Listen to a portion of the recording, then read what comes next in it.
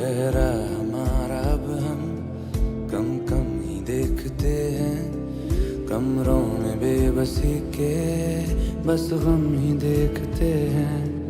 बच्चों का अपने हंसना बस फोन पर है देखा, घायल हथेलियों पर जीवन की टूटी रेखा। हम घर के बिस्तरों पर कब से नहीं है सोए, चुप करके नकाबों में हम कितनी बार रोए। लो रख लो अपने तमगे, इन सुर्खियों को रख लो, हर रोज की फर्जी हमदर्दियों को रख लो। क्यों मेरा रहनुमा ये सब रोकता नहीं है, कभी मौत के मुंह में यूं कोई झोंकता नहीं है। कोई रहनुमा नहीं है, कुछ सूझता नहीं है, जो जिंदगी बचाते उनको कोई पूछता नहीं है।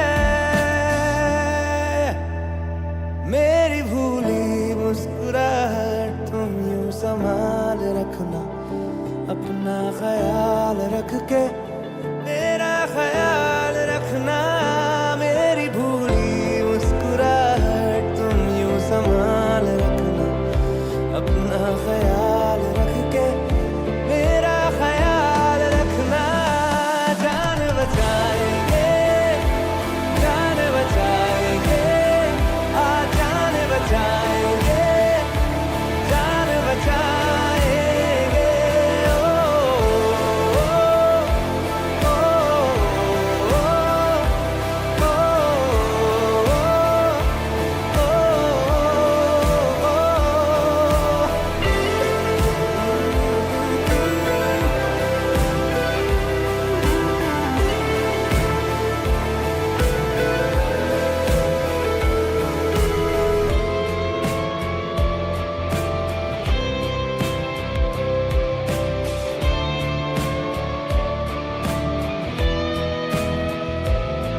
भर के सिलेंडरों में मैं जिंदगी हूँ ढोता, काश ऐसा जादू आता ये खत्म ही न होता। आंखों के सामने जो चीखें निकालते हैं, वो सांस की नदी में सिक्के खंगालते हैं। औरों के गमों से अब है टूट रही छाती, आंखें थकी ऐसे अब रो भी नहीं पाती। मुझे दे दो थोड़ी फुर्सत, मुझे दे दो घर का कोना, मुझे दोस्तों से मिलना, मुझे देर तक है सोना। बच्चों ने जाने अपनी की याद की पढ़ाई, वो कैद है कमरों में, मुझको भी ना रिहाई। कैसे मिलेगा रास्ता कुछ बूझता नहीं है, जो जिंदगी बचाते उनको कोई पूछता नहीं है। मेरी भूली मुस्कुराहट तुम यूं संभाल रखना, अपना ख्याल रख के मेरा ख्याल रखना। मेरी भूली मुस्कुराहट तुम यूं संभाल रखना, अपना ख्याल रख के मेरा ख्याल रखना।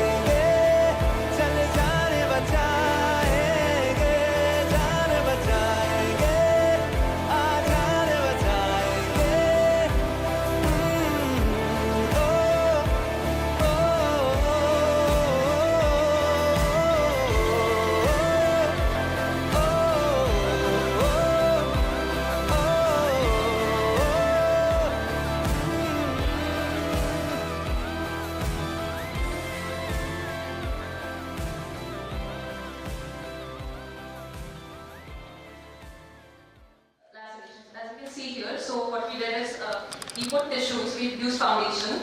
Foundation is just makeup. We put makeup and tissues all across it, mix it with a little bit of water, put it on the tissues, try to paste it with glue as well. So water, you have glue, then you have tissues, right? So it looks white. So over that we put foundation. We used a little bit of eyeshadow as well to get on the foundation, since the paint doesn't really always stick.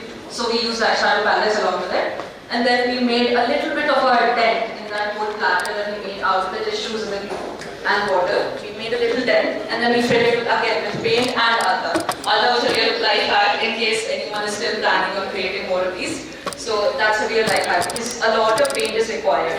So for that also it helps to drip across it. You can see the drip signs here, right? And even on the rod to the chest. So the dripping you can always show it with alga. Again, mix it with a little bit of red paint. We use black as well because red can look very bright and will not look very natural. So that's for lacerations. Amputation. So for amputation, we just asked them to fold their hands first, and then we made a dough. So after petroleum jelly and maida, we put petroleum jelly and maida, and then we mixed it, let it dry out, then we plaster it. So it's basically POV. Everyone's aware of that. So we tried making POV with like homemade products. So we could paste it there, and again using the same method of the tissue, the glue, the water, we put it and then made a little dent in the plaster itself, and then we painted across it. So this was it. You have the makeup tape here.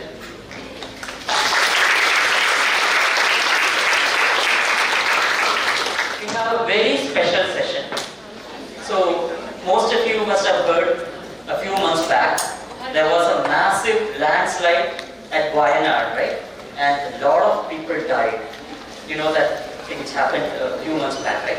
So today we have a special guest, Dr. Lavina Mohammed. Please give her a big round of applause. So Lavina is a consultant, emergency consultant from Aster Hospitals at Kannur, and she was involved first-hand as a first responder in that landslide which occurred. So we called her today to show you and highlight to you how important it is, like, and how the experience she had, what was the experience she had, and it's a big, great learning point for us. So I call upon Lavina. Please, Lavina. We introduce ourselves and you want to sit down or you want to sit? I'll just stand, I guess. Good morning all. Hi. I can see like many young, enthusiastic faces. All of you must be undergrads or maybe like PG. Most of you are undergrads. We have a mix of PGs are there. PG, emergency medicine PGs. Yes, we have PGs. Oh, nice. So, and another thing I'm noticing is I'm seeing a lot of women over here. So, I'll start with my experience. Before that, I'll introduce again. Of course, I'm Dr. Lavina. So, I'm working as a consultant in emergency medicine in Calicut, Aster Calicut. So, we had a very bad experience in Wayanad some months back. I hope you know, Wayanad is a beautiful place. It's like surrounded by Western Ghats. So Kerala as such is a very disaster prone area. It has sea in one side, Ghats on the other side. So any kind of disaster we'll have to foresee. So the thing is, I was not actually on my duty on the same day. I was in Mysore with my friends, obviously chilling. So I had a call from my mother in the morning. So she was very like, I could actually sense her panic in the voice. Like she was like, just get up from bed now, just get up here. So I was like, no, I'll sleep more. I was like, I want to sleep more. This is my off day. It's like I want to sleep. And she was like, no, it's something very important which happened. So just see the news. So Wayanad has been stuck with a very bad landslide, and I heard it's bad. So actually, she told me like they need people like you, and that's why I sent you to like learn emergency medicine. Then like, what are you doing? And I was like, I want to go to Bangalore. I was thinking of going to Bangalore now. Like, no, you're not going to Bangalore. You're coming back. coming back to Wayanad. So I started with my friends, like all of my friends with me. Like actually, what happened was one of my friend, even his family members was affected in that particular event. So we reached almost in the afternoon. We reached the site and actually in between that I called my chief, my head of the department, Dr. Venugopal. So I told him that I'm on the way. So he told he'll send a team. So he actually sent a team and they were waiting for me in a place nearby and we joined together. And surprisingly, when I reached, there was no medical personnel at that point of time, no doctors. And the local people over there just came and told me not to go nearby the river. And I asked why, like, and then he was like, no, this is like maybe another landslide might get it, like, so you better avoid such situations. It's not safe for you out there. So I just called my mother. Then I told her again, maybe like this is what happening.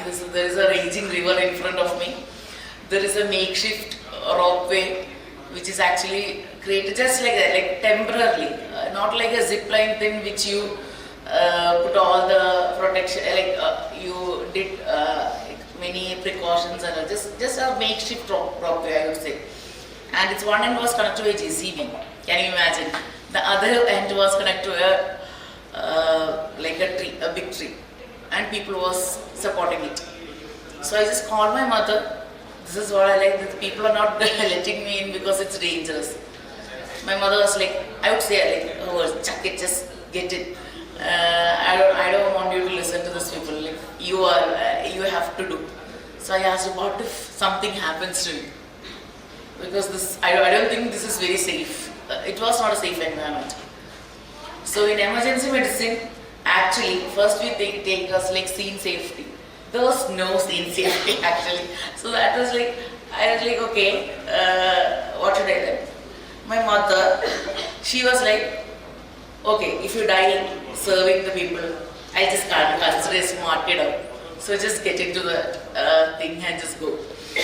So I had talked to the army and NDRF, fire and rescue people because we are in this site, the rescue team was in the site and there was a raging river and the other side and like there were people who was patients or people whom you may refer again, they were being rescued and brought in.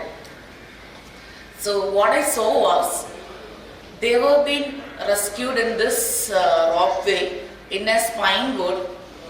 But one thing which struck me was they were sending that like already dead ones first. The people who need care and who there were salvageable people like whom we can actually save was actually there. Like they were getting the treatment for them was actually getting delayed just because there was no doctor or a nurse to triage properly from the other side. So that's like maybe this conference as such you will come to know about the triaging system of disaster in disaster medicine, how it is very important and how it is different from the usual triaging you do in your departments and everything. It's a general thing.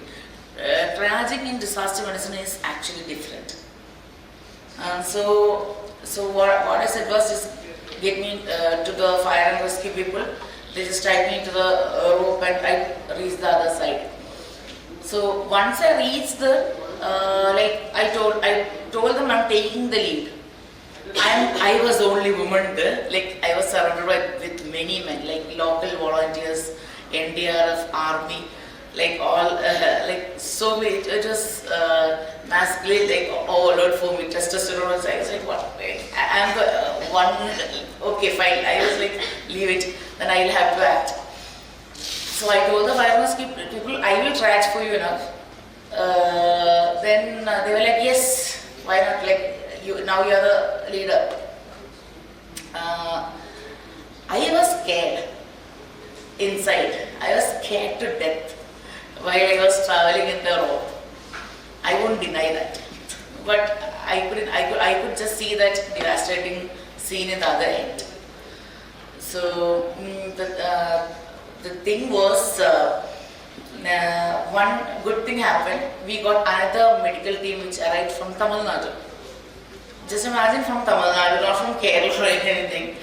So there was a woman again, there was another woman. And that, like, she was just a volunteer, she was not a nurse, she was not a doctor. So, but their team had a nurse. So I had a medical box with very limited supplies, and they had some medical supplies. So what we did was, we thought like we will act together, and so we pooled in the resources whatever we have. And I told them, I'm the doctor, you are a nurse, we have volunteers, we'll help them out. We'll triage first. Maybe we can teach them, also teach the fire and rescue and NDRF team, our people. So we triage. We had chest injury patients, spine injury. You see, the thing was spine injury, and when we are transporting it, this transporting a spine injury as such in normal circumstances is very difficult. We will have to be very careful. Just imagine transporting it in a spine board which has been tied up and to a rope and been zip-lined to the other end. That was like, that's what I said. I was scared, really. But we had no other choice, because Air Force choppers were not available at that point of time to shift them.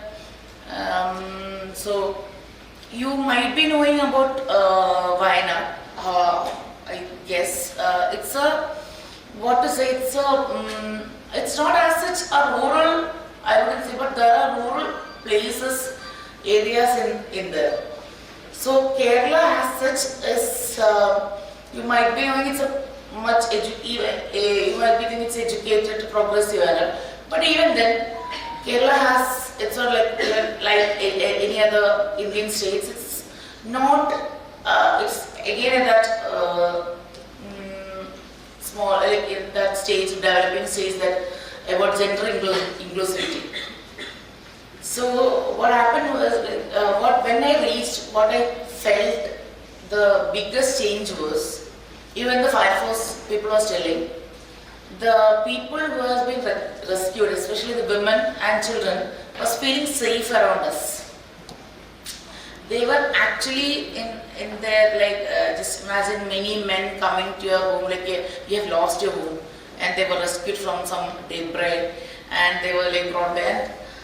All this, like, elderly women and women as such, they are like, might be a bit intimidated by men around them, might be. So, and also the other thing, I'm not telling that your emotional intelligence is less, but I guess, and I believe woman has a bit more empathetic and empathetic approach towards situation.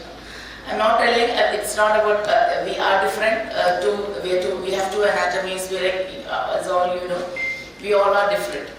But if we work together, that's where, like, gender inclusivity, how important is it? So we might be like what about physical strength. We might be a bit less competent when compared to a male counterpart. But at that point of time, we will do whatever we can. Right. So even so, the change, even the atmosphere changed a bit. It became a bit calmer. I told them, see, me myself being an emergency physician, I am in emergencies. When I, for example, when an emergency comes into my emergency department, I don't like people like throwing things, like jumping things, like shouting like that. I don't like that. I am a bit loud person, but in emergencies, I would prefer the situation to be very calm. Otherwise, decision making, it might affect the decision making and all those things. So I actually, what I did was, I went there, made them calm, see, just just be calm, like don't rush into things and all. So we had a chance to teach the fire and rescue people and NDRF team how to even log roll a patient and put it to a spine board, so that spine injuries can be avoided. So the next task was shifting babies. So first thing, we had a 3-month child. It was getting darker, it was getting colder. It's a cold weather is like really like 18, 17 and all in my at that time. Fog was coming in. So the team asked me, the army and the people asked me like, what should we do with the kid? I told them the kid should be transferred first. So we had nothing. We had nothing to carry him. Like he can't just tie the baby, a 3-month baby, into his body and shift. So what I did was I cleared my medicine box, and I put that medicine box, all the medicines and all those things, in another box, which with the other medical team who came in.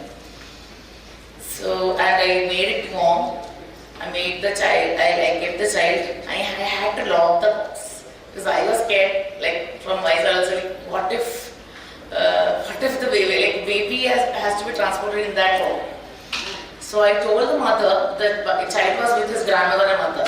I told the mother, you go first and be in the other end, so that you can receive the baby. So before the mother was going, I just asked them like, are you scared? Then she was like, yeah, I am, but I trust you. That's all.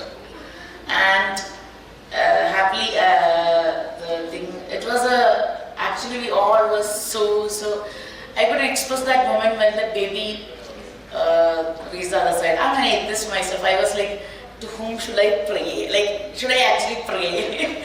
I was thinking like, because I don't know what to do. That's a baby, that's a 3-month-old baby. So here, why I came here, and I'm coming from Calicut for this. I came here and I want to emphasize is just one important thing. Women and disaster medicine. It's actually important. We actually put a sense of empathy, because trust in such situations can be fragile, right? Putting trust in an unknown person. But what if, like, when you see a woman, another woman coming in and helping, the trust can be easily built. So I would, if to the undergrads, I would actually, I want you to encourage you and get into emergency medicine, please. We need women in emergency medicine. We need women in disaster medicine. When I started learning emergency medicine, I was the only one girl in the batch. Just imagine, I was the only one girl in the batch. And the 3 years, there was only like 3 or 4 girls. But now I can see more women, more girls coming in and pursuing this career. But it's actually, I think it's really, really important for you guys to enter this field and get into if a disaster, don't be scared, get into the field. That's what matters in the end. So it gives you a sense of relief, like, okay, you have done something in this. Then after the news, someone shot the video I think will play. I gave it to the newspapers and it became viral.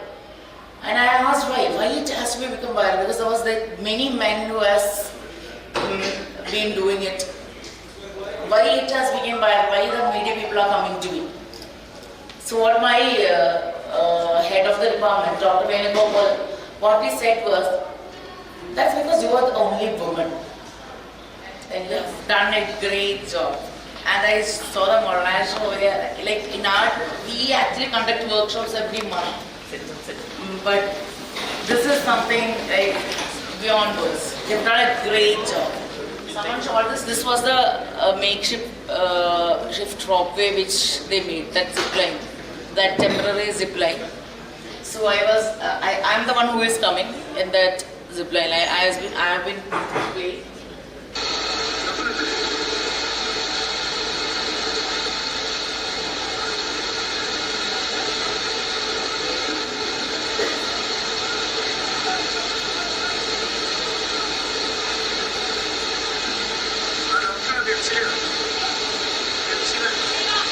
You would have seen the disaster mock exercise in the morning, and there will be a lot of confusions and doubts like what went on there and all those things.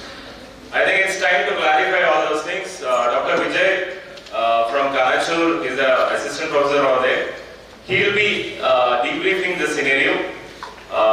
So, over to Dr. Vijay. They were spending their time off from their emergencies to come and help us out. A big round of applause to Dr. Dastar and Dr. Dhanna, both the emergency medicine PDs right now in KMC Jyoti, Ambedkar Center. So in the future years, we want to see all of you as PGs in different products, emergency medicine PGs. Okay, over to you. Thank you, Kashif. Good morning, everyone. So we did have a very active participants from the KMC undergraduate SOS team for this entire mock drill. They are actually behind this for more than a week or so, the planning, preparation and the over enthusiasm for them which actually made this possible. We were just helping them out on what to do, but the entire stuff that SOS team has done, it is under the leadership of Dr. Vivek and Dr. Nikhil who has done it a commendable job, and all the SRs, Keith and Krupa and everyone else who is involved in this. Thank you everyone, a good applause to them. We will just start. So we will just start with what we had done today. So, yeah, first we had planned for a bomb blast, but it became a terrorist attack. But that is one correction which I wanted to make. But anyway, it should have been a bomb blast, which should have been more easier for it. This incident started between 9 to 10 near the KMC Sports Complex, that is Marina. So we had around 20 participants. 4 were in yellow, red zone, 6 were in yellow, 7 were in green and 3 were in black. So what was the role of emergency medicine over here? So the role came in 3 parts. The first thing was the field triage which was done. So in the field triage, what we followed was the sieve protocol. It is very easy. It looks complicated. We do have a station for all this as a hands-on workshop to train you guys. But to take it in a simple way, if the patient is walking and talking, we will simply classify them as green. They are not going to die soon.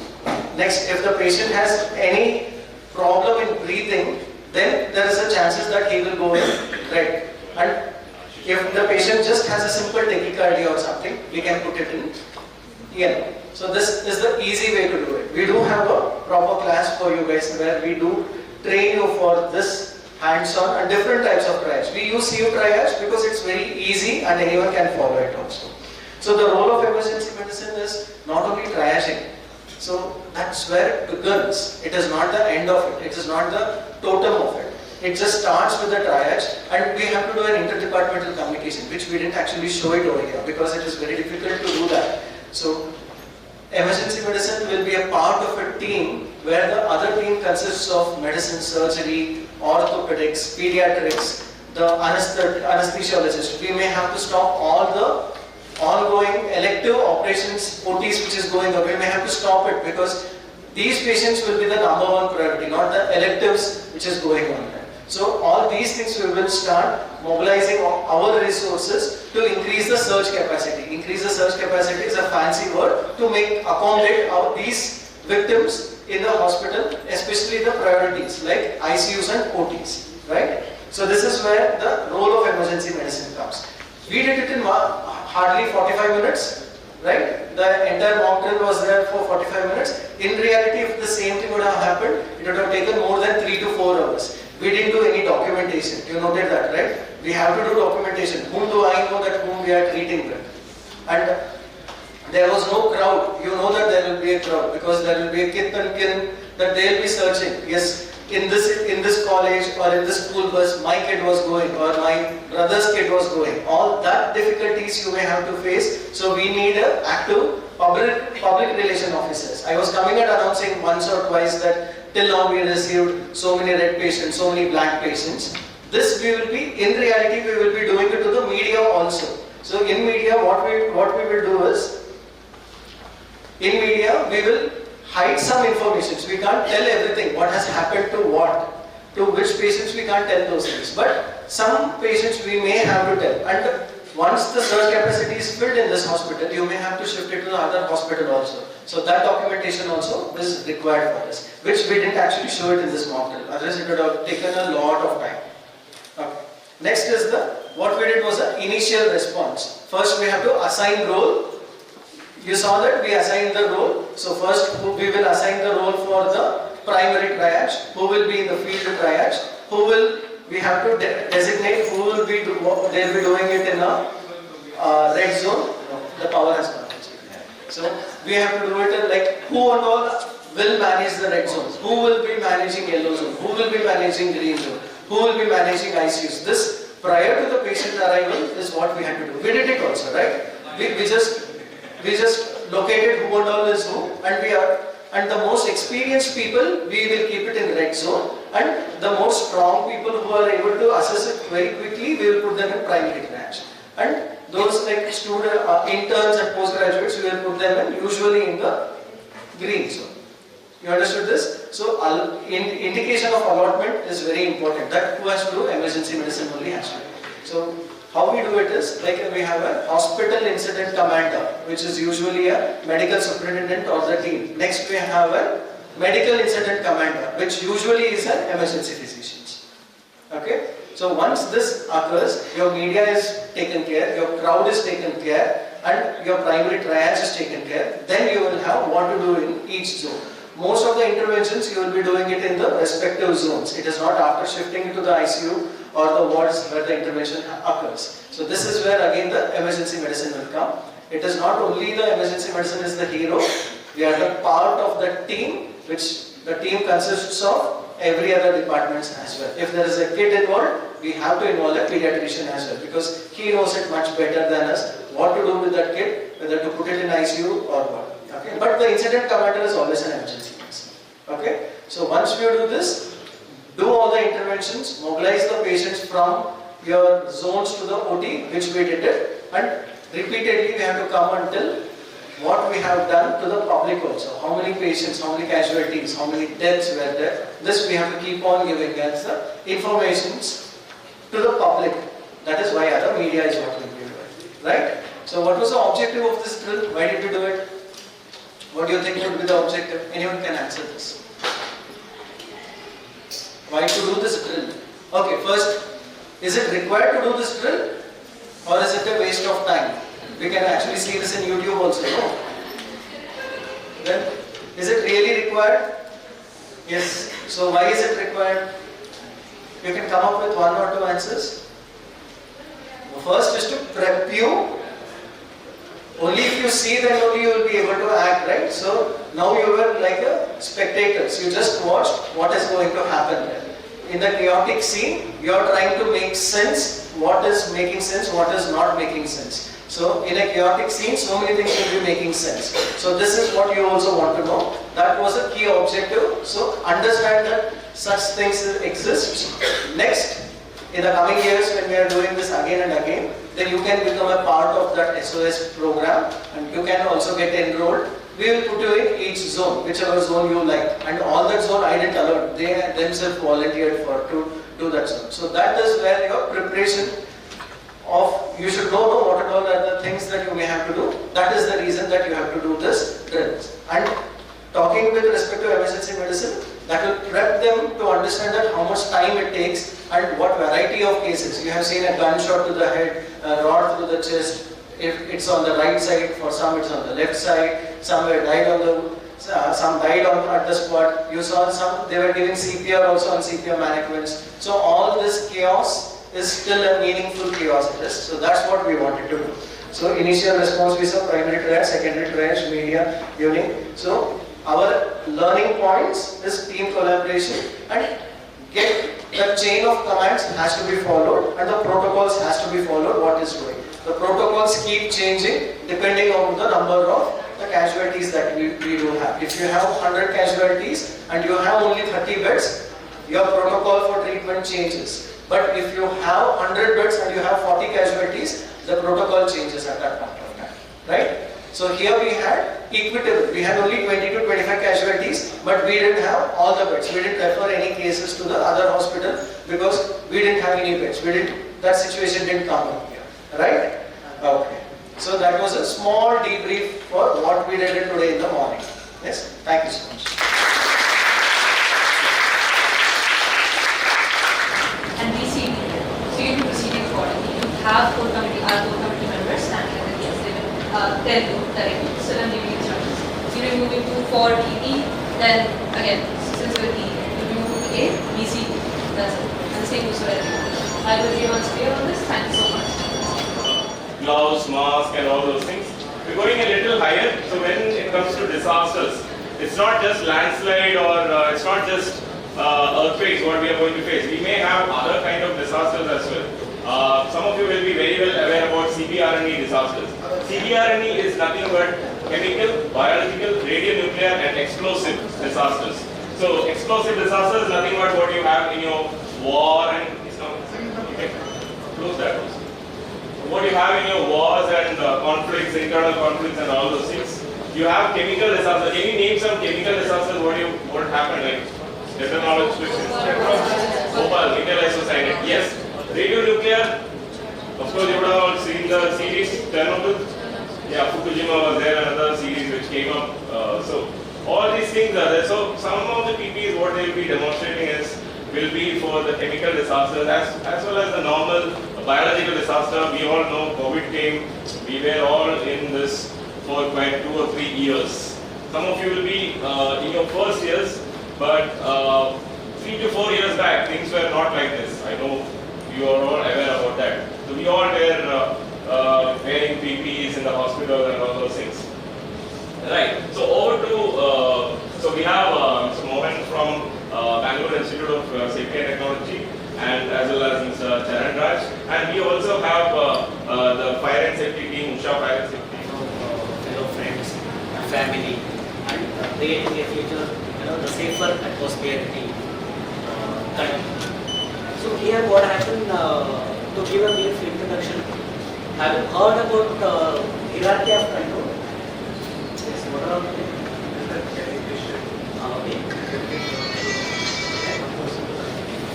Okay. So hierarchy of control means what? Any emergency cases, what happens? We need to eliminate the hazard first. Second, substitutions. Third, engineering control. Fourth, administration control. Fifth, and the last and foremost things comes. So what do we have? Elimination. First, we will try to eliminate the hazard. Right? What are the available sources? We will try to eliminate. Second one is substitution. We look for the substitute or we will replace the hazards with a safer thing. Third one is engineering control. So to control normally, this is the building example. We have a staircase and we have a lift, both, right? So what is the engineering control and engineering setup we have been given during the steps? Have you seen handrails? Why the handrails are given? It is just a support, right? So while climbing up and getting down, so we need to use the handrails. So that is an engineering control. Similar controls in all the work things we need to have. Fourth one is administration. Okay. So we all know that every in hospitals or in industry or factories, schools, we have an limitation of work. Okay, time limitation, right? A minimum person, a normal person can work for 8 hours or maximum 4 hours, right? It cannot be extended, right? So this is the engineering control. You shift the people, you give them the time. So all are there, but still we are, having a hazard. We have a problem. We have, dangerous situation. Then it comes to a PPEs. PPEs comes with, one is a natural disaster. Anything natural disaster happens, so we need to protect. We need to evacuate the people, we need to rescue the people. And when you are exposed to any hazardous like flying objects or fire, all those things during the work in factories, or any other area, what we need to do? We need to protect ourselves from that hazard. So there are lot of PPEs are available in the market. It is wherever you go, you find them. Normal, the road worker will have shoes, and he'll have a helmet and the gloves and the jackets. All these PPEs have their own, way of protecting the. So we need to protect them. So like, neck and elbow products we call it as like helmets, spectacles, dust mask and nose mask and respirators, and ear defenders. We will have. Why ear defenders? To reduce the noise, right? Then we will have body coveralls, we will have hand gloves, we will have hand sleeves, and if you are working at top of the any buildings or towers or the windmills, any kind of height, so you have a full body harness and you have lanyards and retractable hooks and all other things. Then for the food safety, what do we have? We have safety shoes, so to protect from any liquid hazards. We have gumboots and nitrile shoes and all. Protect from the regular slippery and tracking. We have safety shoes made up of steel and fiber and very hard materials. All these products are available. So we need to select the right PPEs to the right applications. Now, for example, a doctor need to do some operations and all. Based on the operation, we go with some PPEs, right, and disposable PPEs. Similarly, if you are working, like let us talk about majorly confined space. That we will take it as an example. What is confined space? Okay, so the confined space is basically one is the entry program. You cannot enter, but you have to go and complete the job. Second is very dark, you don't have a light. The third and foremost thing is don't have an oxygen at all. It is very, very less. And the fourth one is very dangerous. There is a toxic gases. Getting my point? I'm boring, right? No, thank you. The toxic gases are available. So, but still, we need to go and we need to arrest some of the problems there at confined space. How do we go? The first thing is we need to do the detections. What are the gases are present in the confined space? So there are detections, gas detections are available. Multi-gas detections. What is the level of the toxic gases? Then we will select the right PPEs for that. We will have a basic PPEs, helmets, harness, and all of that. But other things, the third point which I have said is what was that? No oxygen. So we need oxygen, right? What do we do for an oxygen? So basically a supplied air respirations we do, right? So where do we get a supplied air respirations? Don't see the product. So we get some the gases, oxygen filled in the cylinders, and we get it for half an hour or 45 minutes. This is 30 bars or 45 minutes or 60 minutes. So we have job only for 25-30 minutes. Then accordingly we will carry the gas. This is called self-contained breathing apparatus. So we carry them and we go with and we complete the job and we will come. So this the self-contained breathing apparatus comes with the harnesses, inbuilt harness.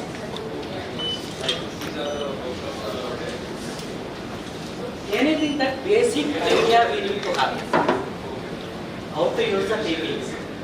This is cylinder and face mask.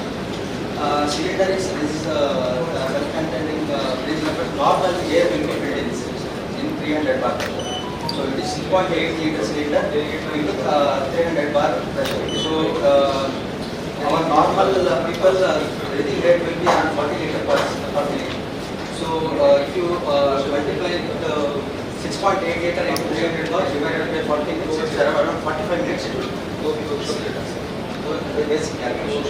And this the back plate is made out of hard plastic, and this all harness is this is fire retardant harness.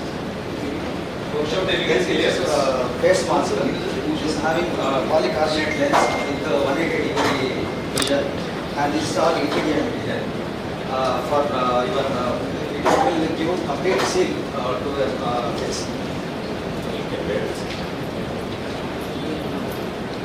These are all required for your chemical disasters where there are poisonous gases. Can you name some poisonous gases or any asphyxiating agents?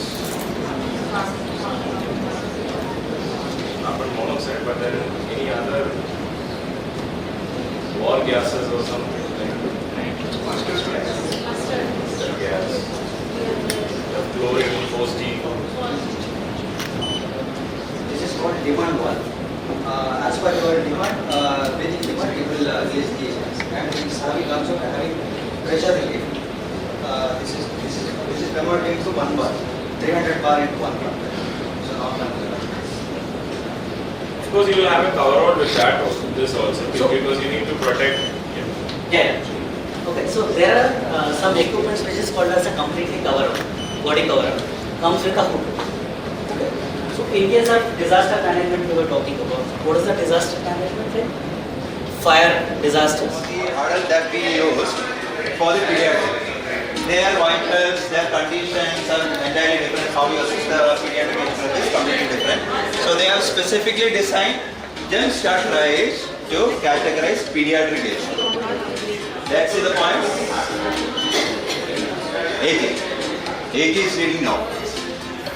80 is, oh, he was there the 4th position. Now he's moved down to like the top one. Earth is there. Earth is there. Sahidi has come up. Who is Sahidi? Oh, yeah. So she's also there. Okay. Beware of her. Gautam Kulkarni. Sanskrit is there.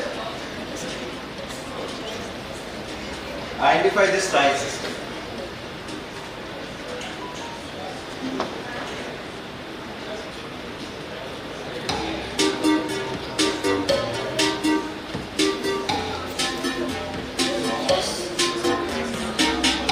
Okay, 10 of you got it right. Okay, this is salt right system. Let's see the points. AJ. Who was AJ? Yeah. Earth is there. Niriksha has come. Oh God. The competitor is just near to you, okay? Sahidi.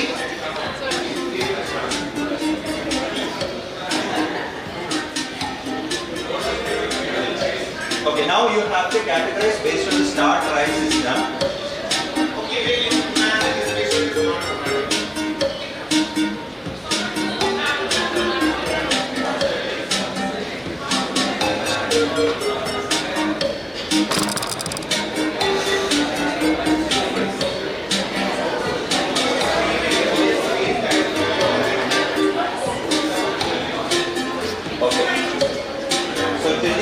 You have got it right.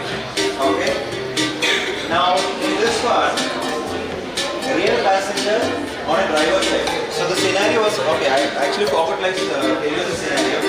Scenario is like a political happened initially, where like a car hit against a two-wheeler.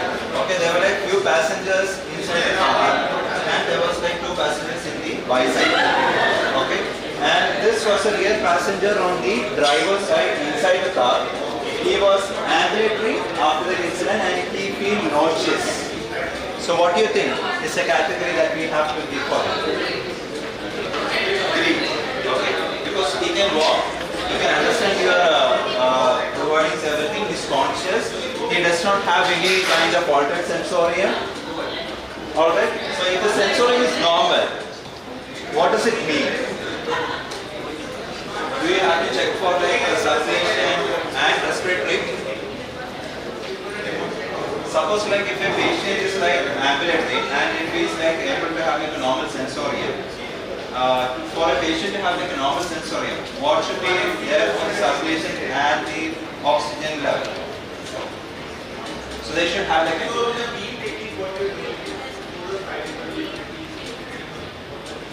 listen. imagine like respiratory greater than 30. It should be in the normal range, right? And the circulation also. What about the circulation?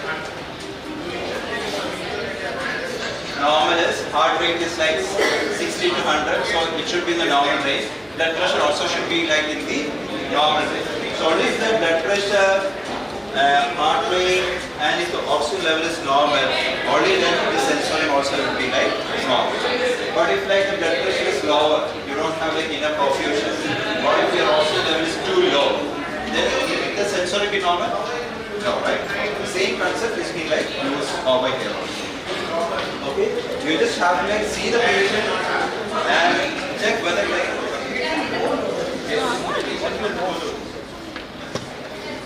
okay, let's see the points. AJ has come up. Is there? Okay, 14 proceed. Come from this side. So you're going to stand up. And the head end will be the team leader.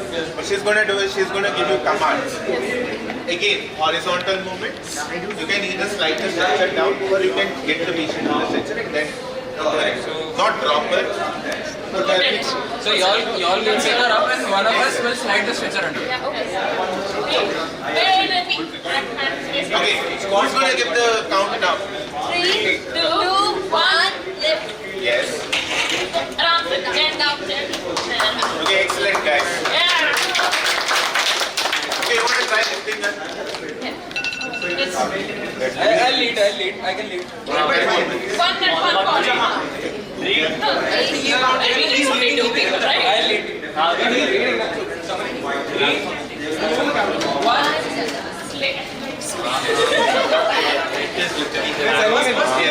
Yes. Direction बोलना sir. This side. Okay. Wherever I'm, like my face is. Okay, chalo. Okay, wherever your face is not a comment. Either you get go forward, right? Forward. Yeah, forward. Towards the speaker. What if you want to go backwards? How do we do it? 6 o'clock. No, not asking. I'm just asking if you have to go that, like exactly rotated. Okay, so the 4 people. Aryan faces that way. Excuse me. Okay, take off. You lead. All of you lead. What if imagine only these? Hey, no. Don't drop. Only the end to Only the end. 2 people are there. How are you going to change? Excellent. You're not going to change the step. You're going to rotate the entire patient and then move forward. Okay? Yes. Okay, cool. Now we can draw.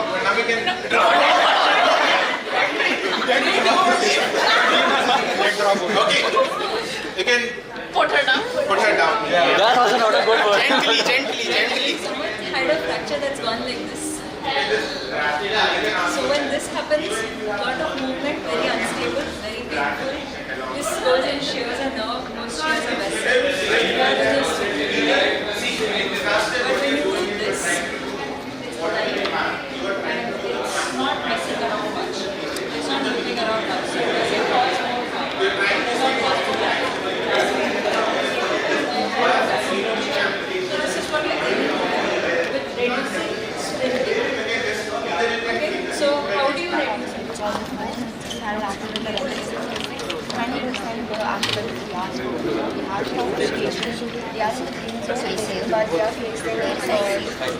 Slight problem as well. So far we have received 5 patients in ICU, right? Okay. From yellow? Once you stabilize the patient in yellow, you can transfer him to what? Okay. We'll wind up the scenario. Okay. Thank you.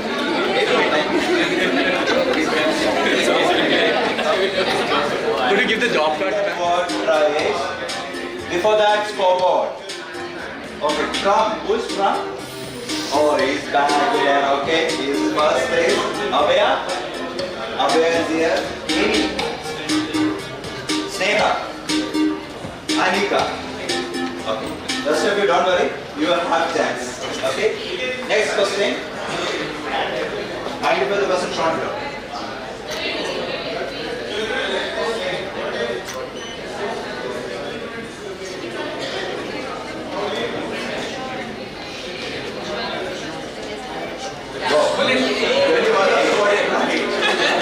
Some of you have better Okay. Good. Also some responses are there. Interesting. So, okay, let's see the scoreboard. Oh, Ananya is there. On top. Ram is there behind you, don't worry. Okay.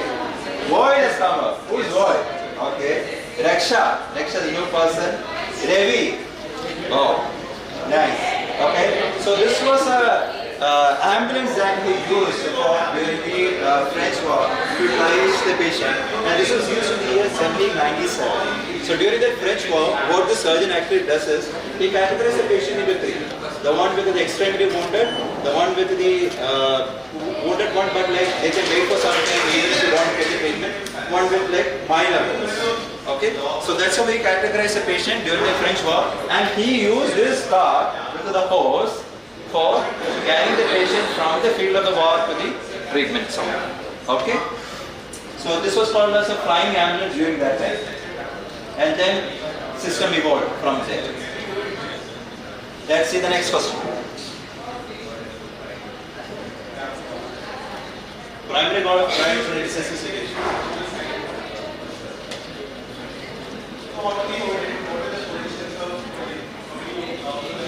Wow. When you got it right, okay, so during the triage, the principal goal will be like, you do justice to like maximum number of patients with comprehensive care to all patients in the disaster. That's not possible. Next, let's see the score. So we have Ram has come. Who's Ram? Yeah. Nikita. Oh. Void is there. Void was let's see the next question. Not a outside. Hemostatic dressings also that are available.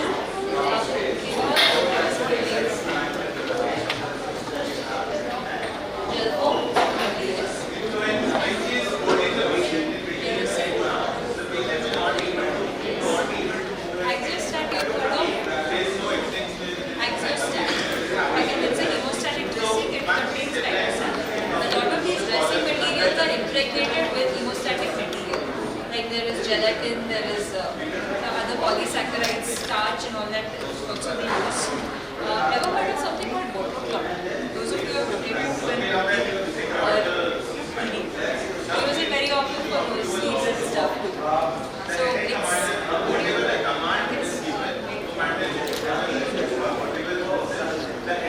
it's from a snake's venom.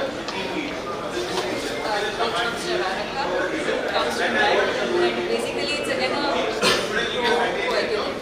It's a protocolant drug. You can impregnate it into your dressing material. Some come with it already, so you can use those to pack your wound.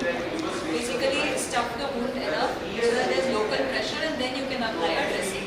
Now, the last thing, if none of this works, the last thing, as you all mentioned, was a tourniquet. Have you all heard of different kinds of tourniquets?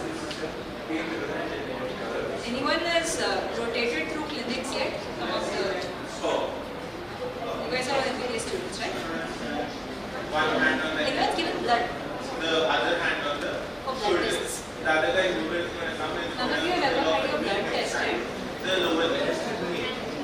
How do they usually do it? They take also with They tie something there. That's also a tourniquet. It's not there to occlude your artery. But it's basically, is it like a soft buckle that you put on the side? That's a soft tourniquet. You all have heard of some other kind of tourniquets too. Windless tourniquet. Yeah, that's a windless. A combat action tourniquet or a cap. No applied.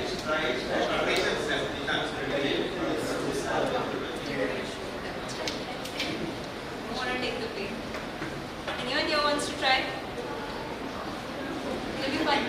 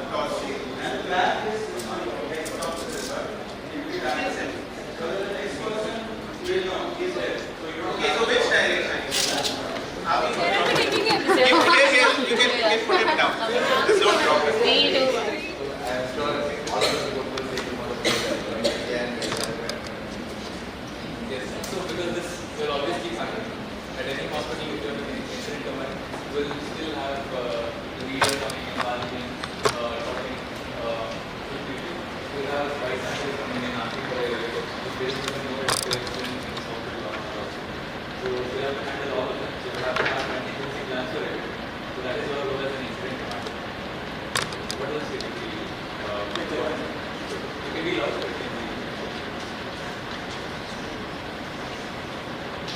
was your experience? A structured plan pre-disaster, right? Yes. So planning becomes very important in leading a disaster. How did you feel?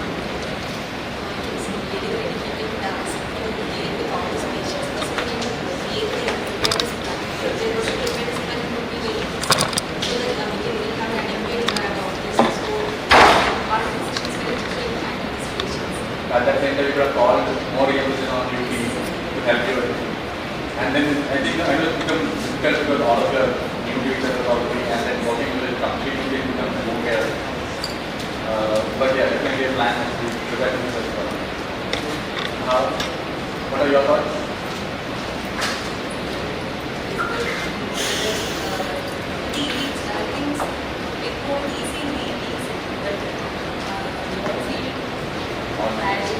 And then probably personally participating in sim session and then realism to really come into your mind completely. How do you feel it as volunteers or observers? You have to be quick to assess and triage as per the enforcement and prioritize the travel to the Go to transport first. Importance of triage. In the next week, won't begin well into the triage, right? Because the transit station is planned for triage. Then teach you a bit more of on-field triage. You take it to that station.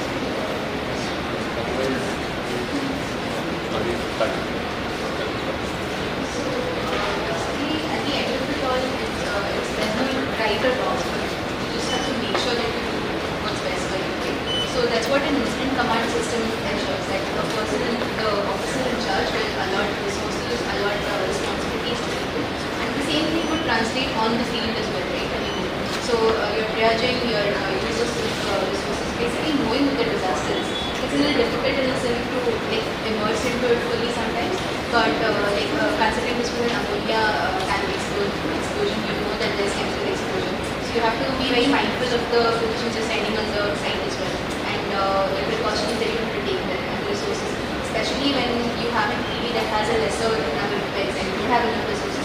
We need to involve other hospitals, to involve other institutes as well who can help you out, and not just the hospitals but also like other first responders who can help you with transport if not ambulance.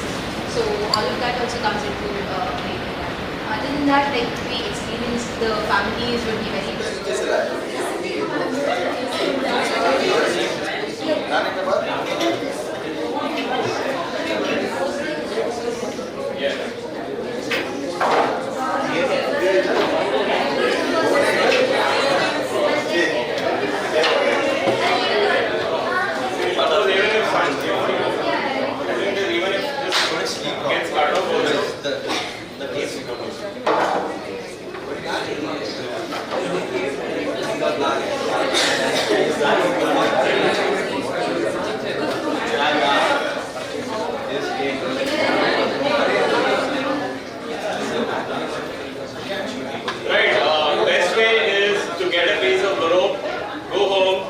Practice it. The ropes won't be set in a day. We just wanted to give it just a demo, and maybe it's a fun part also, like to get your note right. But apart from that, the main thing is PPE is over here, and I hope he has explained about various levels of PPE. So we have level 1, level 2, and level 3 PPEs. Level 1 we have the normal, the gown, the mask. I think mask has been we had the mask, different masks. Cup type mask. We used this during COVID and Flash fold mask. It looks like fish type. Right. So apart from that, we have level 2, wherein we have the supplies from outside. Outside the cover road. So we have a cover road, we have a CBA outside, then we have a level 3 wherein everything is inside the cover road. Like the external oxygen is also inside, we are totally protected, we have no contact outside.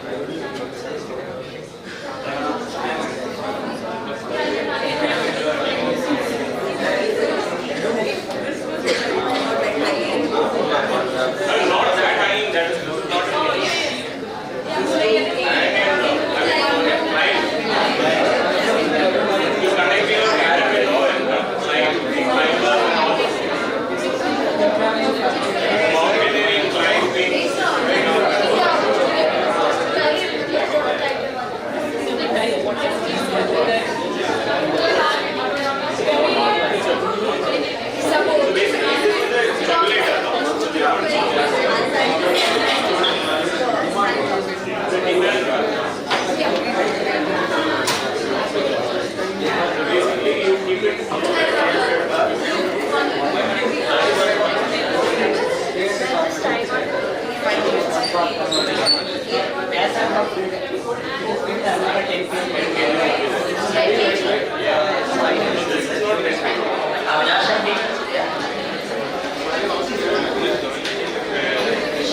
had to raise a bit, but I feel most of you have got a gist of some things, maybe a stepping stone into the world of disaster medicine.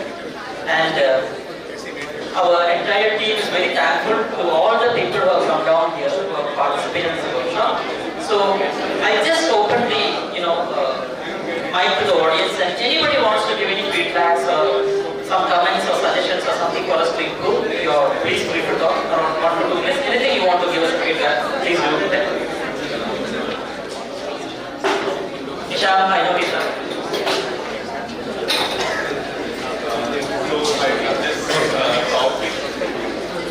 So disasters, all in all, this is not something what we see day in and day out. So I think activities like this will actually help when it happens once in a while. Maybe in a year you get to see 1 or 2 disasters. So you cannot actually practice for it without doing things like this. And I think our team here in KMC, they've put up a really good effort right from the morning session with the mock disaster what we had. Very well done. I think you should all give them a round of applause.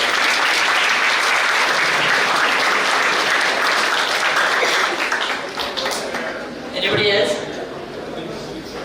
Want to come forward? Let's take a word. Calicut Medical College. SOS, and I just ask them to share their experience. How many?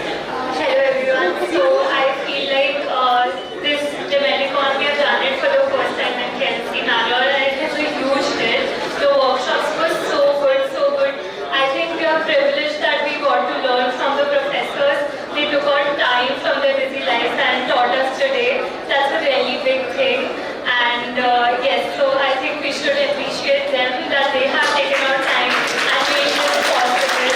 It was the emergency medicine team from KMC Bangalore, KMC Manipal team came, and they taught us such good exercises. There were Hot Wheels, there were quizzes. It was really nice. So yes, thank you so much.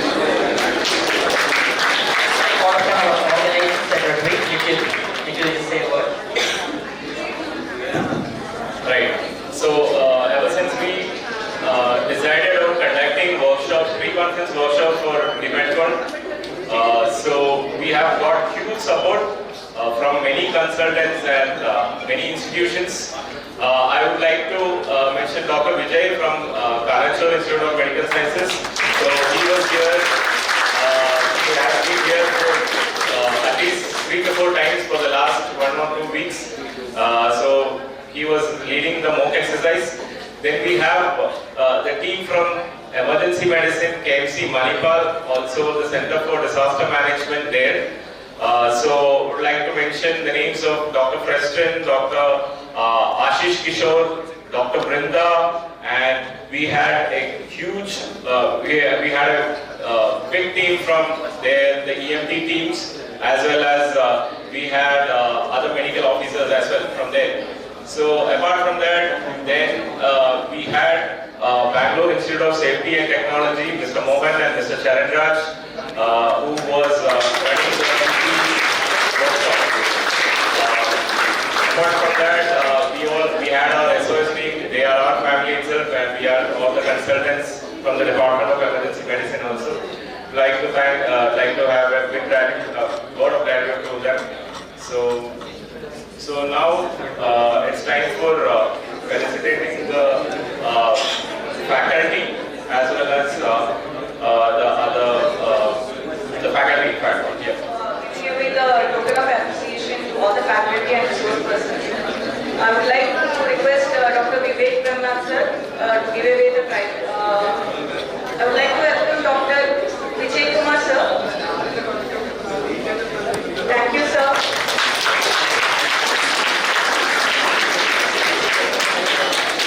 Dr. Nikhil Paul.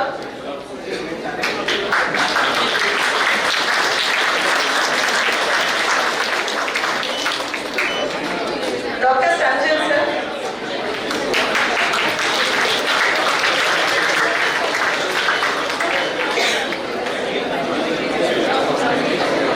Dr. Vrinda from KMC Manipal.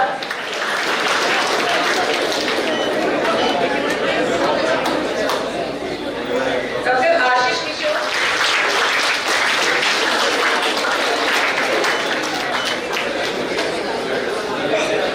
Dr. Preston Mark Siro.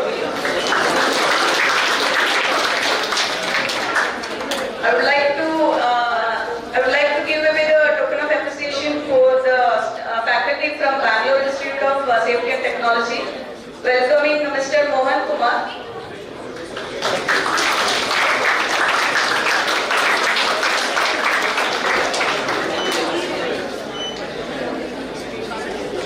Mr. Charan Raj Prabhakar Kumar.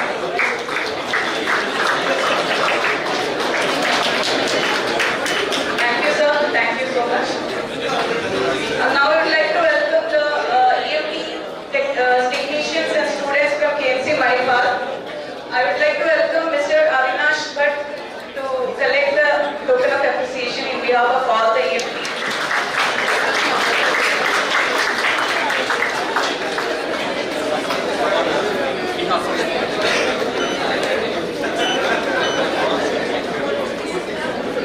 I would also like to thank our postgraduates from KMC Manipal for being great help in conducting the workshop. Dr. Siddhi Rajin Naik.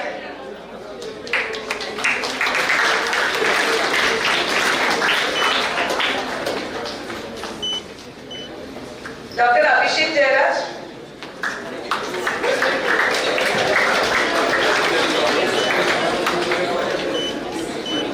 Dr. Pranav Prakash.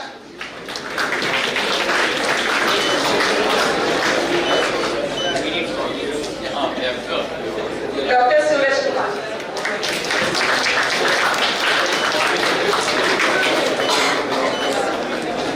Thank you sir. Thank you one and all. One announcement. Participate in the quiz competition. I request you all to move downstairs for the registration at the registration desk. Thank you. So we are concluding the pre-lunch session. So you have refreshments down. So post-lunch we will have only the participants for the quiz as well as the posters. Posters are already submitted. We have received that. We have scrutinized and finalized the list. The quiz is for people who are coming for the conference tomorrow. So you can keep your names with the registration committee. Post-lunch, the refreshments around 2:45 we'll start with the posters as well as the quiz. Alright? Thank you all. Good day. Greetings to everybody present here. My name is Anushka Shivatsan. I am a first year MBBS student at Kasturba Medical College, Manipal. The topic that I am going to be presenting today is From Response to Resilience, Cuddler's Preparedness for Tsunami in 2004 and Evolution as of 2024. In 2004, during the month of December, an earthquake of magnitude 9.1 originated off the shore of Sumatra Islands in Indonesia, subsequently causing a disastrous tsunami to occur in the Indian Ocean. Now, this tsunami that occurred caused disastrous effects along the eastern coast of the Indian Peninsula, and the brunt of the force was borne by the eastern region of Cuddalore, which lies in Tamil Nadu, which faced over 610 fatalities and even more people lost their livelihoods. Why? Why did this have to happen? Why did Cuddalore have to bear so many issues due to this problem that it had to face? Well, to assess the reasons as to why this occurred, we can use a tool which is known as a hazard vulnerability assessment. And to assess the vulnerability of Cuddalore during the tsunami, we utilize multiple parameters such as a storm surge,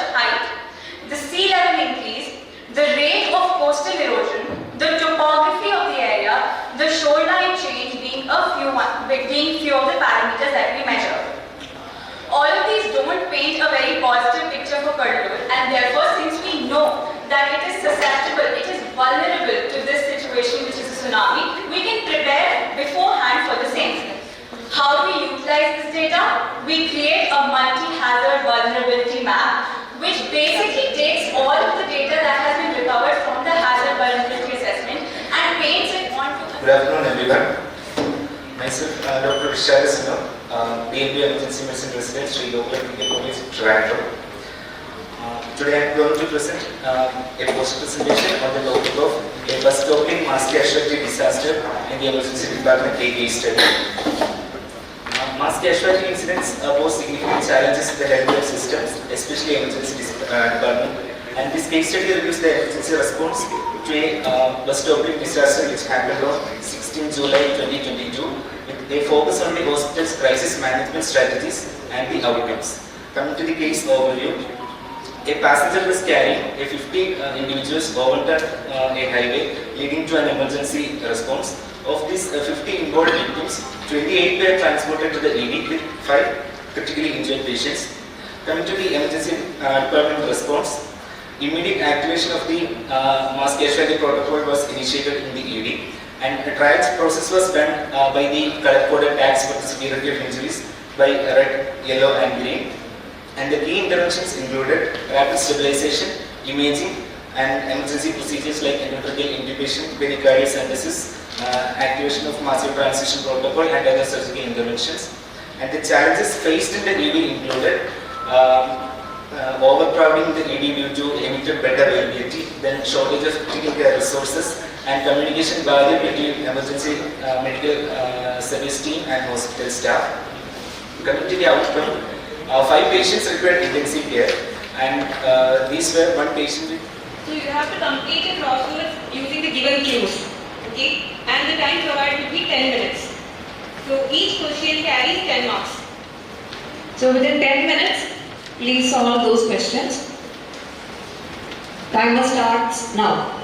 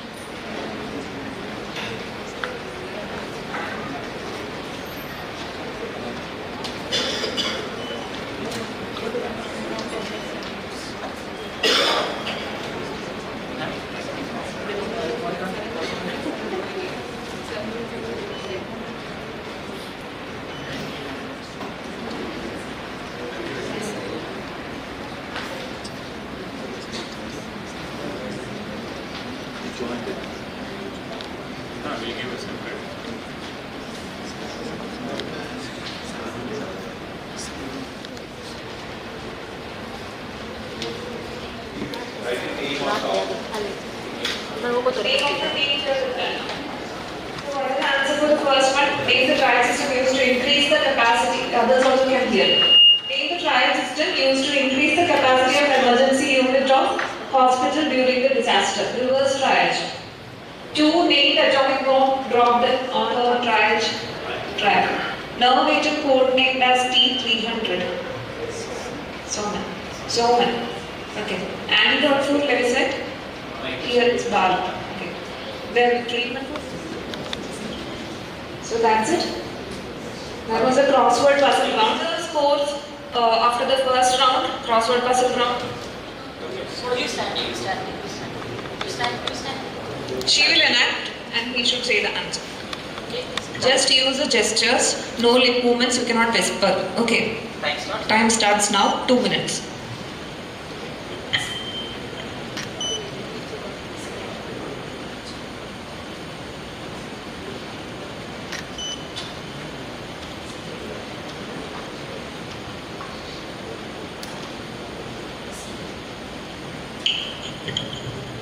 First word.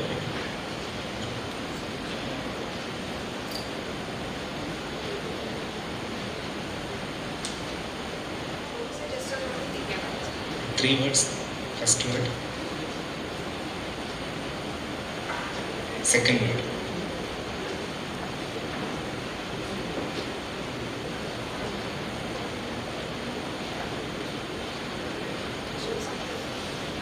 So within the 2 minutes, try your maximum acting skills. Okay. Time starts now. Muscle, power. Muscle.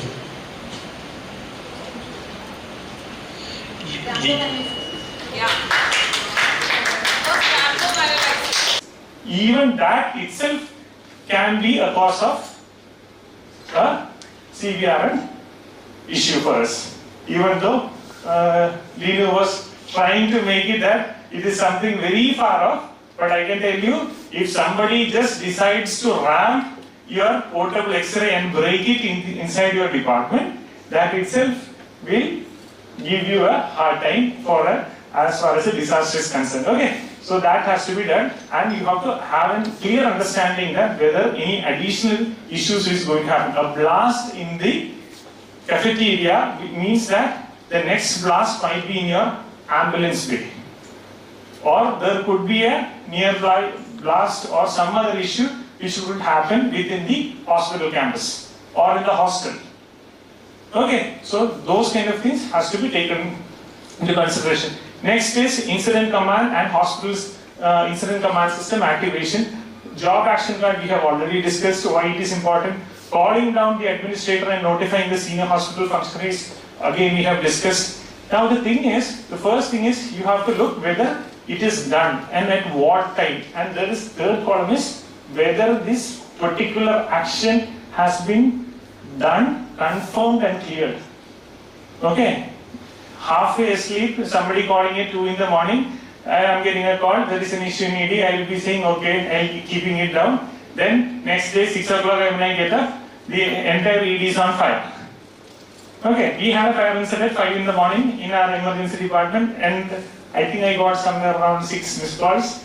I have absolutely no clue whether I have picked my phone or not.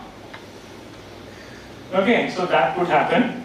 So make sure that, fortunately no other issue was there, there's some smoke issue, short circuiting, but this is a very possible thing. Okay, this is a very possible thing. Next is activating the hospital disaster plan and ED response plan accordingly. You might have to entirely activate a hospital disaster plan, or you might just have to deal with as a mass casualty incident, depending upon what is the level of incident you are dealing with. Okay. And next is going to be incident command center. Determine the incident objective, that is what particular incident has happened and how it can be mitigated. Another is command staff has to be activated, planning chief, all these things we have discussed. All the activities has to be activated, and for a small scale disaster, this is the number of people you will require. Okay, suppose we are dealing with a mass casualty. You will need an incident commander. You will be needing somebody to deal with media, a liaison officer and a security officer, which can be done by a single staff. Okay, and operating section, planning section and logistics section can be done by maybe a senior consultant who is not looking after the flow of the ED. That can be done. So 3 people on the hierarchy, and we are dealing with a level 1 disaster. Okay, now what happens if the disaster becomes complicated? Suppose if it's a level 3 disaster where your own hospital is involved and multiple number of people are involved, then you need separate people for each thing, because the number of issues which is going to come in to one particular person will be way too much that you cannot document and you cannot communicate, because finally everything will lead to incident command and that particular person has to take a decision. So one phone call is from logistics saying that there is no IV fluids, there is no pain medication.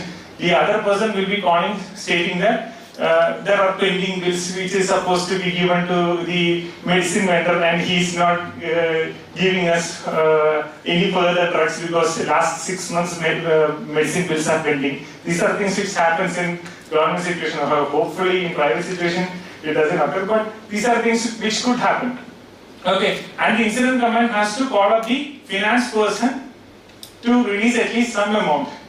And that has to happen while this incident command has to call up the nearby hospital to make sure that they are capable of taking up the patients from here.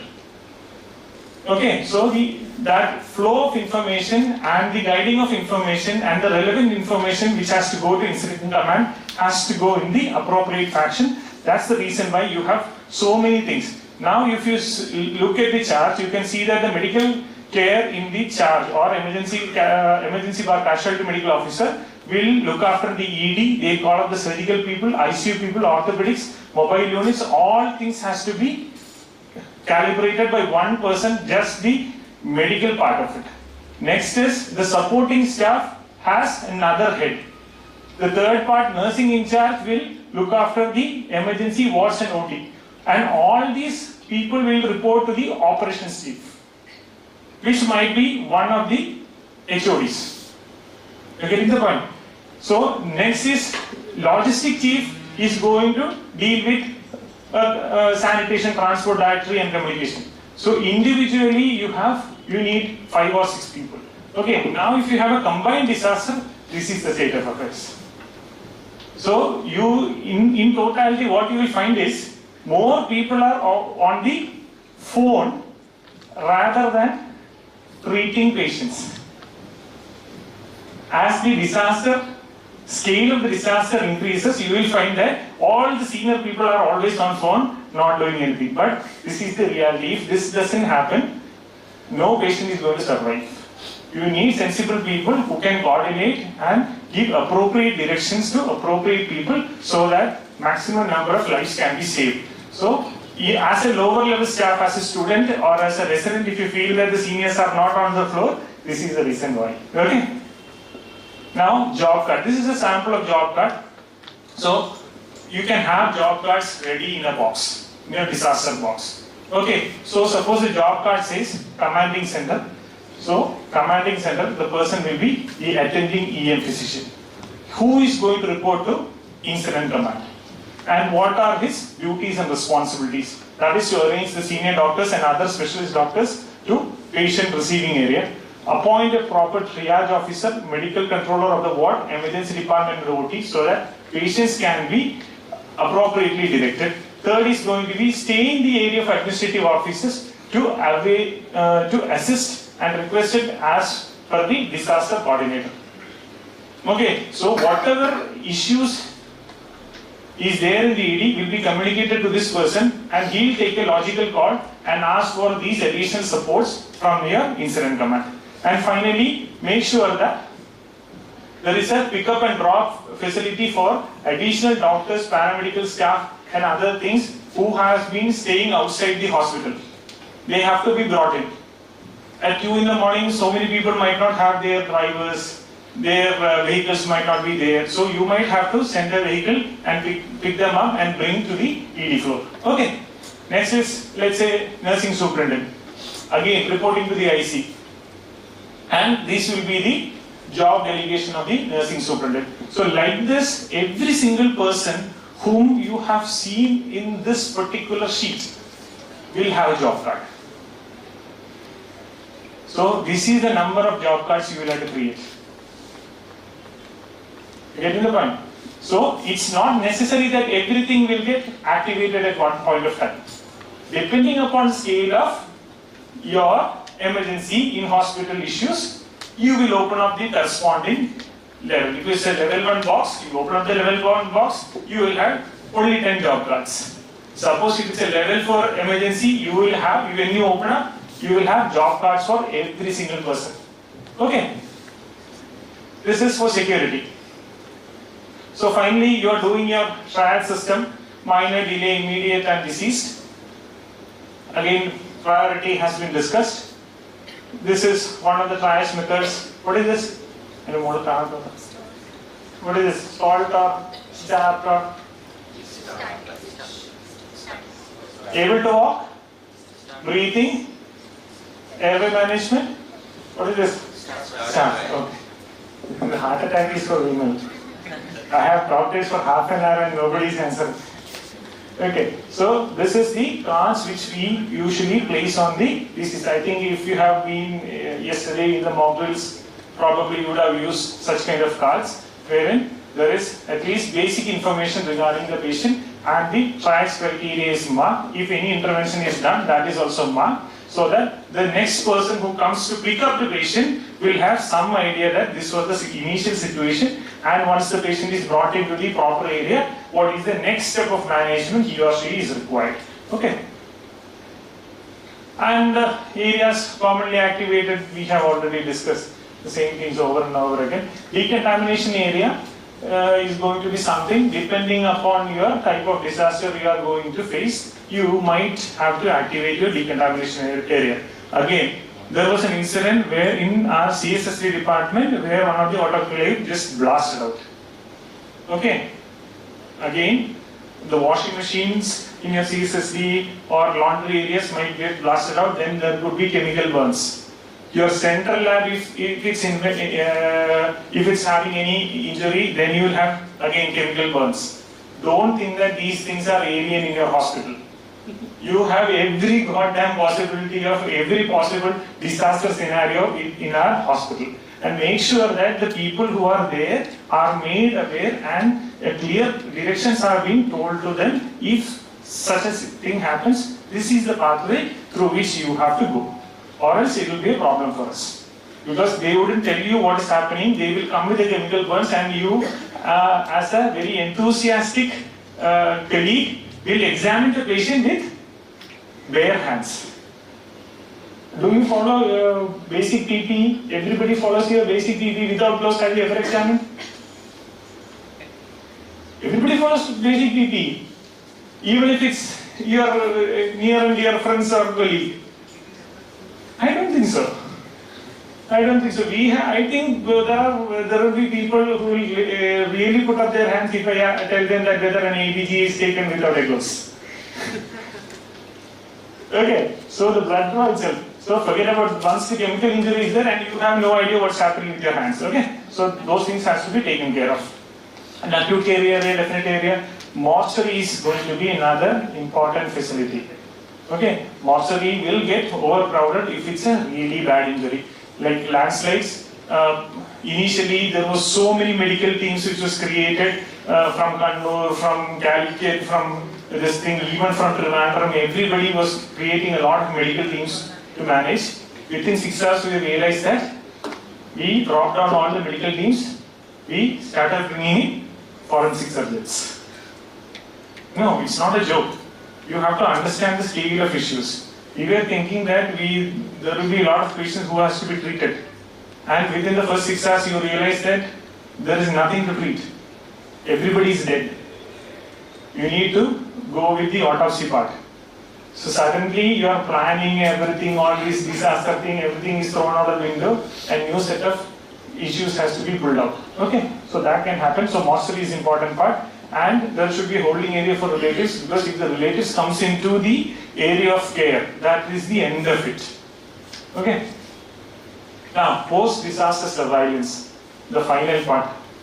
Okay, this is the most important part. First is the structural debriefing of the entire how we responded to this particular disaster. Okay, that will give you a clear insight, just like what Sachin sir was saying. You are as good as your last disaster, and every disaster plan is supposed to fail. And next is post-disaster damage assessment. There will be a lot of damage for your infrastructure, for inventory, for your equipments, because you are pushing and throwing your lakhs and lakhs worth of your bronchoscope will be ruined, your ventilators will be ruined, your defibrillators will be ruined. You take a cumulative assessment, you can easily damage 1 crore rupees within a span of 6 hours. Okay, so that is important. Next is monitoring of staff health. Not just physical, but the emotional trauma, especially people who had to do the initial triage.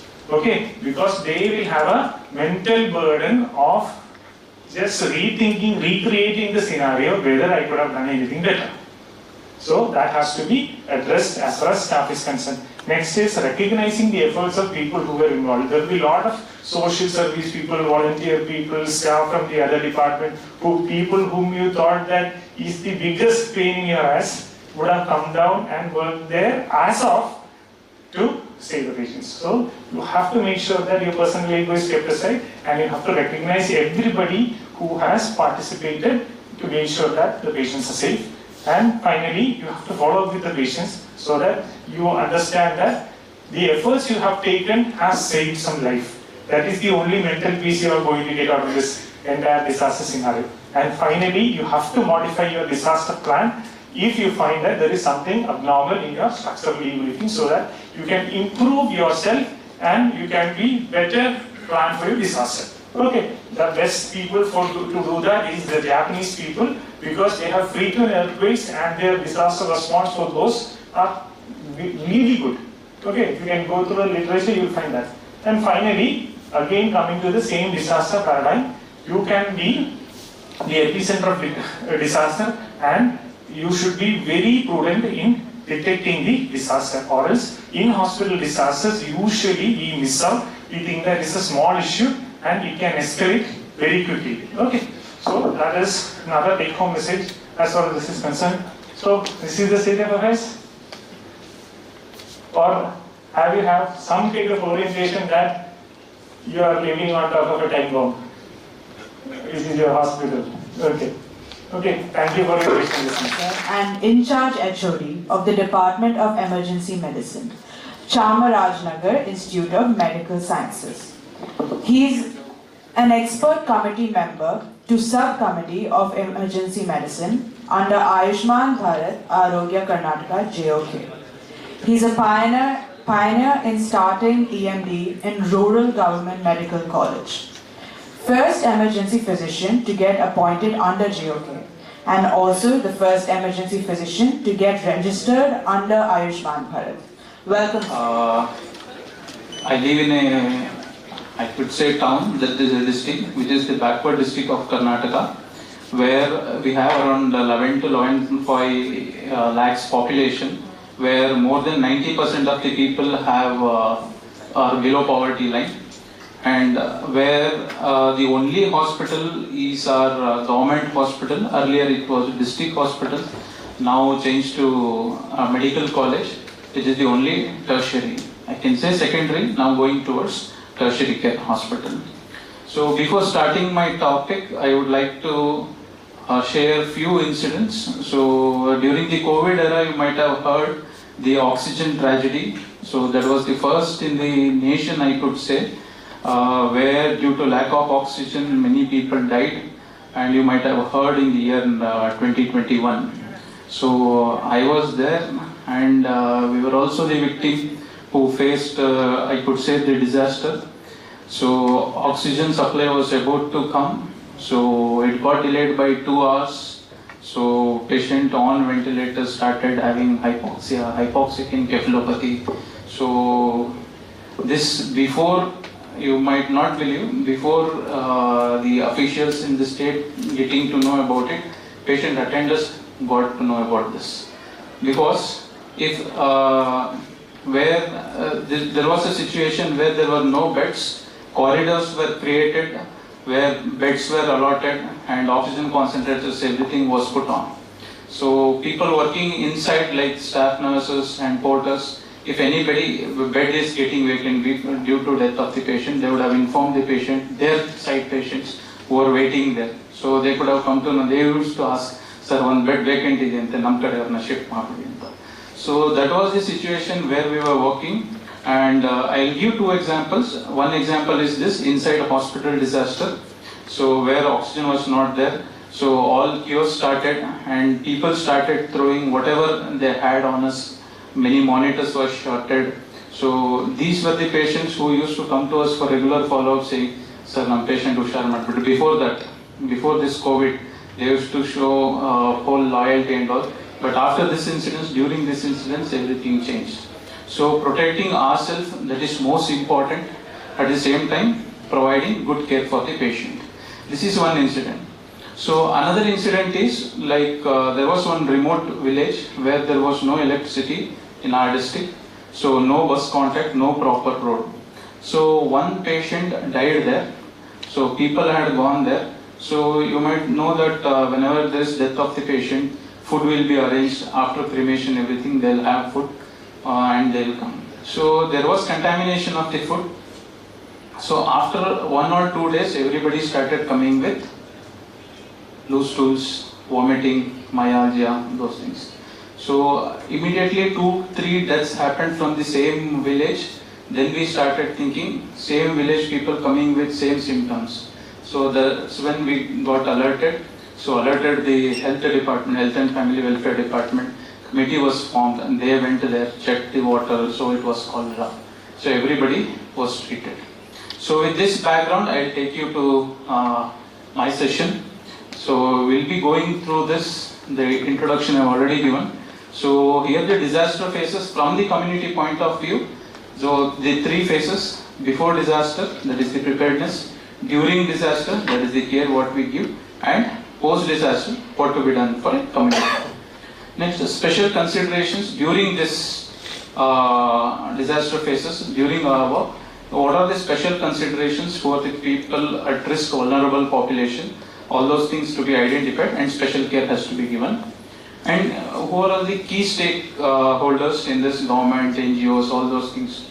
So what needs to be done from the different key stakeholders, and what are all the technological innovations that can be adopted at the community level to improve our disaster plan, and few challenges and opportunities.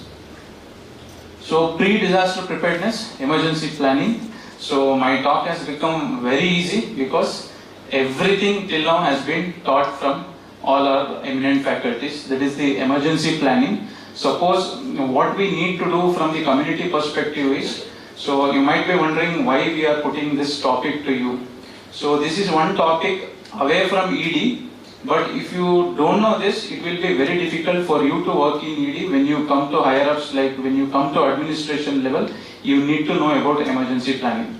For example, if I am working at Chamarajanagar Institute of Medical Sciences, I should be knowing not only about the emergency medicine perspective of the people who are coming to our emergency, I need to know about the other aspects of the district. For example, where is the industry located? What are all the industries that are there? So what chemicals they manufacture there, or what chemicals they use there? Suppose if the outbreak occurs, if there is any disaster occurs, so which is the first hospital they need to go? So if they are getting referred to our hospital, so what are the antidotes I need to keep it in mind? So we need to procure. So all those things is requiring emergency planning before the disaster itself has occurred. That comes under emergency planning. Next, community education. So with this example, if there is any industrial area in particular district where our hospital is situated, so what are all the villages that are there in and around that industry, where if there is any disaster occurs, so what they need to do.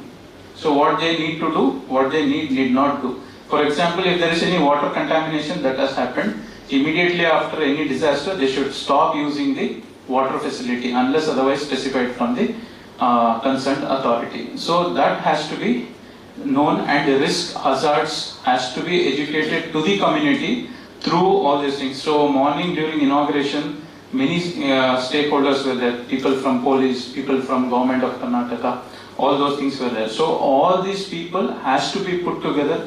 They need to make some policies, and these policies has to be clearly told to the people at the ground level what they need to do, what they need not do. So for which you might create some sort of street play kind of thing, or giving pamphlets with the daily newspapers, or using the healthcare workers at the doorsteps in Karnataka, like Anganwadi workers, Asha Karyakartis. So all those things has to be done. Next, coming to vaccine program. So usually who are people at a vulnerable population? Pediatrics and geriatrics and pregnancy. So for them, we need to keep it in mind that so health department plays a very important role. Again, ASHA workers, all those things, they have to keep a count and what vaccination is being given at this level. And all those stocks has to be kept in advance. Suppose if there is any disaster, what needs to be done? How much to be procured? So how much are there in the stores, sub-stores, all those data has to be kept. That is for stockpiling essential supplies. And we need to partner. What are the partnerships? Which are all the departments that are involved if there is any disaster? Is it only hospital? Only hospitals? Police, fire department, media, revenue, and NGOs. So who are the people who come to the disaster area first? Police, fire, medical, ambulance, NGOs, media. So most before when the talk was given to me, I was surprised. So I was just asking Nikhil, what to be spoken regarding this? I am not getting. So then I saw all the topics. Then I got to know, okay, my job is easy because most of the things would have been told, only community aspects. So I need to tell. So I spoke to most of the people who attend disasters. So I also had attended a central government program where they train TOT program at NIMAS, where they do capacity building program for all the hospital administrators. So I had an opportunity to meet few people who had actually gone there during the disaster. So what they told is, so most of the people who come there first before everyone arrives is volunteers. They will come in large number but without any training. They will not be knowing what to be done. So these volunteers, whoever comes, has to be assigned a proper role and based on their capacities. Because most of them will come, sir, now blood could we take our blood at the ground level, but will not be in a situation to do all those things. So during disaster, what to be done? Everything has been taught in this morning. That is the rapid assessment. So now last 2 sessions, how to assess, triaging, everything was done. So emergency medical services. So what happens here is, when I spoke to people who had gone to the ground level and assessed, so as per them, the most number of injuries that are seen, any guesses? In case of earthquakes, flood, most common is earthquakes followed by floods. In case of earthquakes, most common injuries are soft tissue injuries and fractures. So we need to control the bleeding, then immobilize the fractures, then followed by head injuries, then pneumothoraxis. So if a person who is giving medical care, if is able to control bleeding, do good dressing and cover the wound, and in certain cases identify tension pneumothorax and put a needle. So that is 2 specialties are required, followed by plastic surgeon. More of soft tissue injuries will be there. So it is not immediate, but at least after 24 hours they will be requiring it. And shelter and sanitation. So first thing what we need to do is, whenever there is flood or any kind of disaster, for example earthquakes and all, it will be contaminated. So first we should never let already stored water, food, everything should not be touched. And all these things has to be educated to the people at the community level. Second, water and food supply. So as I already told, so during disaster, what will the person need the most? We are more concentrated on giving medical care, giving analgesics, giving IV fluids. What do they require most of the times? At least we drink water once in 2 hours, correct? So imagine that there is no water to drink during these situations. So whenever there is flood relief occurs, you might have seen in movies, news and all, what they will drop from the helicopter? Food packets and water packets. So food and water, especially what kind of foods they give? Nadia? Usually it is dry foods, or like biscuits, breads, all those things which can be stored. So all cooked food will get spoiled within 24 hours. So always try to keep dry fruits. And this communication. So if there is any earthquake, floods, all those things, what is the mode of communication? Imagine this, all mobile towers, everything is gone. What is the only communication system that will work in such situations? So sat phones. So only sat phones is the only way of communication that works. So why I am telling all these things is, so everybody should have the risk hazard analysis, HRA analysis. So for the particular community, and a disaster kit has to be prepared. So if you can just Google it, you will get it, disaster kit based on the community needs. What should it contain? A rope, battery, that is a torch with working shells, then a raincoat, and minimum medications with good expiry date, like long expiry date. For example, painkillers like paracetamol.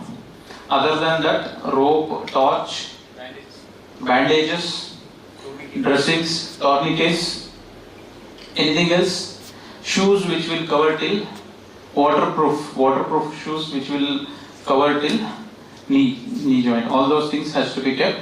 And if there is any vulnerable population like elderly people who are having diabetes, hypertension, ischemic heart disease, so those medications also to be stored, and you need to see the expiry date. Again, it has to be replaced. So these are the things which are very essential during these kind of disasters. So I don't think so since morning you have heard about this disaster kit. So take home message toward this to the communities, you should have a disaster kit based on the kind of disaster which you have in the community.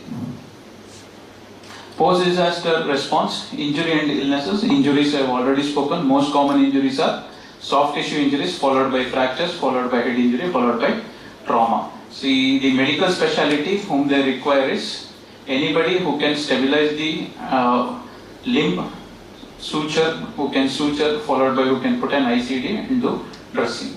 All other specialties will come later. So that is about the medical care. So during the medical care post disaster, what will happen?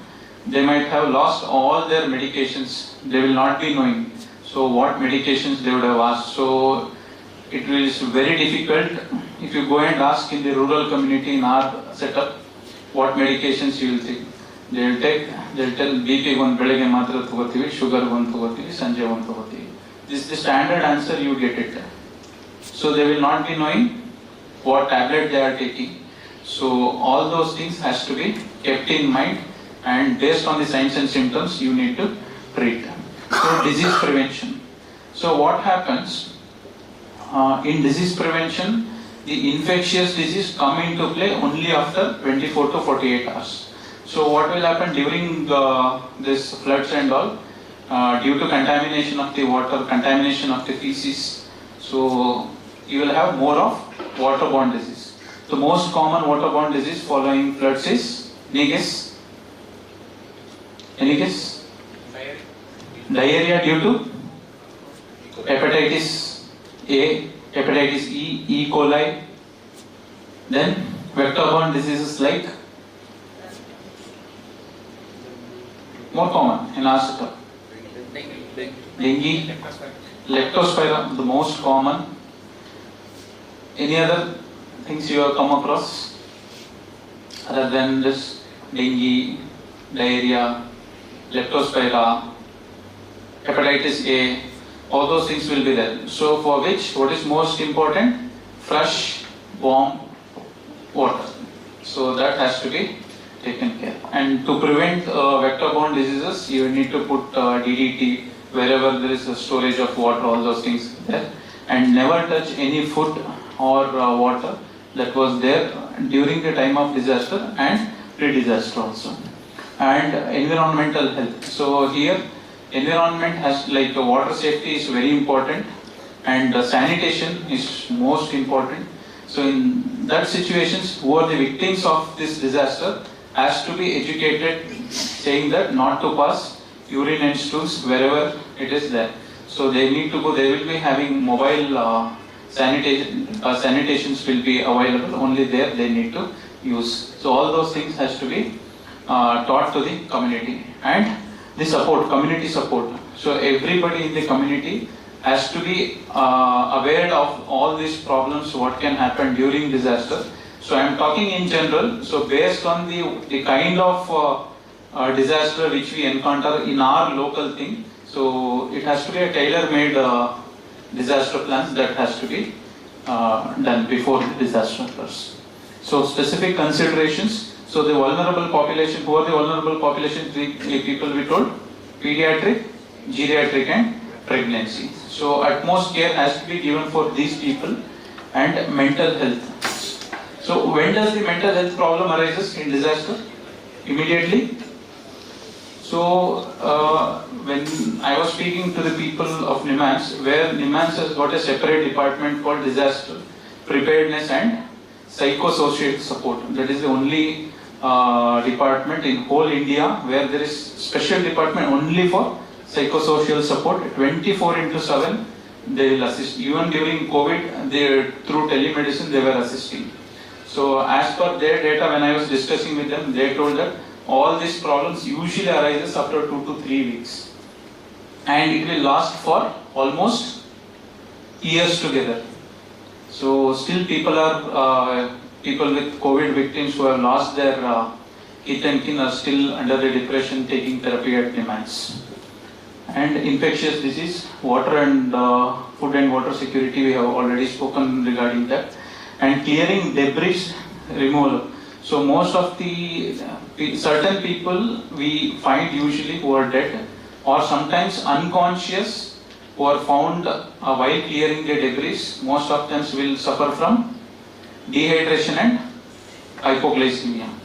So these are few people like I come from a district where there is a black granite is famous. This is the only district in Karnataka to have black granite. So quarry.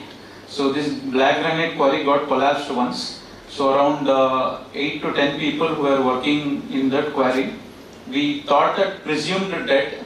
So after 2 days of evacuation and cleaning debris, we found out of 8 people, 3 were alive who were dehydrated, in shock, in hypoglycemia. So that was the scenario. So key stakeholders are government agencies, healthcare providers, that's we are healthcare providers, community organization, emergency medical services like fire department, revenue department, health and family welfare department, medical education department. So there are so many government people and non-government people who all put together. Everybody has got, including media, everybody has got a role to play. So they need to sit at one table.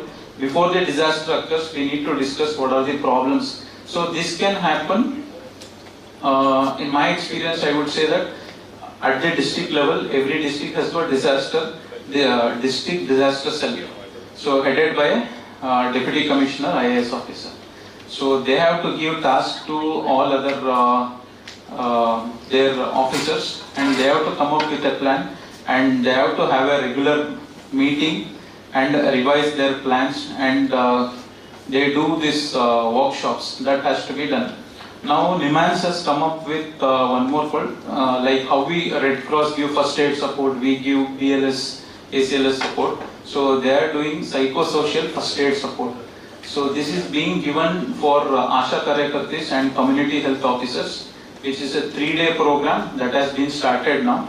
Probably it will come to all districts in another few months. So the technological innovations, what we need to do, improve the community disaster program, mobile health units. So we should be in a situation to mobilize as much as possible. We are in a situation where in our hospital itself, to get an ambulance, we take minimum is 30 to 45 minutes. So for 11 lakh population in our district, we have around 10 to 12 ambulances, government ambulance, among which only 3 ventilator ambulances are there.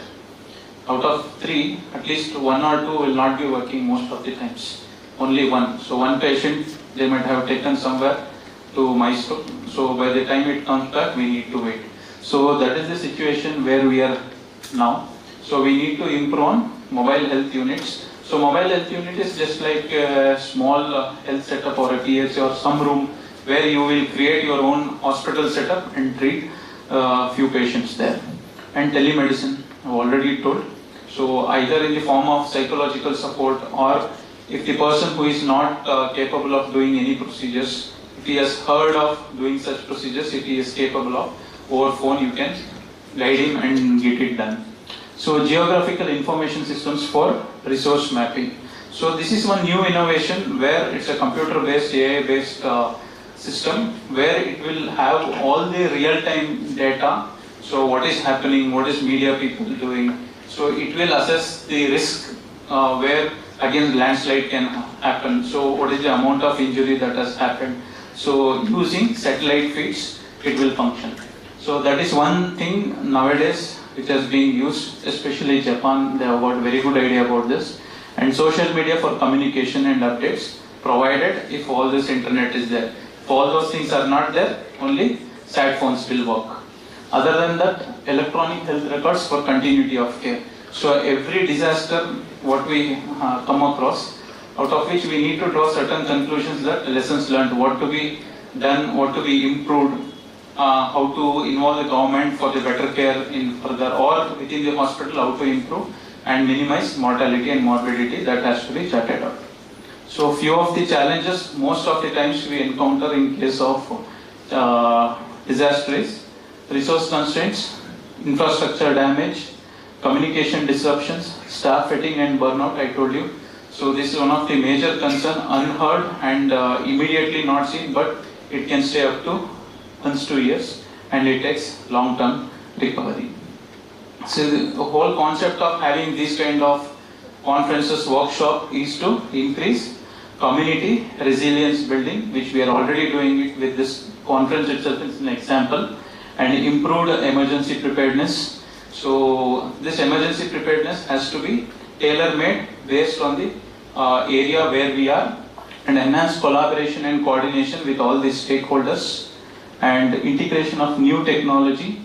So John Hopkins model, that is one of the good technologies, and Cuba, they have got very good technology where they train, and policy and system reforms.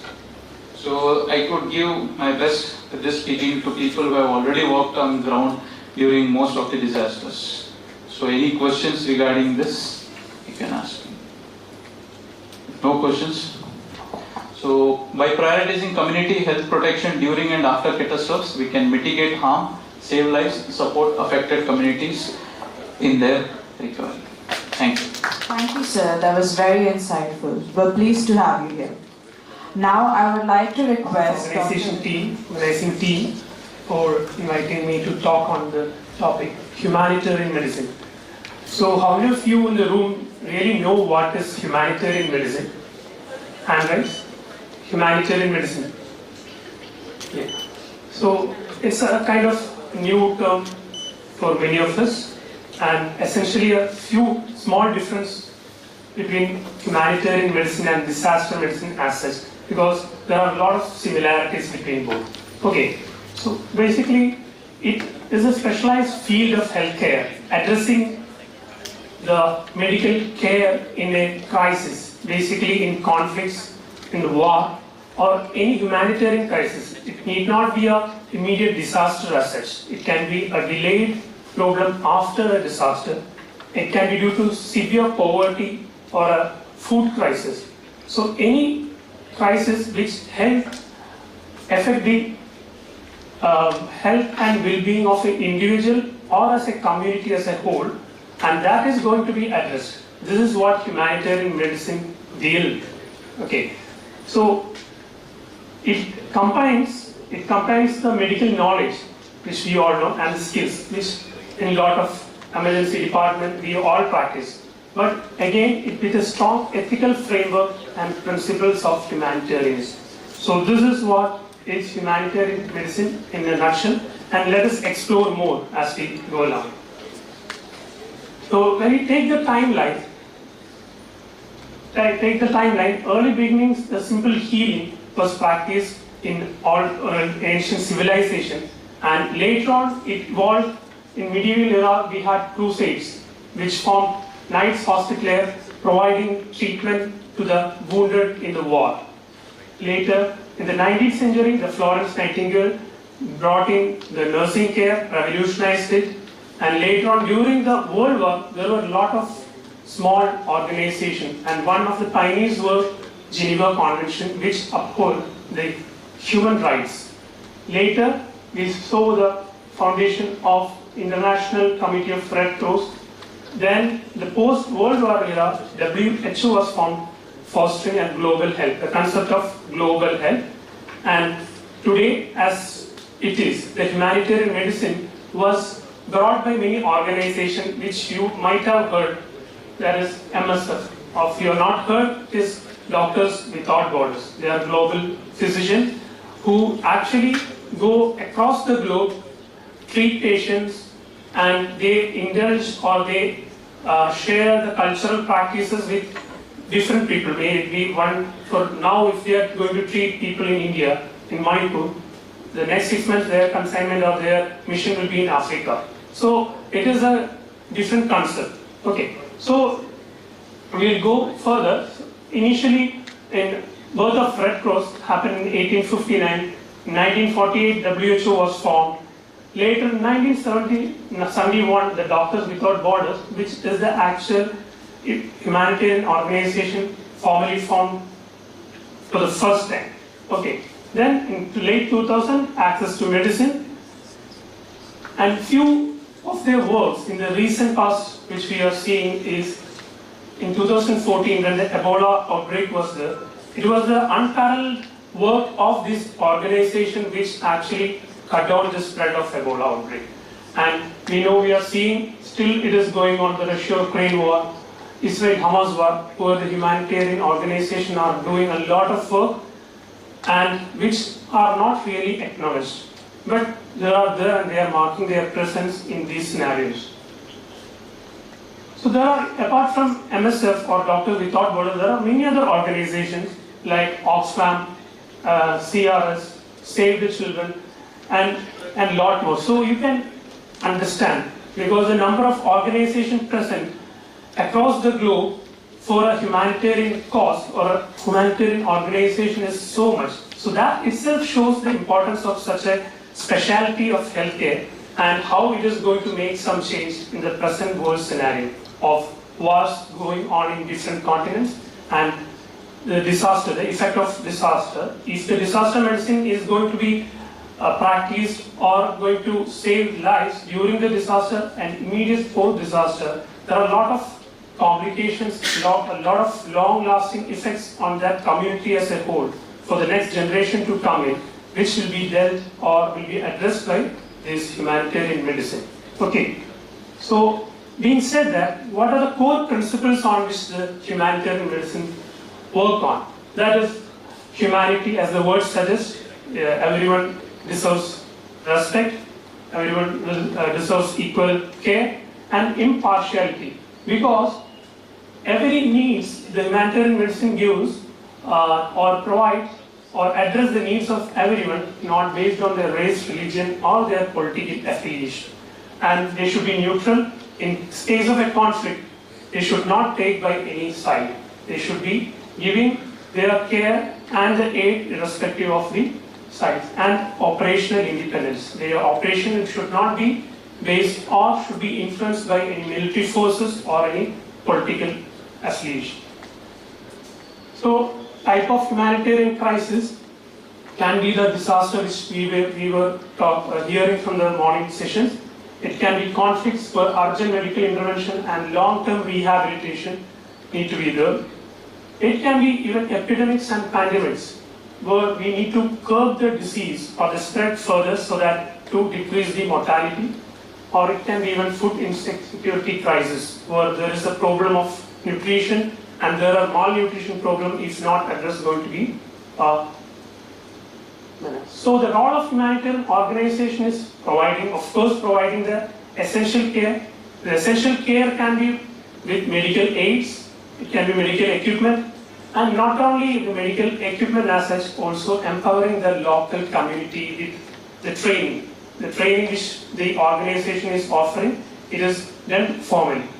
And addressing the root cause. Not only merely addressing or treating or providing the healthcare providers, training the providers is not enough. We need to address the root cause. For example, if it is a war, peace building can be there. Peace building is one of the utmost concern of this organization to address, or it can be poverty or inequality. Then raising awareness and advocacy, because this humanitarian crisis, unless the world know about it, the fund, we just now heard a lot of examples where the fund is not enough and many things are not happening. So fund is a factor for which awareness and advocacy of this problem or the crisis need to be shown.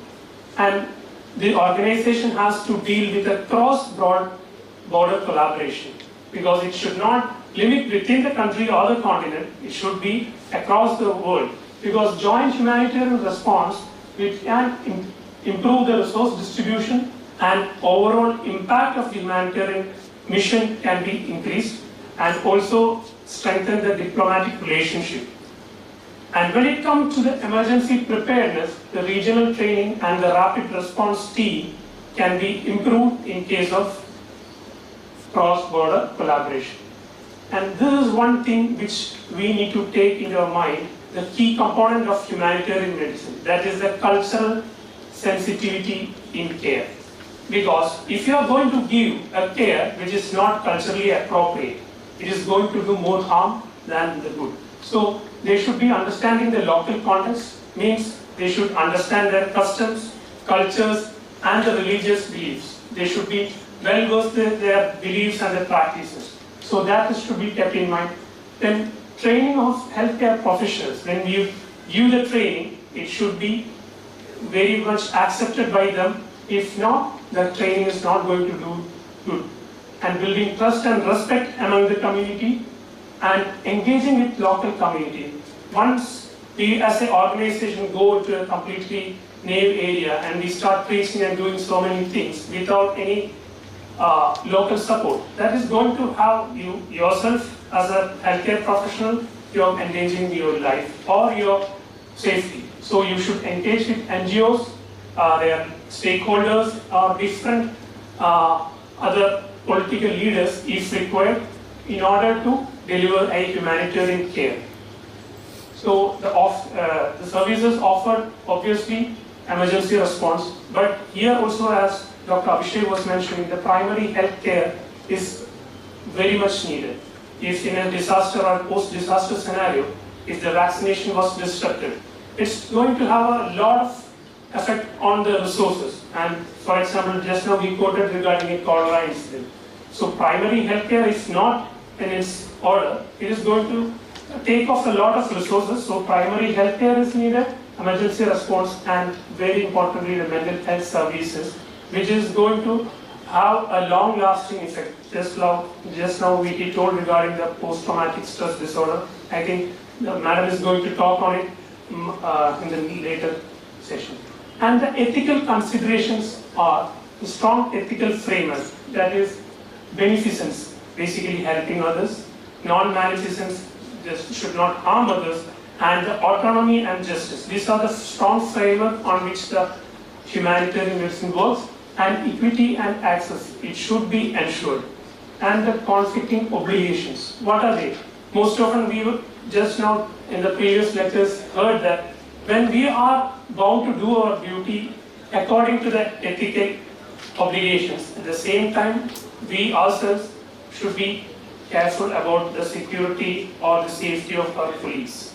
So when we are going to give the care out there in the field and we are endangering ourselves, that is actually a conflicting obligation. So we should actually weigh the risk as well as the benefit for each action you are going to deliver. So keeping this problem, because of the ethical problems which you can face in a conflict zone or a disaster, there was a lot number of norms being launched or propagated, which started with SPHERE project launched in 1991, Humanitarian Accountability Partnership in 2005, IASC guidelines in 11, and Grand Bargain Agreement in 2016. And we have the latest core humanitarian standards, the 9 commitments in 2020. And if we have some doubts or if we can't practice certain things, better align by these guidelines in a conflict scenario or a humanitarian crisis scenario. So, components which we can come across, and there is a high likely breach of ethics, is when there is a cultural sensitivity problem, when there is exploitation risk, especially in vulnerable groups like geriatric and pediatric groups, when it comes to quality care versus the quantity of people are coming in, and impact of politics. Then coming to the training and capacity building. Of course, the training and capacity building is required for getting a long-lasting care, as well as to build a systemic resilience, and for quick response to health crisis and cultural competence. So what is the impact of training and capacity building? It can provide or inculcate more trust among the local workers and more knowledge and preparedness to mitigate a disaster. Few of these successful training models are by MSF. They provide emergency and trauma care training. International Federation of Red Cross, they provide community health and disaster training. And WHO, they train in public health emergency training. So coming to the logistics, which was almost discussed in earlier lectures regarding the strong supply chain. Because if there is no supply chain, then our all actions or the aids are not going to work in the way it is intended. And warehousing and distribution, if we have a strong supply chain, but without any proper warehousing and distribution, the whole concept of aid will not work.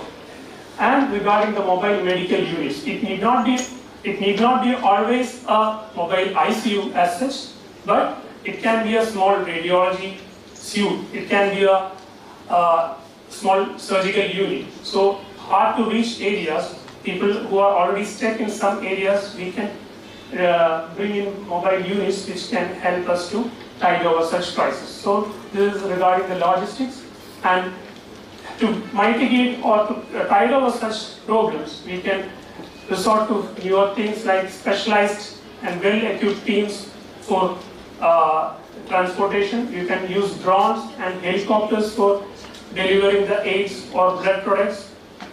You can partner with local NGOs and have a flexible plan B for an alternate supply chain and repositioning of stocks.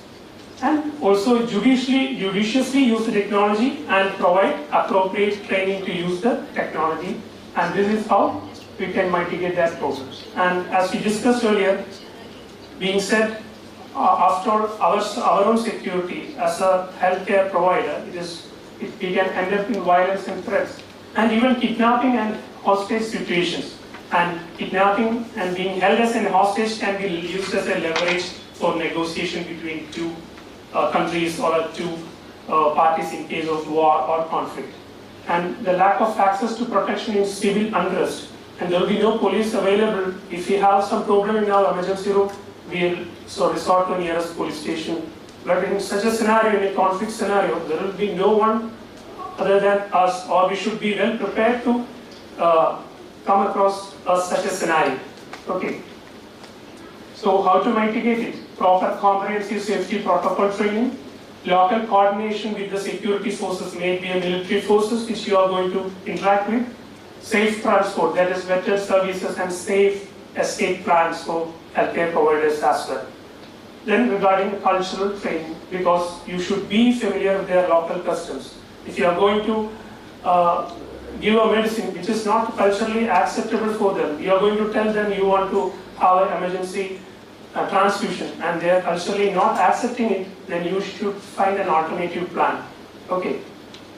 So regarding the fund, being said, and then after all we don't have fund, then what is other way? So how do you get fund in such scenario? The conventional traditional sources are from government, private donations, international aid societies, and innovative funding models. Now we have been seeing crowdfunding, then impact investing.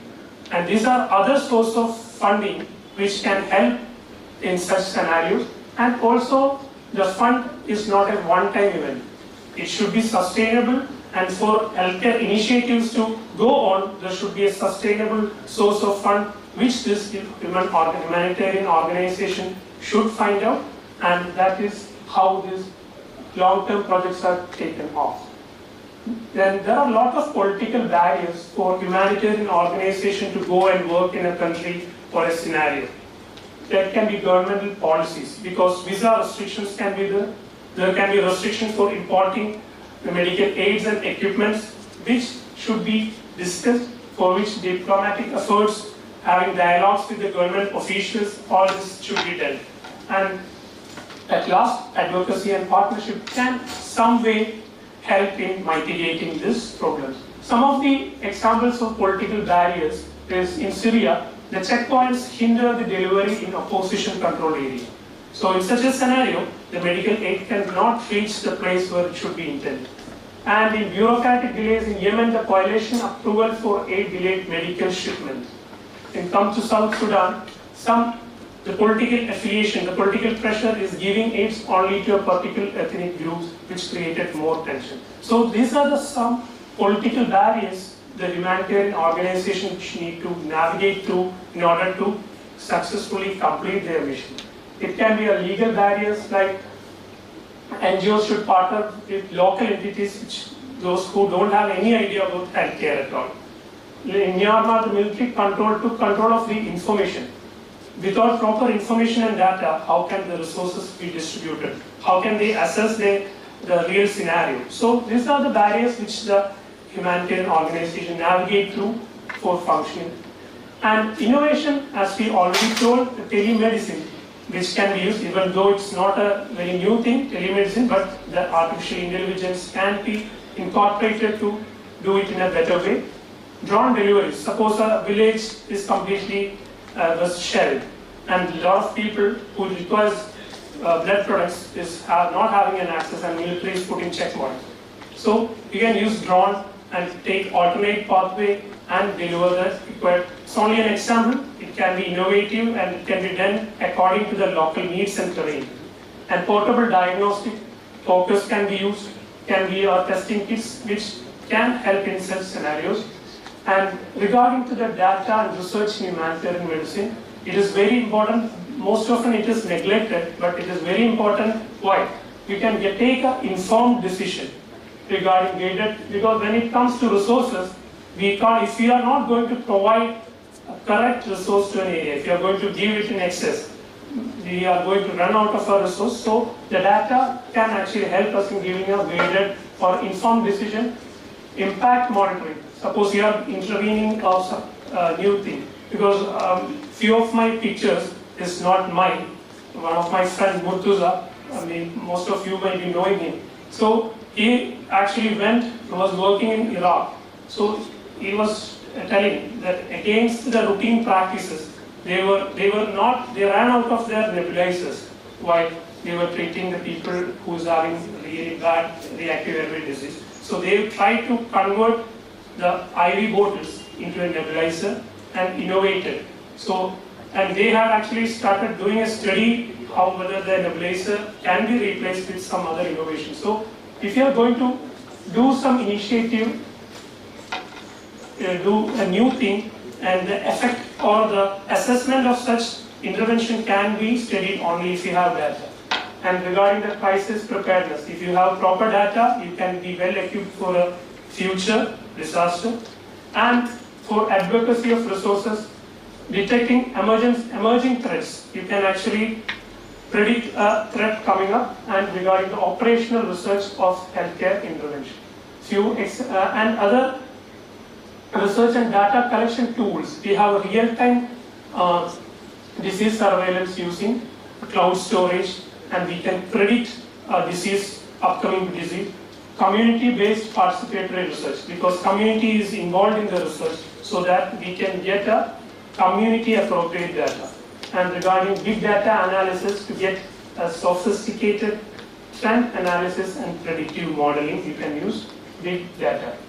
Few examples are humanitarian accountability partnership, WHO Global Health Observatory, Ebola response research, and multi-cluster need assessment are few examples or initiatives of data and research in humanitarian organization. So how is advocacy or advocating regarding the humanitarian medicine going to help for raising awareness, mobilizing support, and for influencing policy and stakeholders?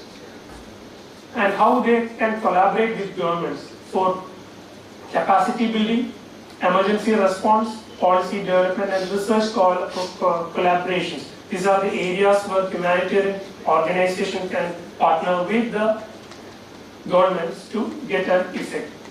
And what is the impact? What a humanitarian medicine or an organization is going to make a change in such a crisis? Obviously, that is the number of lives saved. Then communities are more empowered for a sustainable living and a global health security. Then how you can be involved in it? You can educate yourself more regarding humanitarian medicine, which we are doing now, and volunteer your skills, how you can help an organization with respect to humanity and donate wisely. It can be with your money, it can be with your skills, and advocate for a change. Okay, so it is published in 2010 by David Welling, The 7 Sins of Humanitarian Medicine. If you are going to practice a humanitarian medicine, better don't do this. Better don't leave mess behind after going and helping them and failing to match the technology to the local needs and abilities. That's why we told we should be local specific, or the customs of that local community should be taken into consideration. Failing of NGOs to cooperate and help each other and cooperate with the military organization of that place. Then failing to have a follow-up plan. It's not enough to just go there and help, also have a proper follow-up plan. Allowing politics training and other distracting goals to intervene into your mission. Going where we are not wanted or being a poor guest, and doing the right thing for the wrong reason. So, few points in nutshell which we are not supposed to do in case of humanitarian medicine. So this is my friend, most of us is Dr. Murtuza. These are few photos which he actually was kind enough to share, and he was taken his permission to show in front of you. So as he landed in Mosul, Iraq in 2019, he saw a bridge which just collapsed. So he was asking his driver whether the opposite country would have bombed or shelled. So what he told is the same military people actually had destroyed the bridge so that the military troops, not to prevent the entry of the military troops to the healthcare areas they are going to. So, and these are the collapsed building, and you can see, closely observe, these are the bullet marks on the healthcare providing area, the place where they were attacked 1 week after they were evacuated. And what he told was surprisingly was, there were a bunker underneath the ground which they were asked to go if they hear or they are warned that there is a bomb or an expected gunshots to come in. They were asked to go underneath in a bunker, and once they were told to come back, only they should come to the place where they are giving their care. So these are the scenarios or the sections which we need to take into account while discussing humanitarian medicine. And there are a lot of job opportunities by it is in International Red Cross, UN, and also in International Medical Corps in UK, and MSF, the Doctors Without Borders. There are a lot of job opportunities which can be applied for. And this is a couple of months back when I was going through a video blog. Fredericks is nowhere related to emergency medicine or humanitarian medicine. He is a public administration scientist. So he proposed a way to classify the society into three. It can be fused, it can be prismatic, and diffract. Fused means in that society, lot of jobs are being done by a single authority or a single body who are not so proficient in doing that. Which he quoted examples in a lot of countries in Africa. They don't have any separate authority or organization to do the specialized job. But coming to a prismatic society, it will be when passed through the prism, it will be separated, and they are delegated to do separate jobs. And when it comes to the diffracted one, there are different authorities or organizations who are doing specific or specialized job which is more efficient. in our scenario, in Indian scenario, probably we have different specialties or different local bodies who are doing or dealing with different work. But what we need is the integration. Integrating all the specialties to get a fruitful sum of or a fruitful effect of this. This proper integration is done by a humanitarian organization or humanitarian medicine. That is the nutshell of such a healthcare specialty to evolve. And if properly done, the humanitarian missions can make changes. Okay, so in short, takeaways are global collaboration is an essential part of humanitarian medicine. Innovation and adaptability take this specialty forward for helping the humanity, and it helps to empower the community, and with proper data and research we get a evidence-based action. Thank you. Any questions? So for this talk only, I also was more aware of such a specialty, and after talking with my friend, he gave some insight. I think he's having some questions. Actually, when I was going through this, searching in the web for an Indian-based thing. Yeah, welcome back all of you. Good to have so many people in the audience for the last second session. So you have been listening to disaster medicine since yesterday and today morning. I just want to know how many of you will be willing to go on site to volunteer. Just to raise your hands. Wonderful to know. Thank you. At the outset, I would like to thank KMC Mangalore for giving me this opportunity. Thank you so much, sir. My second thanks would be to Dr. Nikhil and myself. We attended this program in Hyderabad about psychosocial support. It was a 3-day workshop, and as you all know, once you become a medico, you attend only your conferences and your workshops, and we are used to listening to only medical talk. We talk in a different language. So this was an eye-opener, and this was one of the best workshops I've attended until now. So I got to meet a lot of NGOs who are working, people working in WHO, people working in WASH. There are many other departments.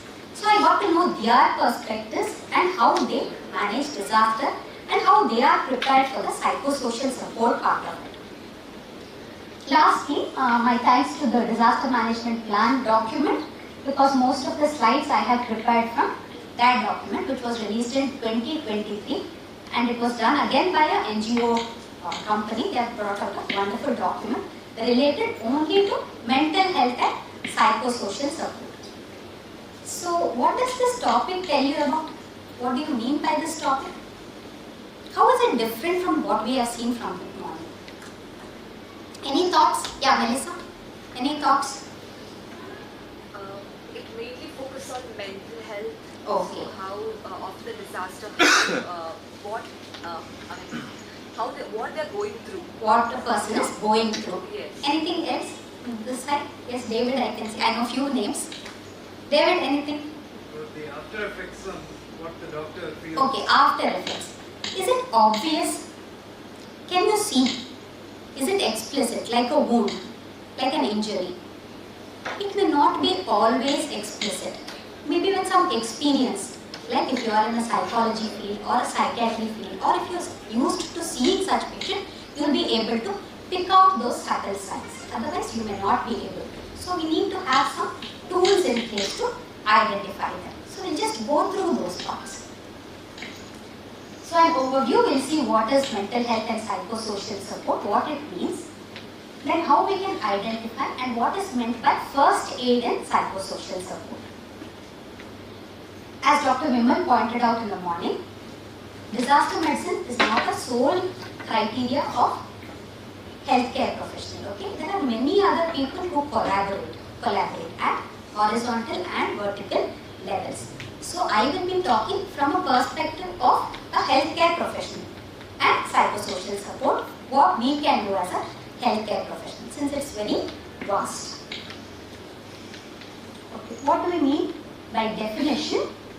It's a state of mental well-being that enables people to cope with the stressors of life, realize their abilities, learn well, and work well and contribute towards the community. Quite a big definition, right? How we cope ourselves, how we learn, and how we give back to the community. That is mental health. What do we mean by psychosocial health? It's a dynamic relationship between psychological aspects of experience. So it could be an experience. After that experience, we do have some thoughts, emotions, feelings, and there could be a change in behavior in us because of that experience. Along with the wider social experience, you're not experiencing it alone, you may experience it with a community. Their ideas also will have some effect on how you feel about that experience. Your values and culture will also have some effect on how you think or how you react to a psychosocial environment. Right? Am I all with you? Okay. So all of you know this. What is this? The disaster cycle. So what comes before the disaster? Pre-disaster?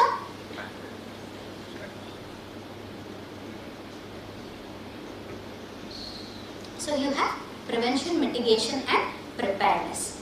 And the post-disaster are immediate response, recovery, rehabilitation and reconstruction. So when you talk of mental health and psychosocial support, where should it all start? Is it just after a disaster that we should think of such a thing? How can we be prepared? Any ideas? They were talking about mapping something, mapping about hazards, vulnerability. Similarly, we can map out for vulnerabilities, the mental health of a community, right? So in an ED when you're working, have you noticed that some sections of the year we will have higher rate of people coming with anxiety or suicidal attempts than some other times. So you will know your society, the psychological nature of the society, the substance abuse of the community you are serving. Similarly, we need to have a map about the mental health of that community. So it's not just immediately after a response that you should think of, after a disaster, it should be even before, and how you can prepare yourselves. This is one such forum where we are preparing ourselves to learn how to identify and do the necessary next steps. Just one exercise. Now think for a second that we have an earthquake here in Mangalore right now. Okay? None of us are physically injured. What would be your thoughts? What would be your expressions immediately? Think that it occurred now. So how will you feel? Immediately after the earthquake? Terrified, scared, weak. Scared, weak, stressed. Yes? Brinda? Dr. Brinda, yes? Any feelings? Yes, I probably be shocked. Shocked? You're shocked? Yes? Anxious? Your parents are living here in Mangalore? Okay, are you thinking about them? Yeah, right? So there are a lot of emotions that go around if some disaster like this occurs.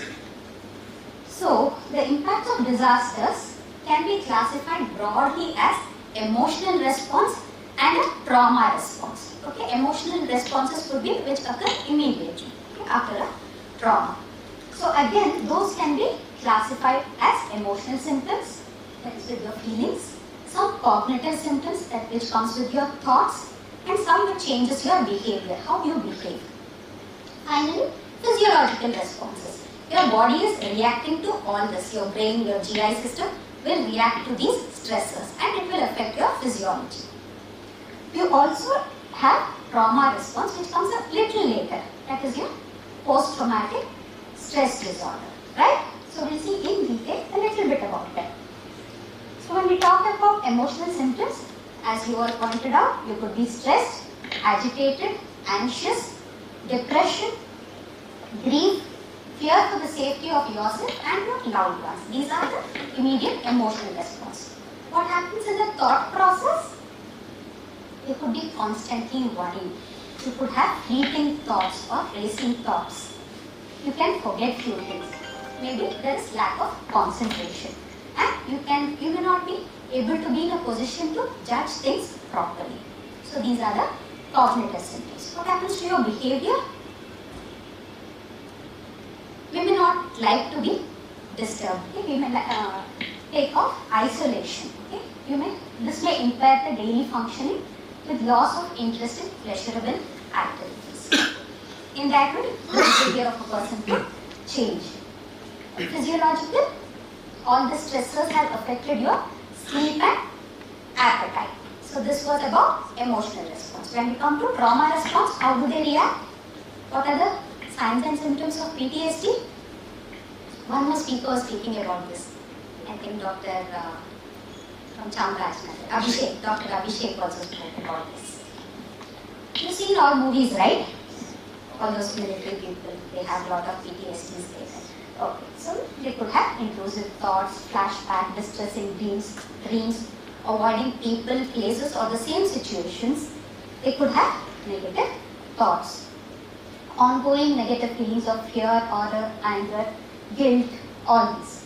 Hypervigilance, difficulty concentrating. These are some of the PTSD symptoms.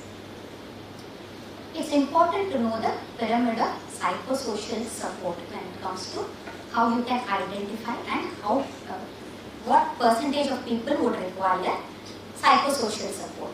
Okay? So there are different levels, level 1, 2, 3 and 4.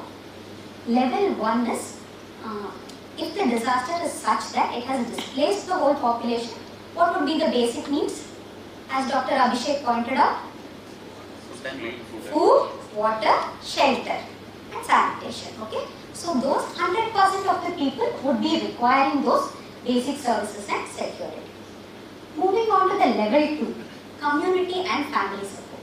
So what percentage of that would require immediately after a disaster? We all went through some emotional disturbances, right? Some will be able to cope, some may not be able to cope.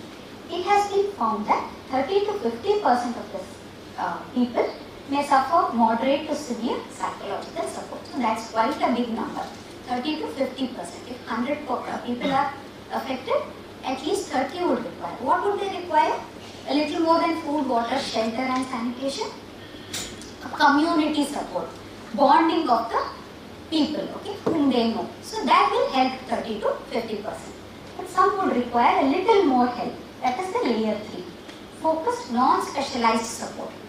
Dr. Nikhil and myself are trained now in a little bit of psychos, how to handle such patients. So that is level 3. We can do that. Okay?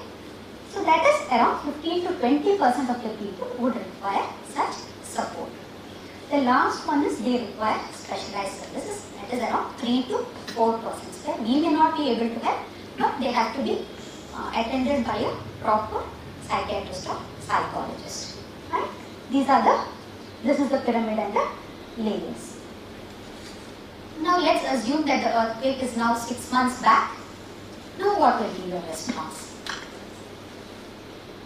How would you feel? It's now 6 months. Okay, COVID is now 1 year over. So how do you respond? Those immediate reactions are not there, right?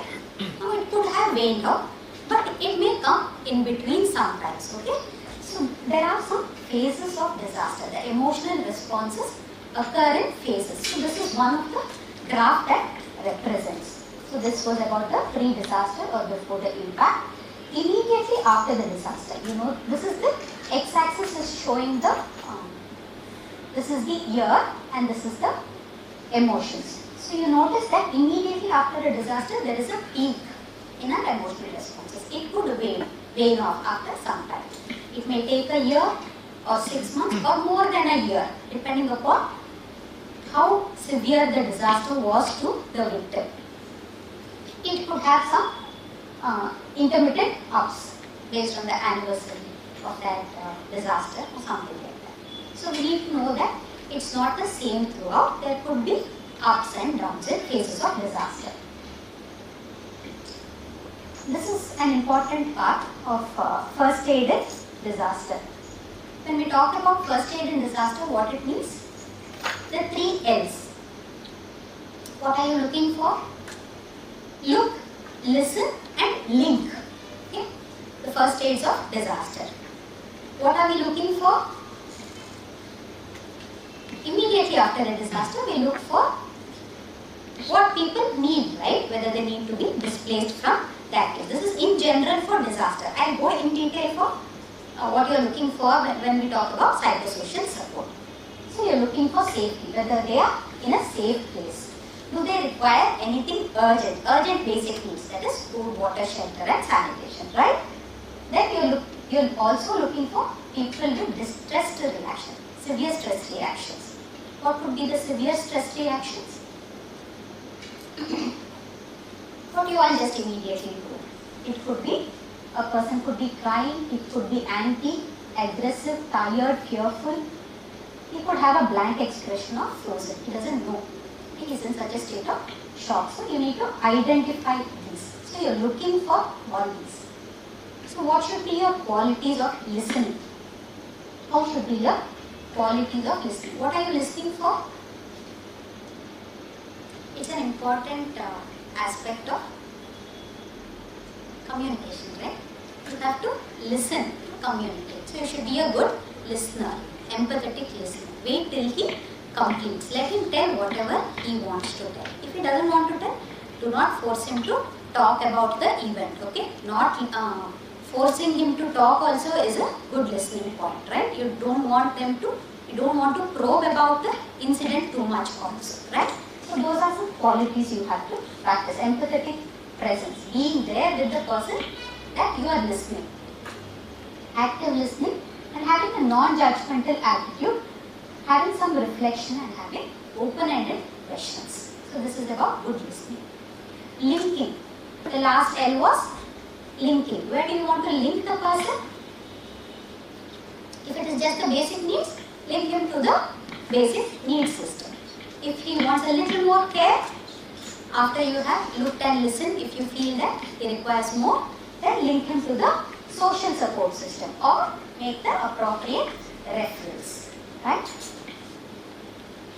You need to keep in mind few vulnerable factors. These will help you identify who will be at a little higher risk. So who are these vulnerables? Those who have lost close family members, who have been hospitalized themselves, who have lost their homes, jobs, businesses, lost friends, or who have been in that disaster for a prolonged time. These could be some indicators which would tell that he may be vulnerable. That was about self. When it comes to his close person also, there could be vulnerabilities in families. That is, if that group had a pre-existing mental illness. Was there any substance use, violence in the family, or poverty and education? Again, these are vulnerable factors for telling that he could require a little more help in terms of psychosocial support. So there are some identification tools. Like how we have in our era, we have some tools, right? Decision making tools. So we could use any of these questionnaires as a tool. Many questionnaires are there. Suggested questionnaires, SS12, OVAT 13, PSS 1, examples, some more questionnaires. So basic things what we are asking in that is, these could be some of the sample questions. How close were you to the disaster? Okay, open-ended, it's little more open-ended. Are you or someone hurt or injured? How are you coping with the stress? Are you able to manage your important day-to-day tasks? Has there been any instance of violence in your family or against you? Do you feel safe? And have you been using any substances? Okay, then you stratify them. Who are at low risk, intermediate and high risk based on these tools what you have used. And you can link them to appropriate care facilities. Who might require secondary care or who would require tertiary care. So there was somebody else who was speaking about responders' mental health. And Dr. Vimal, yes, yeah. So you're doing all this, what happens to your mental health? Working in the ER is not easy. Every week we need that 1 day break on Sunday. Otherwise, we will go mad, right? So it is important for us to know what is our limitation, how much we can take care. That's why I asked you in the first place, how many of you are ready to go now? All of you have seen, it looks nice, but the real reality is, when you go there, okay, you won't have your AC rooms, you won't have the food that you want, you'll have to sleep on beds, you'll have to be just like them. You can't demand more, right? So these are some things you should keep in mind. And when you should tell that this is enough for me, I can't do beyond this. So you should know your limitations and when you have to stop. It's important to take care of our health before we can give care to others, right? So that was my last slide. And just to summarize, we just went through what is mental health and psychosocial support, and how we describe it in terms of emotional distress and trauma response. And then we saw the first aid in psychosocial support, phases of emotional response, some identification tools. I've just given the names. There's a lot more you can read up about. Risk stratifying, and most important, self-care. This is the vulnerable group. Thank you all. Any queries? Dr. Nikhil also is there to support me, helping me. Any queries on psychosocial support? There are many tools and many ways. To proceed with the same. Dr. Rajesh is a member in the Board of Management of URS Kolar, and his areas of special interest include pre-hospital care, trauma and toxicology. He is a certified instructor of BLS and ACLS. He has not only presented faculty lectures in multiple national and international conferences, but also has been a resource person in Nursing Skills School in World Academic Council of Emergency Medicine 2017. We're pleased to have you with us, sir. Thank you.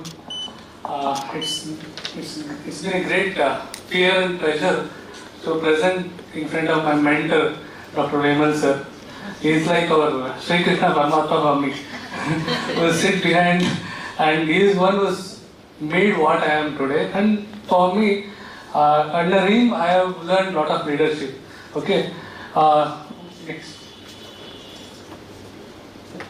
Warm greetings from Sri Devaraja's Academy of Health Sciences and Research.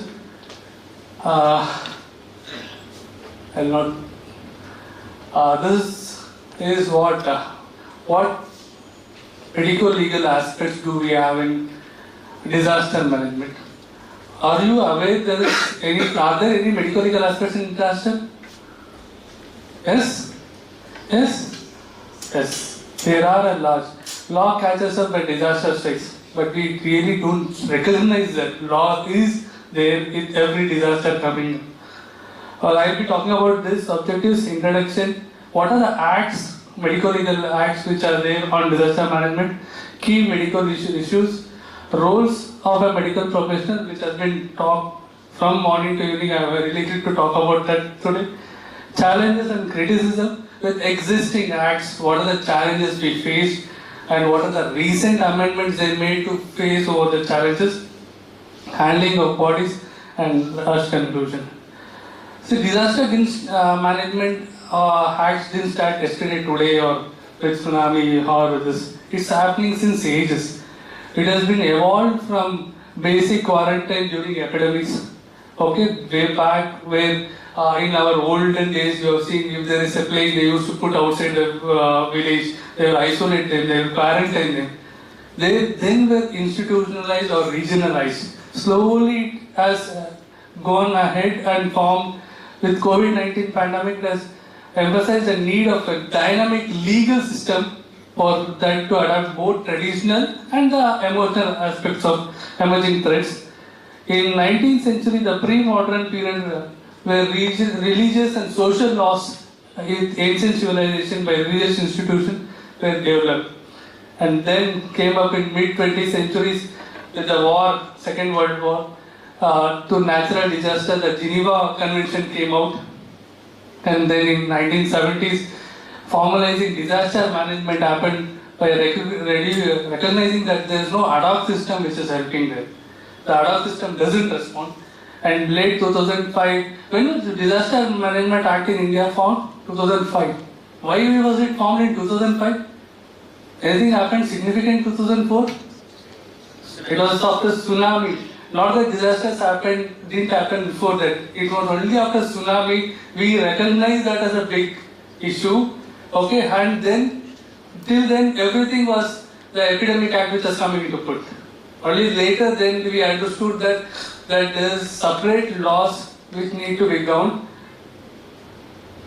Yeah, next comment. The disaster management involves a coordinated effort to prepare, respond and to recover from disaster. It requires all these things.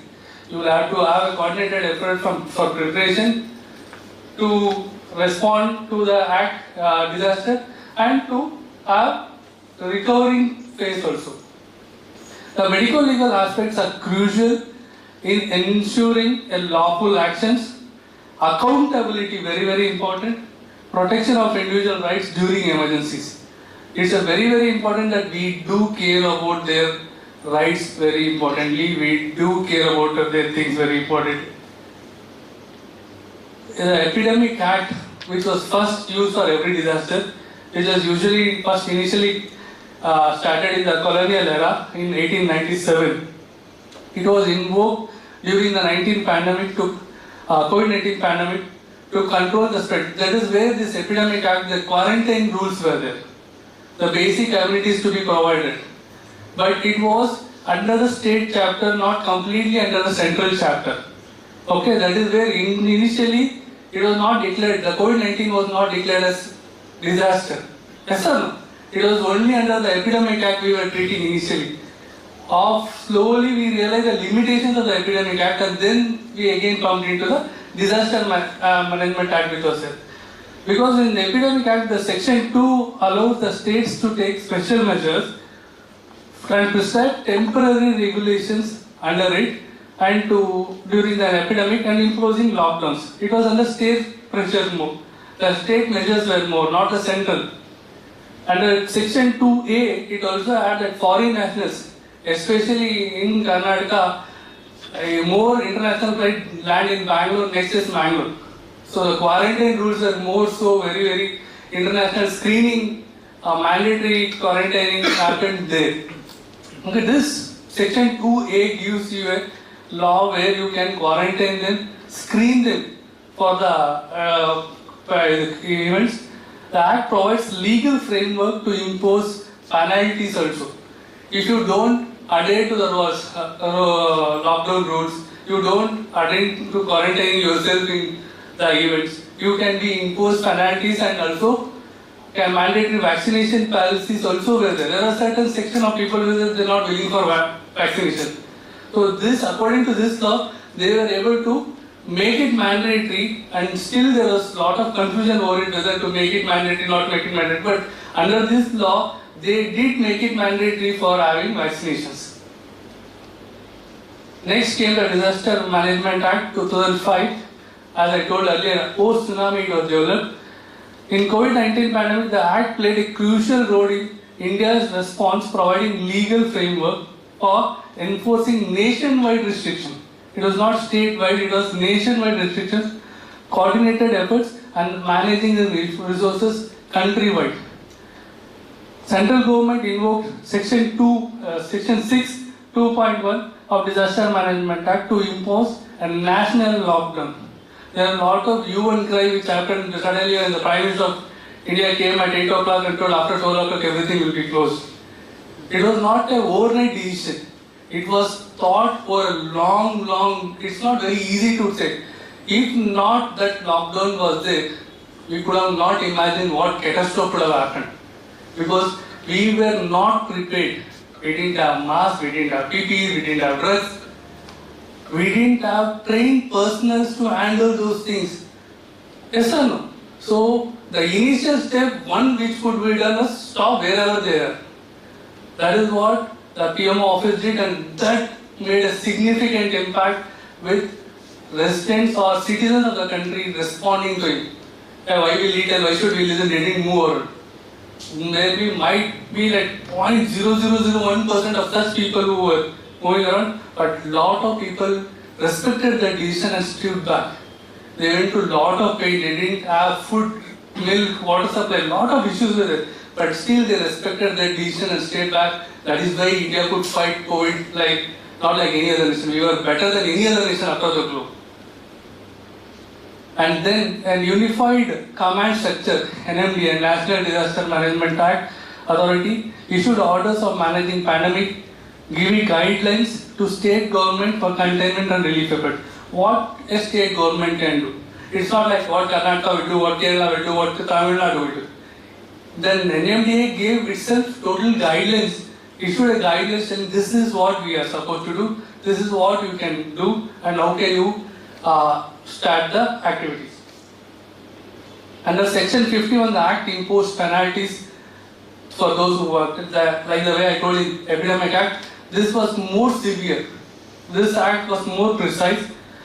The national and state disaster response funds were utilized. Still there is a question you would have seen on media, disaster funds was utilized for COVID and things. Obviously, that is where we were telling, initially it was not the Disaster Act, we didn't have separate fund reserved for the Epidemic Act. Like since morning they were telling, where will the Rajesh started is telling them, under which does that this thing come, or a disaster will come under. It comes under revenue ministry was telling. So, unless with revenue, but we had revenue in disaster. We have crores and crores money which was there in disaster, which was not utilized. Not that it's not utilized, but which we could have used for that crisis situation. That is where this Disaster Medicine Act was enacted and we started using funds from them. The Act facilitated, coordinated between the Ministry of Health, Home Affairs, NDMA to ensure effective delivery of medical services and also distribution of vaccines. Okay? The government issued special guidelines under the Act to provide food, shelter, transport to migrant workers and ensuring relief fund. After this only, there is now a big this thing coming up. Wherever you have a ration card, what is our this thing in the country, you can, if you show the ration card, you can take food from any of the government institutions across the state, across the country now. So it is like, anyway it is now being given. Even in the state of Karnataka, we give 5 kg rice for the ration card people. So it was for the migrant workers, they could have not used all these days. Now this is coming into play where if you are a Bihari, if you are a Assami, but if you are a citizen of India, if you have a ration card, you can go to your nearest thing, show your card, enter your number and take that whatever minimum food is there. That came after this thought process. What were the challenges we faced with this act? Centralization of authority, every reliance on central authorities, everything has to come from PMO office. The PM heads the chair of NDMA. So everything comes from the state, every authority, everything. There is very little flexibility for the states to work on. The states didn't have much authority here. Legal outreach. Critics argued that act designed for natural disasters were not well suited in public health emergency. That was what they told. It was for the natural disaster. But when the topic was given to when I started researching on what was there for other than medical emergencies or a medical disaster, if any other disaster happened, are there any laws? There are very few laws. One is Environmental Protection Act, which you can use. That also has a very limited this thing where you can only impose penalties for patient. Next is the Factory Act, if it is like a disaster happening at the factory level. Okay. And confusion of the Epidemic Act. There was an ambiguity of the division of powers between the Disaster Management Act, how much it can be used, and the Epidemic Act, how much it was used. We had a lot of these issues in Disaster Management Act 2004. On 1st of August 2024, we had amendments. We realized what were the issues we went through during the COVID pandemic, what were the criticism we faced, how much we could sing. So there was an amendment brought by Government of India on 1st of October, which was tabled in Rajya Sabha and Lok Sabha, where these amendments were urban disaster management order. They separated. You have urban, you have separate state disaster management authorities will be headed by CM of the state. You have a separate district this thing where district collectors or deputy collectors will have the powers to mitigate the this thing. And statutory status for committee, there are separate committees formed for the each this thing to analyze. Judicial review. The bills restrict jurisdiction of legal challenges to the Supreme Court and High Courts protecting officials from legal proceedings during disaster response. This is one critic which is being used, that these people which are under the legal, these authorities who emphasize this act and use the powers are not brought under the legal purview. It was little controversial, but still that is that way only. The powers, the central government powers the complete and the greater control over the disaster related policies which overlap with jurisdiction of, I said, Epidemic Act comes under a state pressure more, state authority has more. When you enact Disaster Management Act, the amendments were such made that the central government will have more power than the state authorities. Key medical issues which we really face, this is what we really face. One is documentation and record keeping. See, when we go to a disaster site like what Madam was talking, more than seeing patients, there are a lot of things which we document. When morning there are genetic DNA analysis which were made and bodies were handed over. Based on their ornamental assignments, bodies were handed over. So documentation is very, very, very important, and there are big areas you as a medical personnel see things more clearly than as a layman sees. So documenting things, documentation is a very, very key role which we medical professionals do, are supposed to be do, and keep the records. Consents and confidentiality, this is an high time. Consent for all invasive procedures is mandatory, and documenting consent for patients who are able to give consent even in disaster situation for invasive procedures is mandatory. Maintaining the confidentiality is also very, very important. Role of law enforcement and medical professionals, see, based more so, lot of this thing when you document a medical legal aspects in the medical legal record will be presented to court of law later date, insurance companies later days. Those are the records based on which you talk. You don't have any other evidence. So unless you document those evidence properly, maintain those records properly, you can't go and present or sign any insurance authorities very easily. Liability and negligence, yes, we are liable, and negligence is still punishable offense. Handling of dead bodies is very, very important. Role of medical professionals, providing immediate care and as I did told since morning, I will not talk about it. Maintaining accurate records for future investigation. I told very clearly, a lot of these bodies, as Vimal was telling, that more so we realize that more than doctors, we need forensic experts to analyze.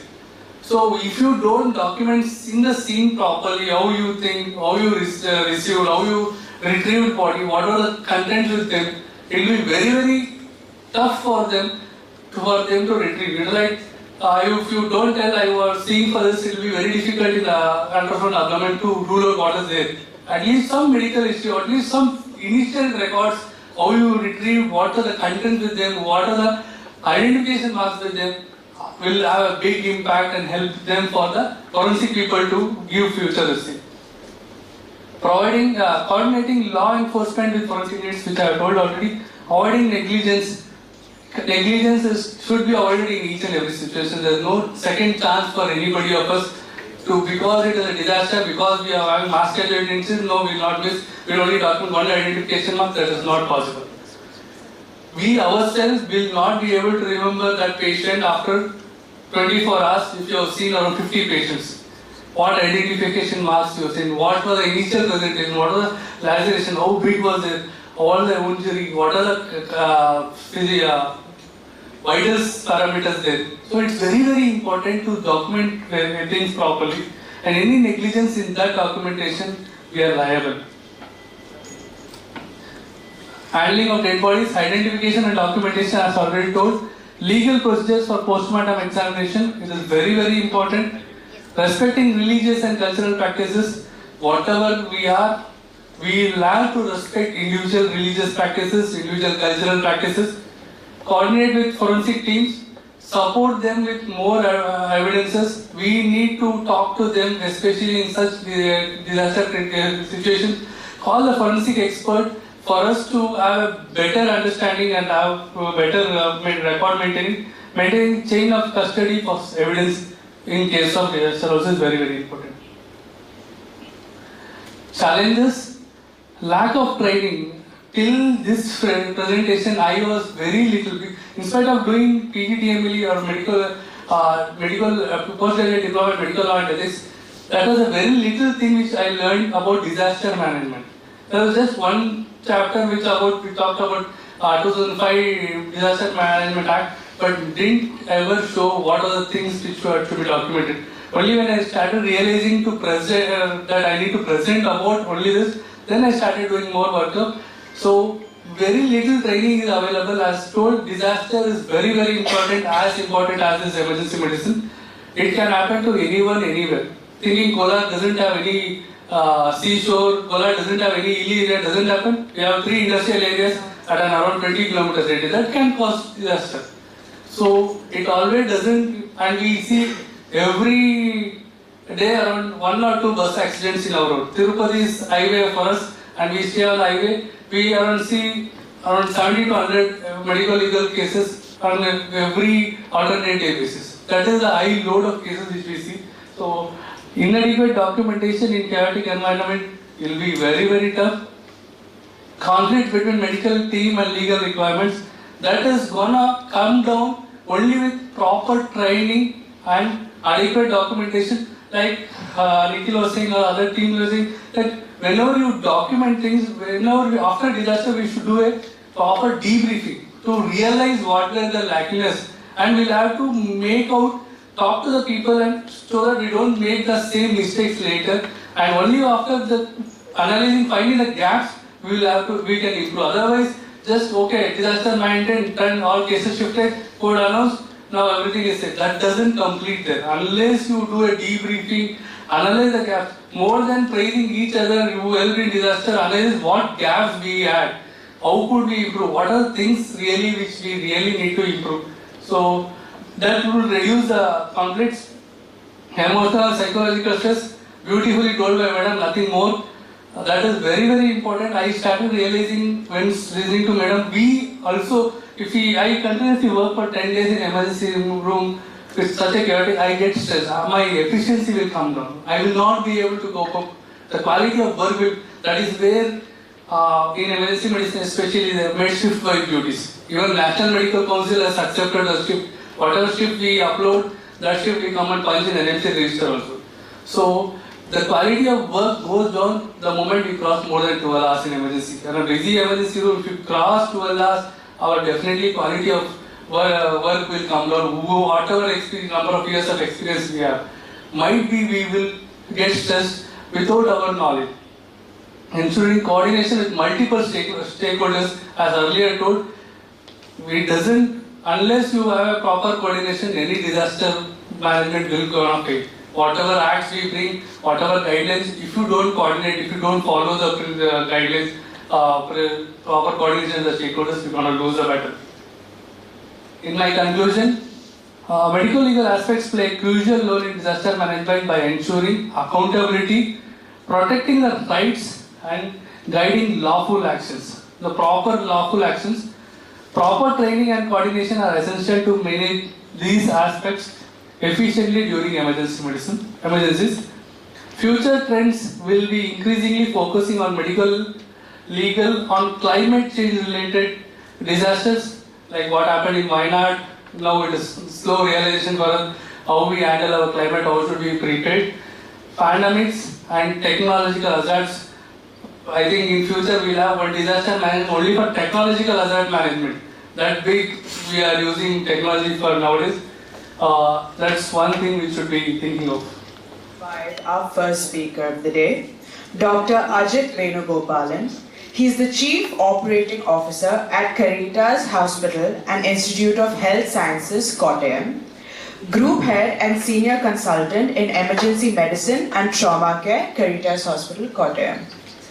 He is the co-author and co-editor of various books in emergency medicine. He is the Associate Editor and Editorial Board Member of various journals. He is a certified instructor for BDLS, ADLS, BLS, ACLS, PALS and National Disaster Life Support Foundation. He has the Guinness World Record for Mega CPR Training Program where he trained an ensemble of 28,523 people. He is established in India's first telemedic AIED on wheels called CRHES AI. Thank you, sir, for coming. Good morning. Good morning. So it's a fresh start. First of all, I'd like to thank the organizers for giving this opportunity, especially Vivek sir, Nikhil and all the whole team at Manipal for organizing this event and also inviting me over for this program. I could see the enthusiasm among most of you during yesterday's workshop, and even at 1 o'clock, 2 o'clock lunch break, no one is ready to leave the hall. They want to continue the program and things like that. So it's interesting to see how disaster has taken that interest among residents. Because when we were doing residency, even PG residency, disaster was literally like, okay, something in the textbook, that's it. But now it has changed totally. So let's see how things are going. I'm Dr. Ajit Venugopalan. I'm basically from Caritas Hospital and Institute of Health Sciences. That is in Kottayam, that's Kerala. The disclaimer, there's no financial disclosure because I may be showing certain photos related to certain equipments and things like that. It's just academic purpose alone. We'll begin with a case scenario. Imagine you get a call about to your ED or to your place about a disaster that has happened at one location. And there are some people entrapped in there and you need to dispatch a team. The whole thing has happened in a chemical factory. How do you respond? And how do you set up your ED for that? Let's be an interactive session, so you can just speak out because this is not subject oriented, it's more of a discussion forum. How do you respond to such an incident that has been called for? And I'll show you the image. So this is the site. Anything noticing in this? Can 10 people team go into this field? No. Can 20 people go into this field? Can people just walk into this field? So each disaster's response depends on what the incident is.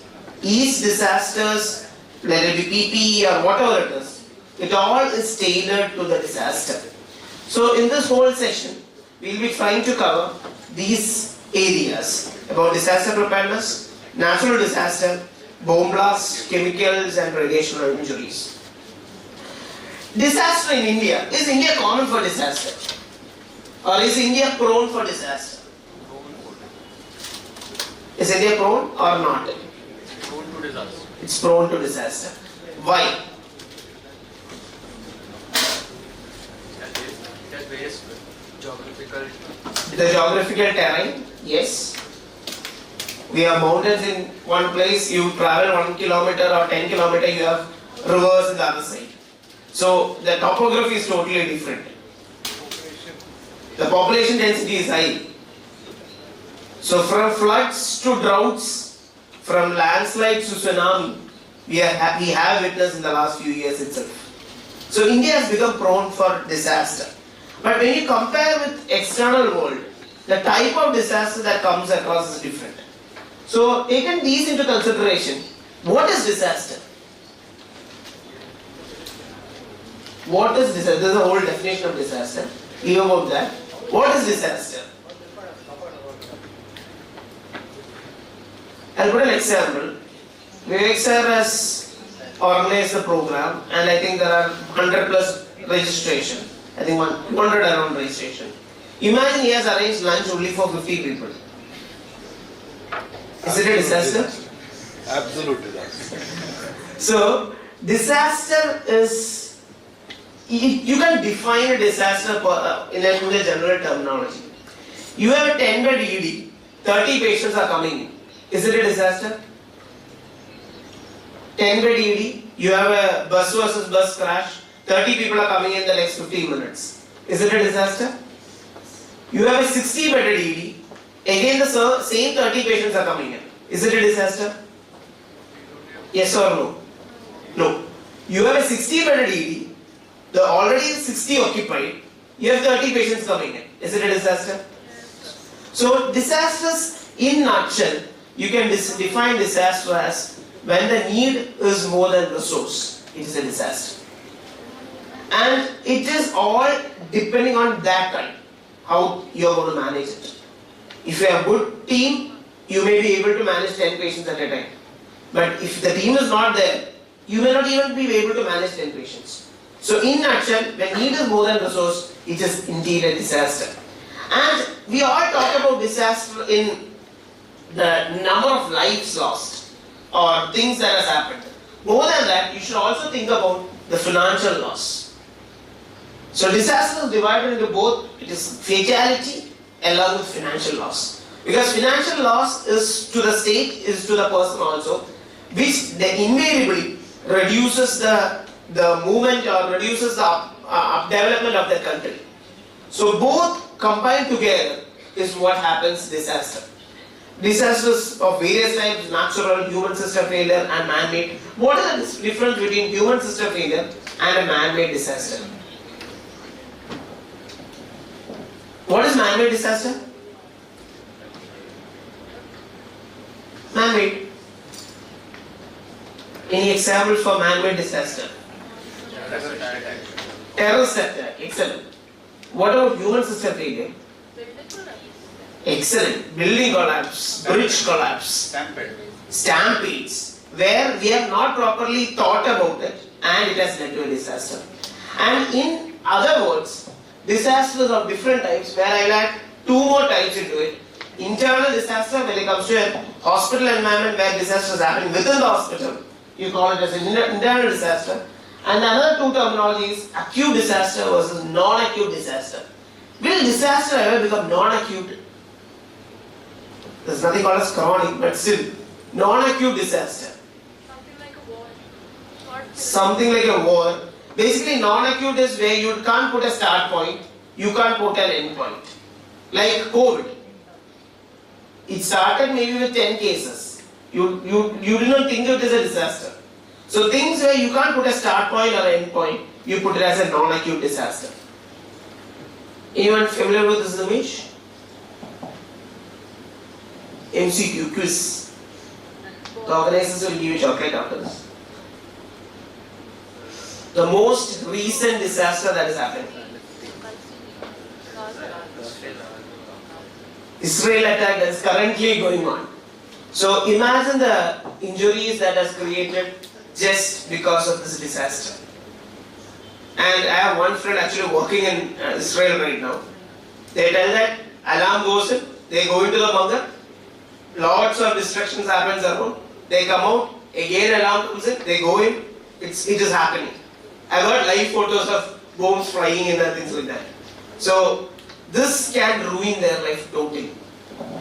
And from there, this was the last Ukraine attack. Look at the loss. 3.5 million losses, more than 5.6 billion financial loss. So these are things that is of concern when it comes to disaster. This is Ukraine's different images. So when it looks, it's just like a small thing that has happened, but look at what calamities have produced. Then you all know about COVID, how things started, how things has gone, how the whole world has been affected with COVID. And what is this disaster? Another MCQ. One of the most deadliest disaster, especially when it comes to financial loss and the time consumed. This is Al-Misraq fire that is in Iraq in June 24, 2003. The thing is, two concerns.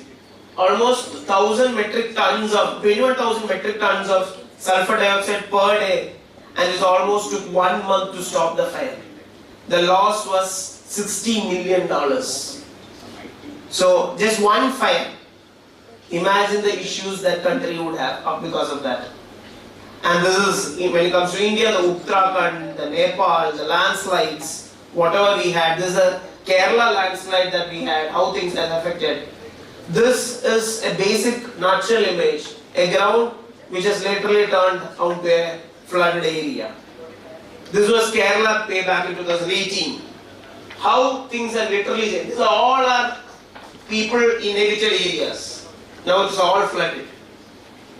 and people had to take months to recover from this, because a flood not only affects that momentary thing, when the flood goes out, the entire house is damaged. There were snakes around, there were whatever possible things were inside, that all were there. And that is another thing that happens. So disaster is, when you think about disaster perspective, you think, okay, disasters, it can happen, it won't happen with us. That was the concept when we were teaching disaster in 2016, 15, Monsar is here. So no one knew about what disasters. Post-COVID era, post-flood era, people started to realize how it will impact India. And that is where the huge amount of training started happening. So disaster response, we can't do it alone. So there are not lots of numerous agencies which comes in, individuals, governments, a very private organization. Because we need to have a coordinated approach. Because we don't want to duplicate other things. We need to produce maximum output. And said that, this is the basic disaster cycle. From capacity building, pre-impact stage, emergency, restoration and reconstruction, which goes in the cycle of mitigation, preparation, response and recovery. We'll start with preparation. What is preparation? So basic cycle goes like this. Mitigation, preparation, response and recovery. What is preparation? Are we preparing right now for a disaster? Are we preparing for a disaster? Whatever you trained yesterday is a preparation. Whatever lessons that is going to happen today is again a preparation. Basically you are learning about what you do. So it's a preparation. Response happens at what time? At the time of disaster. Recovery happens post-disaster. What is mitigation? Prevention. Okay. Prevention, it's you are preventing a disaster. What is mitigation? This is the clue.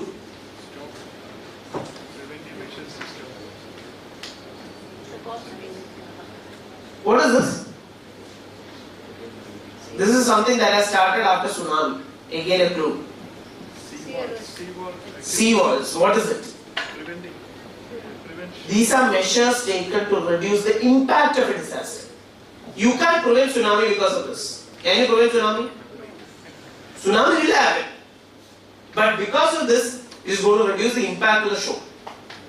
So steps taken to reduce the impact of a disaster are called as mitigation strategies. So disaster, how do you manage? In a nutshell, it's pre-disaster paradigm. This is the whole thing from planning and practice, resilience, education, detection, incident management, safety and security, assessing hazard, support, triage, evacuation and recovery. The whole thing combined together is how do you manage disaster. In this, only one word I need to take. What is resilience when it comes to a disaster? What is resilience when it comes to a disaster? Even disaster, what is resilience in life? Ability to bounce back after a disaster or anything. You fail in today's exam, tomorrow you have an exam, you still have that failure in your mind, you're going to fail tomorrow also. So ability to bounce back, something that has happened, maybe a road collapsed, you are not bothered about road for 2 years, that disaster is going to more prolong. So ability to bounce back and to normalize after a disastrous resilience. And that goes in a pre-disaster paradigm. You need to do before disaster. And once a disaster happened, that is a part of the recovery process as well. So I think many have talked about hazard vulnerability analysis, hospital community integration. There's lots of things that happens to manage a disaster. And most important, most crucial is to understand that there is a disaster. Majority of the time, what happens is the disaster goes unnoticed till it becomes a calamity. It may be a small spark or small fire that is starting off at some place. You are not bothered about it until and unless you see that the building is totally under fire. That detection, that curiosity, and along with that, you analyze your building, the hazard vulnerability analysis. Both combined together is the only way you can reduce the impact of a disaster. And incident management system is top bottom, from incident commander to planning, logistics, operations and finance. Here I would like to ask one question. In India, disaster management comes under which ministry? Home Affairs, PMO. PMO is chairing, but it doesn't come under the ministry. It comes under another ministry. It comes under revenue. Because without money, you can't do anything in disaster. Because you need to coordinate with lots of agencies. So most of the time, most of the state also, it comes under the revenue. In certain states, it has been changed to certain other place. So this is how the disaster management cycle comes in. So ultimately, there will be only one person who is going to say what to do and when to do. Because you don't want multiple directions when it comes to disaster. So everything goes back to the incident commander. He will be the one who is going to put, okay, do that. You need an external resource. Yes, no, everything. Especially when it comes to an international disaster. The chair of the whole committee is the only person who can ask for a resource or support from another country. You can't tell that, okay, I am coming in to support you. No.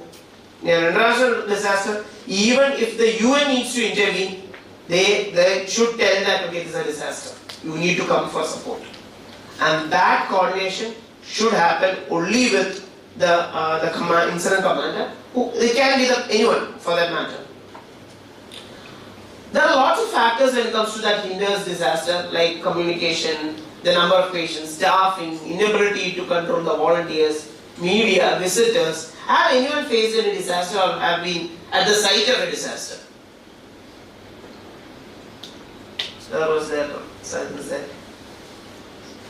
From an ED point, I would say, managing the disaster is not that much hard, but managing the media, managing the not at all related relatives is the biggest disaster. Because everyone will come, we think that it is a bystander, we tell everything top bottom. Everyone will come to know that he was the driver of the vehicle. So that is the biggest challenge. So you need to understand whom you are talking. You need to say yes or no at that point. You need to segregate the visitors, you need to segregate the media.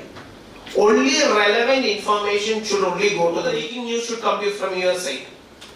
Doctors are not intended to give breaking news. Like we have 15 casualties, 5 are bad. Then news will come as 5 are dead. So these should not happen. We have to meticulously give. That's why in any disaster there will be a media team within the hospital, the PROs or whatever it is. They will be the only people who is going to give out information. And we should be careful about that. There are lots of components when it comes to hospital emergency response. I am not going to this. Risk analysis is something that is important. Assessing vulnerability, understanding it, planning about it is important. I'll bring in another 2 words: surge capacity, surge capability. What are those? What is surge capacity in a disaster? Surge capacity. Surge capability. You have 30 patients coming in. You have only 20 beds in the ED, or 20 beds you can put in that hall. What do? Getting additional space, converting that into a treating area, that is surge capacity. Increasing your space. Surge capabilities, that space is not enough, you need resource for that also. And those resources are surge capability. So it is about spacing, staffing, supplies and system, the 4S, which controls the entire disaster process. There are different methods. There are plan A, B, C strategies for containing. Plan A is without disruption, plan B is with minor disruption, and plan C is major disruption to your routine. Decon. Is decon important in disaster? Is decon important in all disaster? No. Decon is important in certain types of disaster where decontamination process is needed, like a chemical disaster, like certain types of radiation disaster, certain types where infectious also comes in play. So there decontamination starts important. But when you are decontaminating, you should be in PP. Whenever you put a decon terminology in the place. The person providing the decon should be in PPE. And that PPE doesn't mean mask and gloves. It should be a proper PPE because you are expected something and you're putting a decon into it. Even I would say if it is an OP poison, you're going to decon, you should be protected. Because I have seen staffs having OP sensations like increased lacrimation, increased sweating after decontamination an OP patient. Because it can spread skin to skin. So make sure decontamination process is done with proper PPE. There are different methods. What is dry decon? What is wet decon? Dry, wet. Which is more important, dry or wet? This is more important, dry or wet decon. How many for dry decon? Can I have your hands up? Okay, one. How many for wet decon? Okay. 80% of decontamination is done with dry decon. Means removing clothes. Taking off what they were wearing at that point. Wet decon is washing. So washing is secondary always. So 80% is dry decon and 20% is wet decon. So this is how you're going to wash them. I'll just show you a small video. Is that audio? Okay, it's okay. So basically, this patient is coming from a site. First and foremost thing that they do is remove everything. So that is dry decon. And along with that, there was a wound which was stressed, which is also going to absorb things. So you're going to remove that also. Give them a thorough wash. First the wound has to be washed. Then you have to wash it. Then you have to wash the wound again. And you're removing everything, the whole wound. You need to wash it thoroughly with whatever precautions you need to put that. Then after that, you put them a proper dressing and a plastic apron because you're going to wash him then. So it should not contaminate the wound again. It is separately covered, tagged and sealed. Then a proper wash. If patient can wash himself, he can give a proper wash. Or you need to give a proper wash. Then after this, if you can see his yellow tagged in his hand, so that is already there, he has been triaged yellow. Then after the whole wash is over, he is given new clothes. You can see that old plastic. Then he is given a new clothes. Then he is given a complete triad tag again. And the triad is, that again shows that he has been decontaminated and he is triaged again. Then he is taken inside the hospital. So where should be a disaster, in case of disaster, where should the decon 10 be? It should be outside the hospital, not inside. So when it comes to natural disasters. So this is decontamination. So there are different types of responses, field response and ED response. And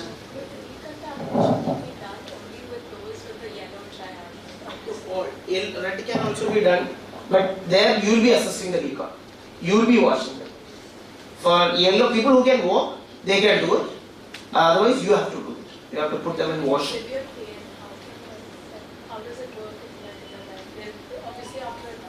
You can start them on sedatives, you can start them on painkillers. Only thing that you are going to intend is just wash them and clear them off. And even in wounds, we normally intend to do is irrigation. So along with that, you irrigate them completely. So you have something called as ED disaster and field disaster triaging that I think has been, many of them have gone through that training yesterday. So there are different methods of decentralize the whole process. There are different triad systems available. That depends on your institute what you choose, from salt to start to jump start. Jump start is for pediatrics. So whatever you want to choose, you can choose. That's up to you. And triage tagging is red, yellow, green, black, blue. What is blue? Red, yellow, black, blue, green, everyone knows. What is blue? What is red? Critical. Yellow? Intermediate. Green? Stable or whatever, it's non-critical. Black? Dead. Blue? Imagine you have a patient with tension pneumothorax on the field. How do you manage tension pneumothorax? Needle decompression. You don't have a needle. what do you do?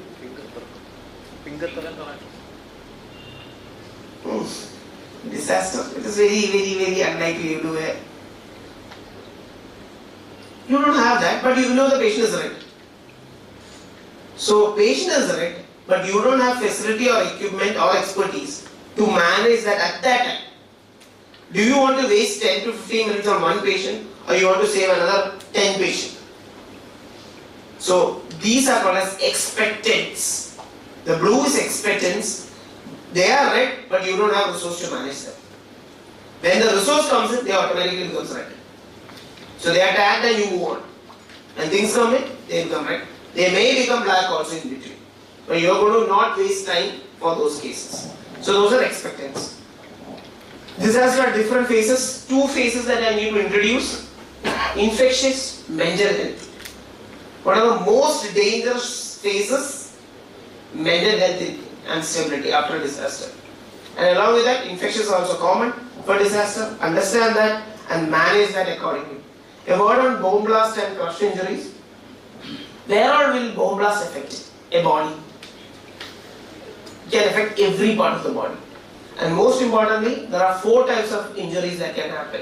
The primary blast injury, the secondary blast injury, the tertiary blast injury, and the quaternary blast injury. So it depends on the number of waves that comes in. One wave can hit you directly, one wave can hit you and take you and you hit somewhere else.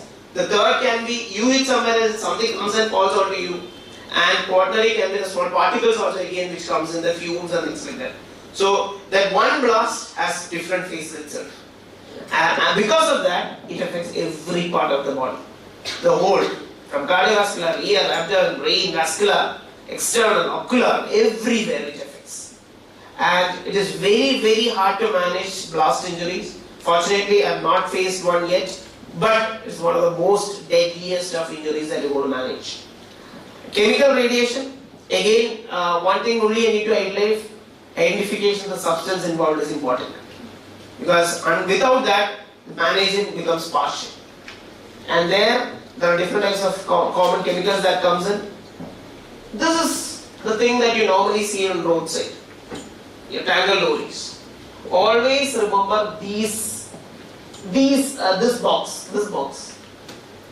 Can you see something marked like a hair and written 2? There are denotations.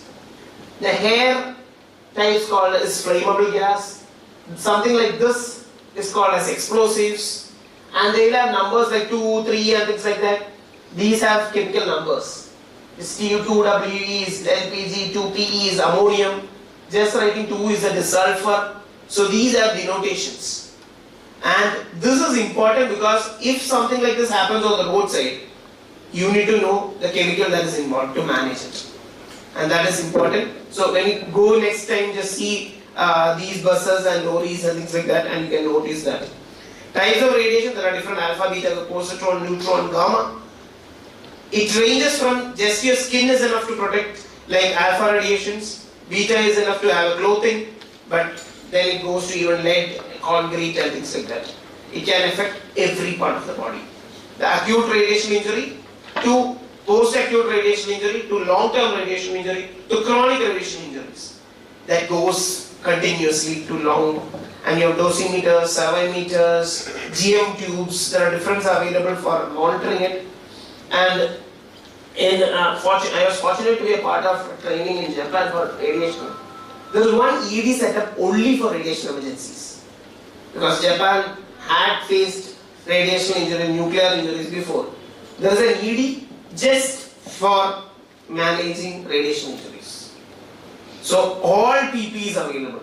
All sort of things required is available. Your ED setup is also similar to that. Once a patient goes, the entire ED, something that's covering in the ED itself, that is removed. Then ED becomes a new ED. So, depends on which environment you work, you need to define your own EDs and things like that. There are different equipment that is available. There are different clinical features, as I told, there are different clinical features for radiation. And last but not least, whatever disaster that you face, you need to have zoning at the site, the hot zone, the warm zone, the cold zone. Hot zone is where it happens, Warm zone is only for asthma team with protection scavenger. Cold zone is where the entire other team is going to happen. Important thing here is to notice the wind speed and the wind direction. Where will the cold zone be if the wind direction is towards this side? It will be on this side. So, if the injuries happen here, wind is towards this side, your warm zone and the cold zone will be on this side. So that is also important when it comes to disaster. So these are the different sites and things like that on mark.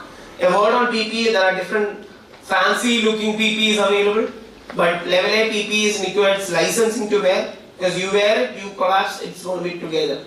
So there are different types of levels of PPE, level A, level B, level C and level D. So these are different types of PPEs that is available. So in nutshell, you need to ultimately think about transfer to definite care, which is most important, and very, very, very important in case of disasters, training. It can be tabletop, it can be checklist based training, it can be mock drills. Unless otherwise you feel that real time environment, you're going to not do anything when it comes to an actual disaster. Imagine this room is full of smoke. How are you going to actually see things that happen? So you need to see how you're going to crawl, you're going to sit down, you need to crawl because fume is going to go up, and you can see that vision's down. If there is fire markings, that's why normally we tell that fire marking should be marked in the lower part, the fire exit, because you need to kneel and go. So these are all this part of training that you have. So putting it all together, managing disaster is crucial. Teamwork is more crucial. Situational awareness, understanding that there is a disaster takes priority. Always have protocols in place. Do your mock drills, do your tabletop exercises, because unless otherwise you do it, you can't change the perspective from an individual to a community. And that is the difference when it comes to an ED care or a medical care. We always think about one patient at a time. That is not the bread and butter when it comes to disaster. You're thinking about a larger population. And ultimately, disaster stress. This is with AI support, I was able to create this photo. Whenever disaster happens, you will have a situation where you will need lots of resources to come in. You need to have the team coming in. You need to have the entire mobility that is happening. But you will have a team which is going to coordinate it.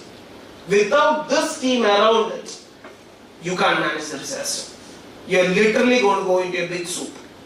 So disaster is about managing the entire situation together, and it's a teamwork. And most important thing is to give the greatest good for greatest number of people. With that, I conclude, and I'm open to questions.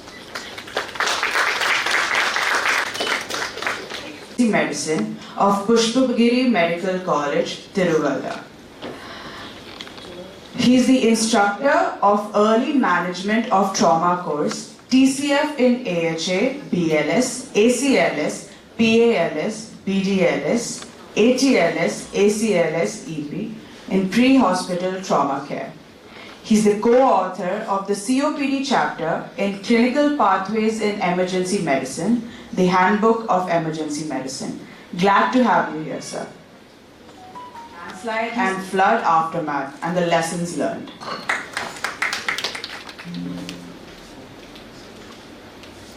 Good morning, one and all. I am really happy to be back in Mangalore. Mangalore is the place where I have done my undergraduation from Padamala Medical College, Mangalore. And today I was able to take a small walk in the early morning, and I was really happy to eat nirdosha.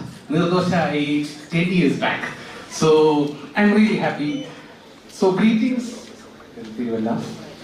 and my experience with disaster medicine starts way back, 10 years back, when I joined as a first year postgraduate registrar. 2 weeks after my joinment, my professor, Dr. Suresh David, he told me, Arjun, get ready, we are proceeding to Chennai. I told, sir, for what? The flood is ongoing, we need to have a disaster team. So, in my mind, why should I am an emergency medicine and my clinical acumen, even in emergency medicine, is very small. Why should I go to the flood? But if my HOD says, I had to go. But that 5 days have refined me. You can see that my teacher signing the official with the collector. We go to the remote villages. We put cannula. We actually had a very beautiful relief work there.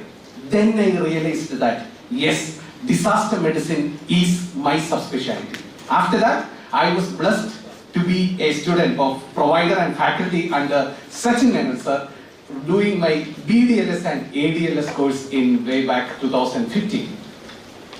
So, an overview of floods and landslide. One of the most common man-made disaster, the so-called man-made disaster, and it is the most common hazard worldwide. Can you just imagine, 2023, we had about more than 250 flooding disasters all over the worldwide. So what about our country? If you look at the landslide and the vulnerability atlas of India, you can see that almost all the states are affected by the flood, are vulnerable to the hazards.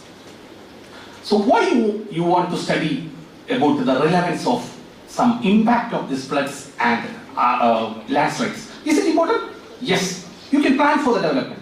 If an area is prone for landslides and flood, you may not use that area for construction works. It can significantly reduce the socio-economic impacts. Yes, you can. If you plan earlier, you can give the loss of social, health, and the economic.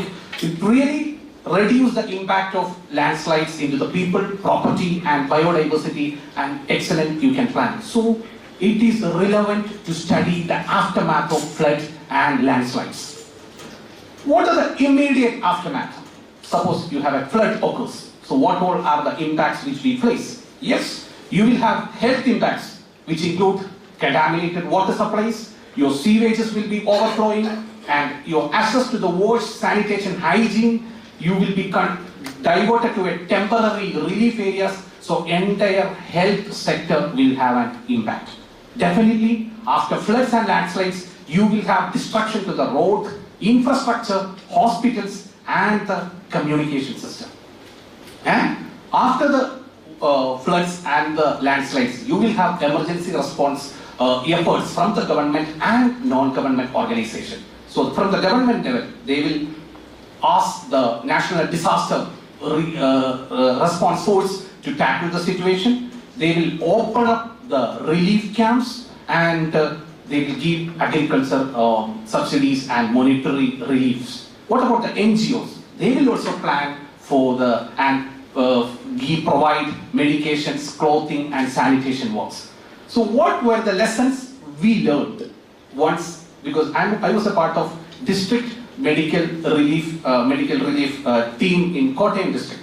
So by tackling the floods, the lessons we learned, there was a lack of preparedness regarding the public awareness, regarding the supply, regarding the rescue. So actually the lessons was those people who was in accessible areas, we were finding it very difficult to get that people, and to provide the pre-hospital care to them was very difficult. And most of the hospitals in that flooded area, already the infrastructure is gone, and they are being directed to 1 or 2 hospitals. That too, BDSM had a disaster plan for tackling that surge. And to take care of the non-communicable diseases and the mental health was a big challenge. And this, you need to always incorporate the local knowledge of the people. You need to incorporate the communities also. And coming from Alappuzha district, that is Kuttanad area, that is below the level of sea level, they always leaps in water. Whenever flood happens, there will be damage to their home. The government will give money and the house will be reconstructed.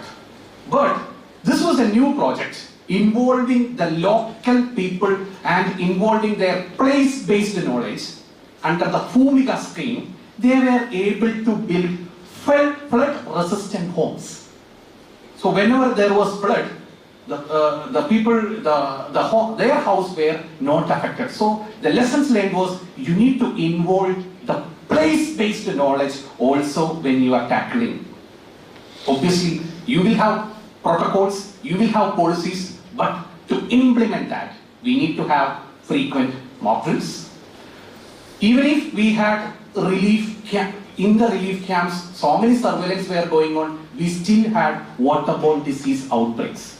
So the next time we had a very tight surveillance team, we tried to make the relief camps little crowded as possible. And we implemented the WHO health tips to tackle that situation. And this was the biggest challenge which we faced. All the hospitals were conducting medical camps. Whatever be the specialties, Ayurveda, medicine, allopathy, Siddha, Unani, everybody was conducting medical camps in different relief camps. But they were not coordinated to a nodal officer. When I went there, one Amachi, she told me she has hypertension. So I told Amachi, you can take, I will give you for tablets for 1 week.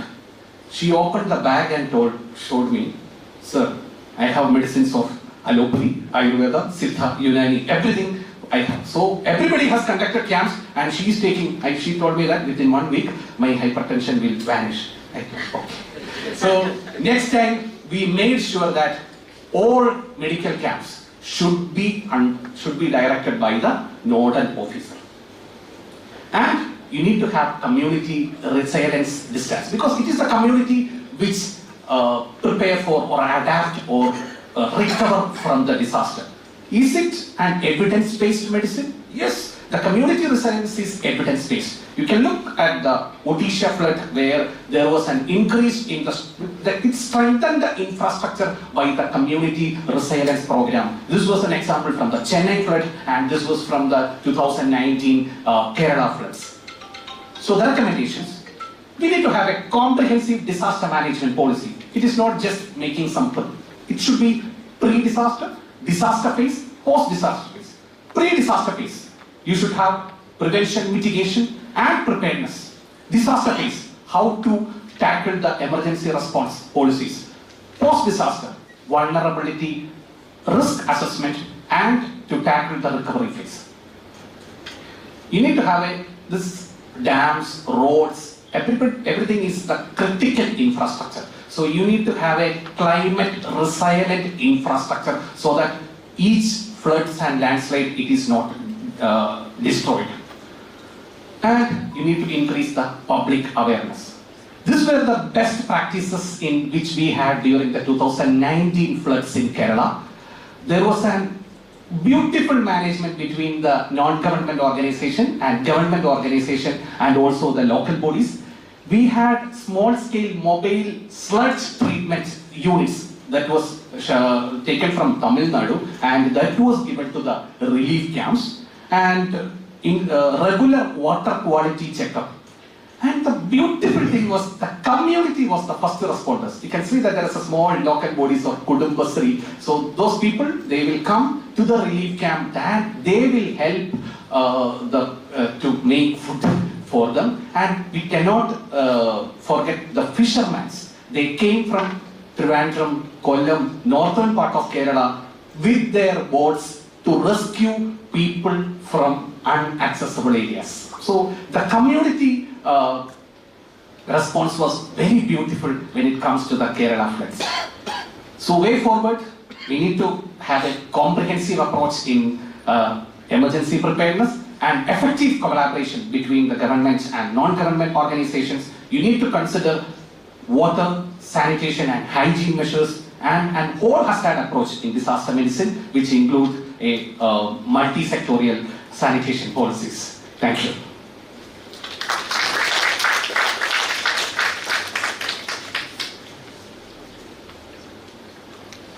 Any questions? And my dear friends, my brief discussion is on beyond flames and the multifaceted impact of fire disaster. So I'll be dealing with basic fire hazards, some of the intense scenarios of fire tragedy. So let us go with a brief discussion. I'll start off with a very deep, a sad story of fire in Surat. In a fine evening, in the day of May 24, 2019, there is some plus 2 students who were preparing for their MBBS entrance examination in a coaching institute.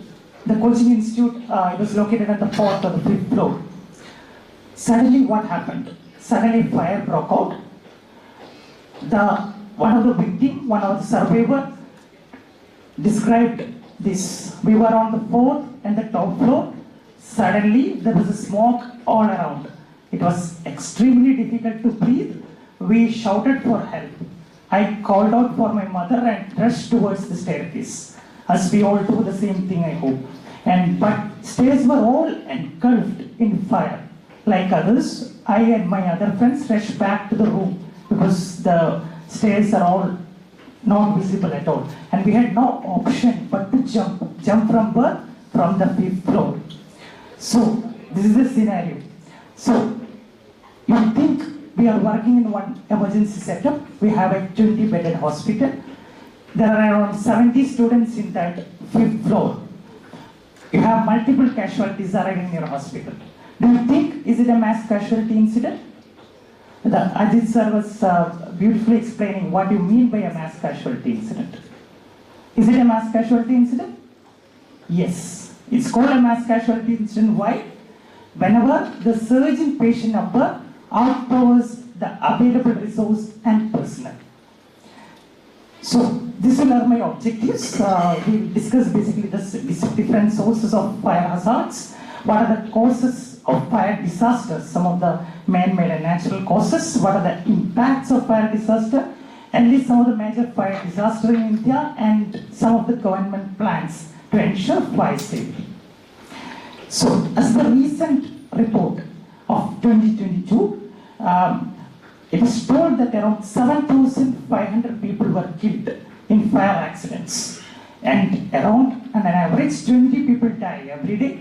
Around 1,500 through electrical short circuits and similar number with cooking gas bursts.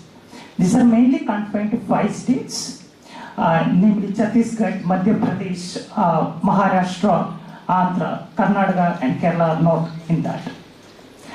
This is the annual death rate per 1 lakh per people. If you see the Indian stats, or which is the fourth from below, it is just above the world average. So still we have a long way to go, but the graph is going down. That's one good thing with the safety plans which we can achieve. So before starting off, it's very important to know what you mean by a fire tetrahedron.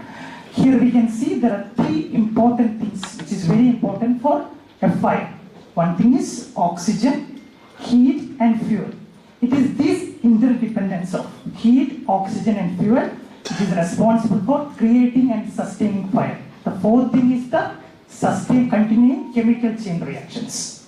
And another idea we could get out from this tetrahedron is, if you remove any one of these, we can extinguish the fire. So, but the fuel, what do you mean by the fuel? The fuel is something where the fire starts. The heat is very important for the ignition to take place and is responsible for the spread and continuation of the fire.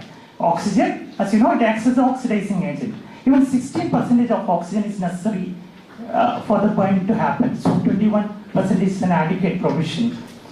So the chemical chain reactions, which is another important, which is necessary, where the initial reaction contribute to further reactions. So this is the basic explanation of a fire tetrahedron.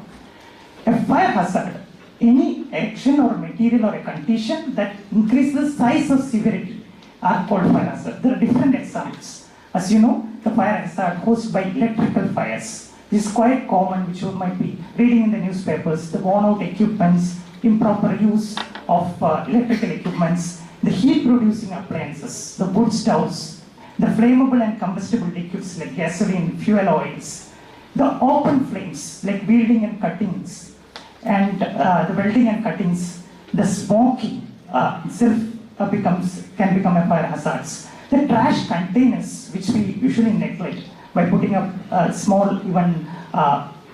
materials in the trash containers, that itself can engulf an entire building. And the storage warehouses, the vacant buildings, all this can be source of fire hazards. The gases can be fuel gases, industrial gases, medical gases, the chemicals and explosives as well. So let us classify these types of fire into A, B, C, D, E, F. The class A includes the solids like paper, woods or textiles. B includes liquids, basically the oils, petrols or diesels. C are gases like propane, butane or methane. D involves metals. E involves electrical equipments, and F is for cooking oils and fats. So these are classifications of types of fuel. So what do you think are the causes of this fire disaster?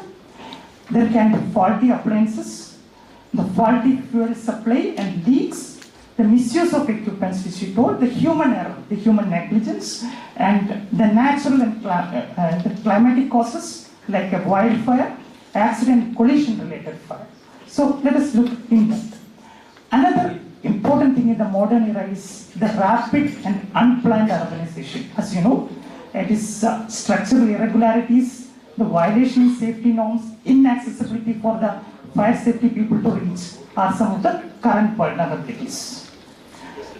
What are the impacts of fire disaster? The impacts can be the initial burns which is caused by the fire, the trauma, the smoke inhalation and asphyxiation, the explosions and blast injuries, the financial losses, and never forget the environmental damages. So the smoke inhalation and asphyxiations, as you know, in the fire tetrahedron we have already discussed. For the fire, oxygen is a vital component. If fire consumes most oxygen, it produces carbon monoxide.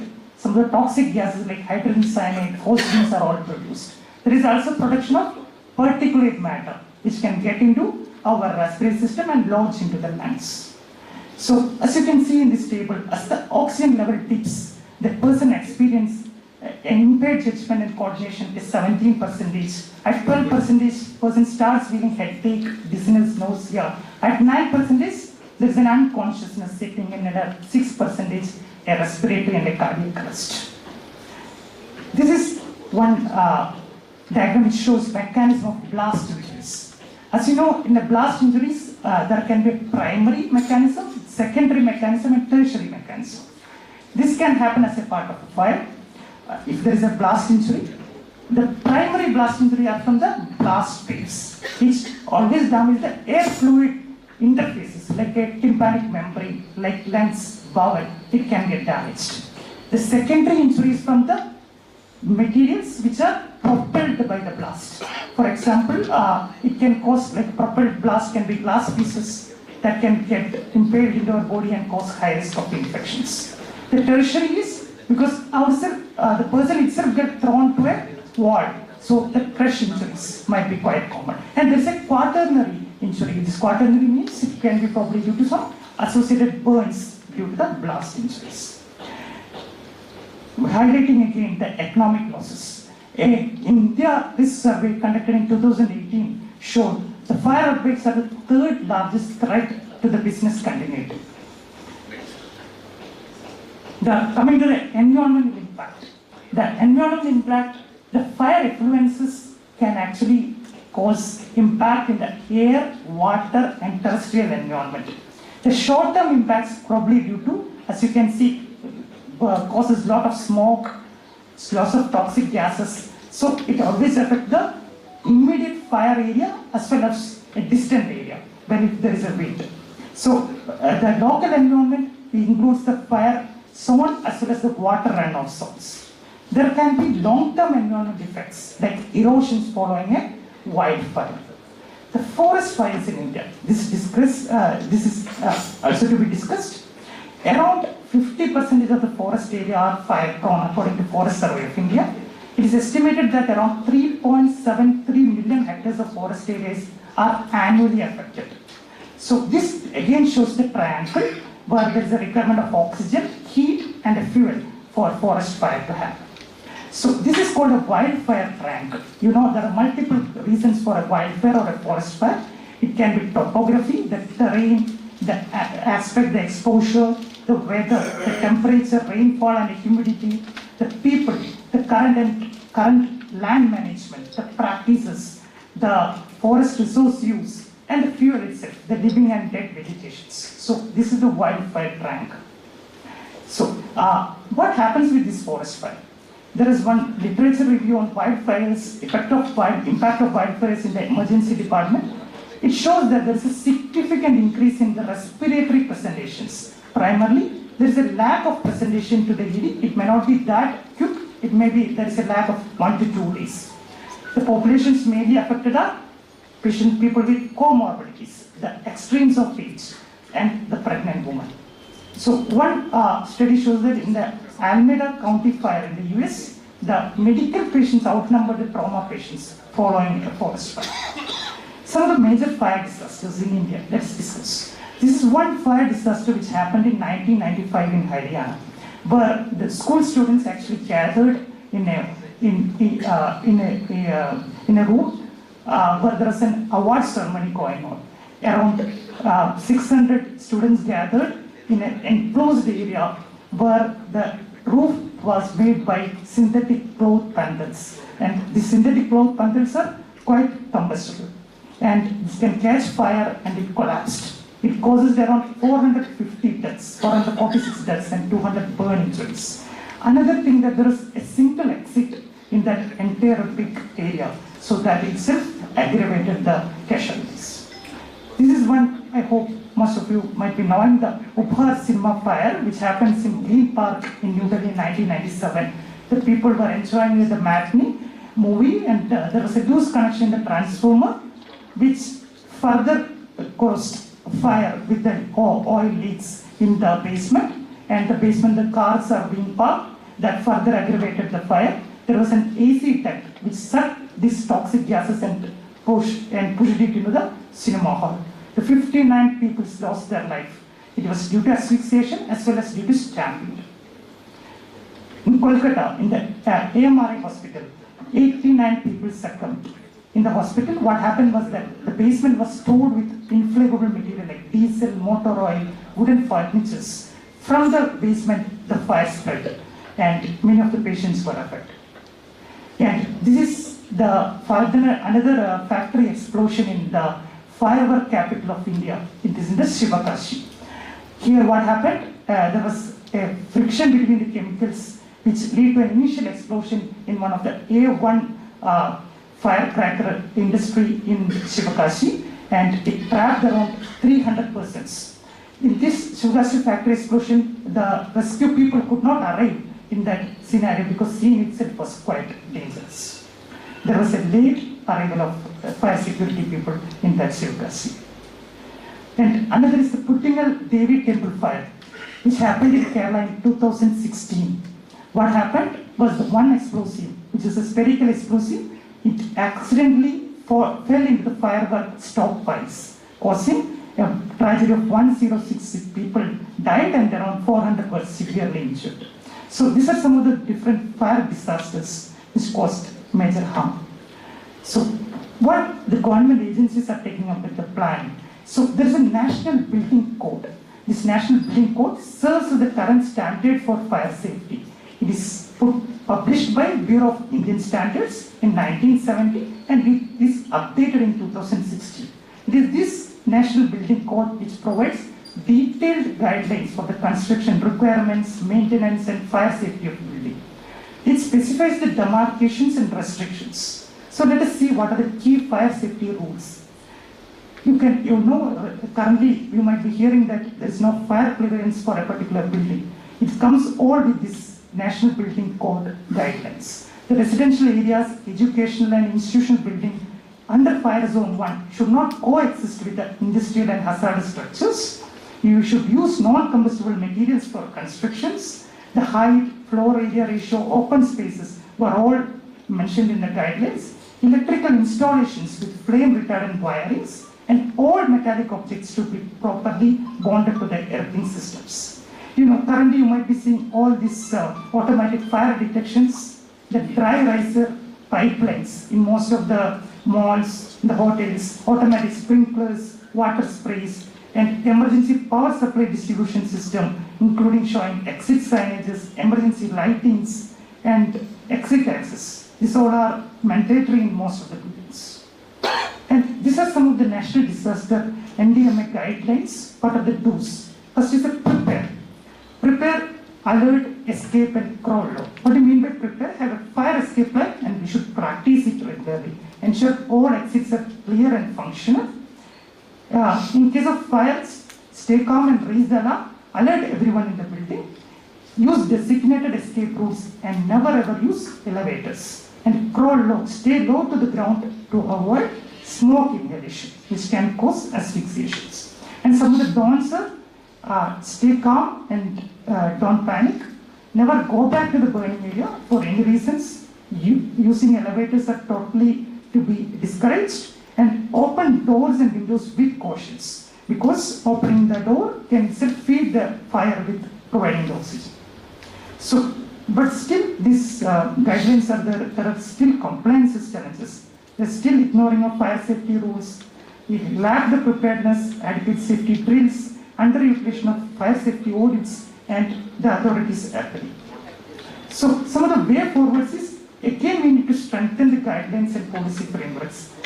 Clear-cut mandate rules. If anyone is non-compliant, we should have strict punishments. The upgradation of firefighting equipments and infrastructure, training the firefighting people, conducting frequent drills. And another important thing is public awareness campaign regarding the fire safety, the precautions that we can take. Incorporation of safety education to school curriculum. Regular fire safety drills, I already mentioned. The self-extinguishing furniture and building materials to be incorporated, and we should have an advanced equipment to prevent smoke, like a mist sprayer or. And in urban planning, fire investigations and management to be incorporated. So these are some of the way forwards which the government can plan to prevent some of the fire hazards. So any questions regarding the fire hazards?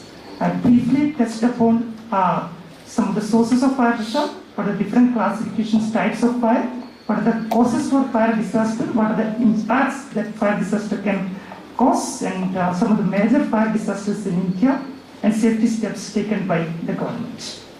Any questions? If not, thank you. The Chief Pharmacist of KMC at Tower to talk about his experiences from the 2004 tsunami disaster. We welcome you, sir. My experience on tsunami relief work. All of you are aware that 2004, last week of December, on 25th of December, tsunami was there in eastern coast of India. So around afternoon of first week of Jan, probably 2nd or 3rd January, I was informed to join the disaster team. So time was very less, only around 3 to 4 hours was left. So while on duty, I was called by medical superintendent and dean, and they informed me that I need to travel the same day to Chennai. So I was given with one pediatric PG and one more with one medicine PG with me. So same day we went and we reached around 9:30 to Chennai. So when we reached there, so we were welcomed by AMDA, Association of Medical Doctors of Asia. It is a non-governmental organization, and the convener is from Japan. His name was Matsunaga. So I think in the center we can see him. So this is our team actually. So first experience what I have seen is so many medicine boxes were there in that hotel. No one was cooperating, the convener, to take those medicine boxes to the rooms. So he was restless actually, and the other doctors, they are from Nepal and they don't know the South Indian language. At least I tried, I didn't know Tamil, but little Malayalam I know. So I got one hotel staff there who know little bit of Malayalam, and I communicated with him what is the problem. Then he revealed me that the particular person is not paying any tips to the hotel boys. That is why those boxes are laid down and no one is touching. So I understood the situation and I offered him some 50 rupees there only, and I informed him to take all those medicines to the intended place. So then that work started. Then he was very interestingly watching the person from that convener. So what magic you have done, he is asking. Then I said, I have paid him little tips, and this is a system prevailing in our country. So wherever we get any personalized service, we need to acknowledge with paying some sort of small money, these kind of things. Then he was not happy because he thought that it's a bribe. Then I said it's not bribe, it is tips. And finally he realized. And one more problem he faced, how we can account this money, whatever we give. Because he was very particular on that. Then I said, you include it for freight charges. See, we Indian, we know how to, small things how to handle. So finally he agreed. And at 11:30 in the night he called a meeting. So his idea is to start the camp very next day. He want to start it. But we don't know the geography of the land, and many strange problems started to happen while in our discussion. So finally I suggested what is his capacity, like whether he can appoint any person there. He is authorized, whether he is authorized. He said he is authorized to appoint many people. Then I spoke to the same person in Malayalam, the hotel manager. Can you provide any person who can be a local coordinator, who knows about the geography of the land? Then he said, okay, I can do it. What is the payment, he said. He was starting around 500 rupees, then we reduced it to 250 rupees per day. So 7 days we booked in. Our work was very easy. The next day itself, at around 8:30, we started our camp, based on the inputs given by that local coordinator. So we started. See, these are all the areas which is affected. It is near Chidambaram, 30 kilometers from Chidambaram. This is the camp. This banners also we got it done. The magic time within 4 to 5 hours. This banner we got it there. So this is one primary health center where we visited. So we can see the discolor of the wall. So up to this level, this tsunami hit, that mud was there. So we can clearly see this. This is a primary health center. The staff who is there, she is a nursing staff in that primary health center. And she explained me, she was there on that day. She was hanging by putting the ceiling fan stem. She is holding, and full mud was there. That's what she used to tell me. She explained all the calamities there. And this is the area where tsunami hit very badly. These are all 2 PGs from our college only, those days. This, I used to carry all the medicines in the vehicle itself. And at the beginning, first day, I asked them to provide a separate room to keep medicines. But then I understood it will be a duplication of work. So I used to keep all the medicine in the van itself, and I used to issue the medicines. See, we can see a lot of crowd there of the camp. See, you can see the queue for our medical camp.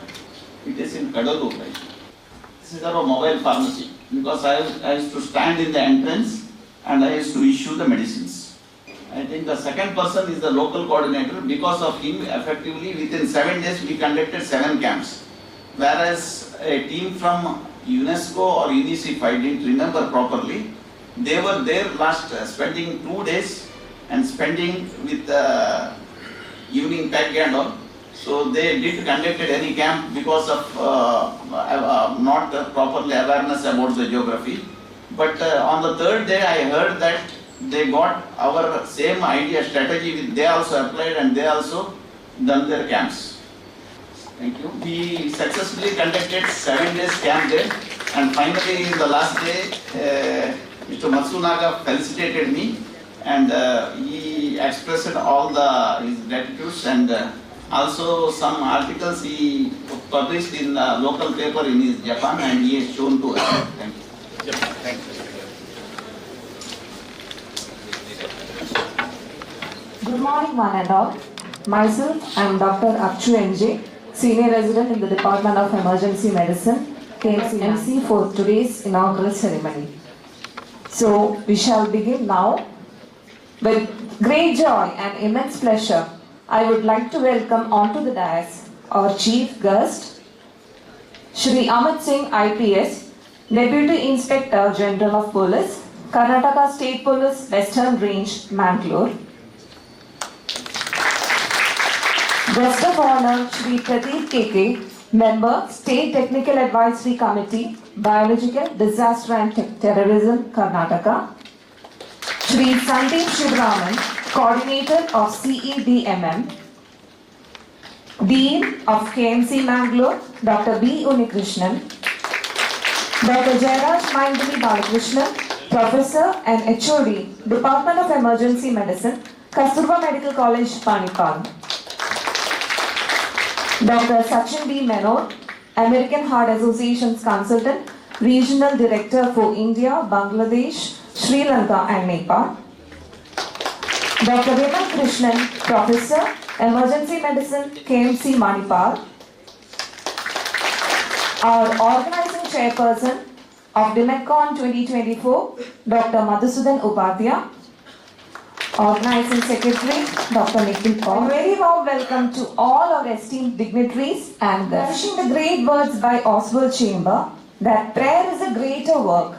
Let's have an auspicious beginning to today's ceremony by invoking the blessings of Almighty.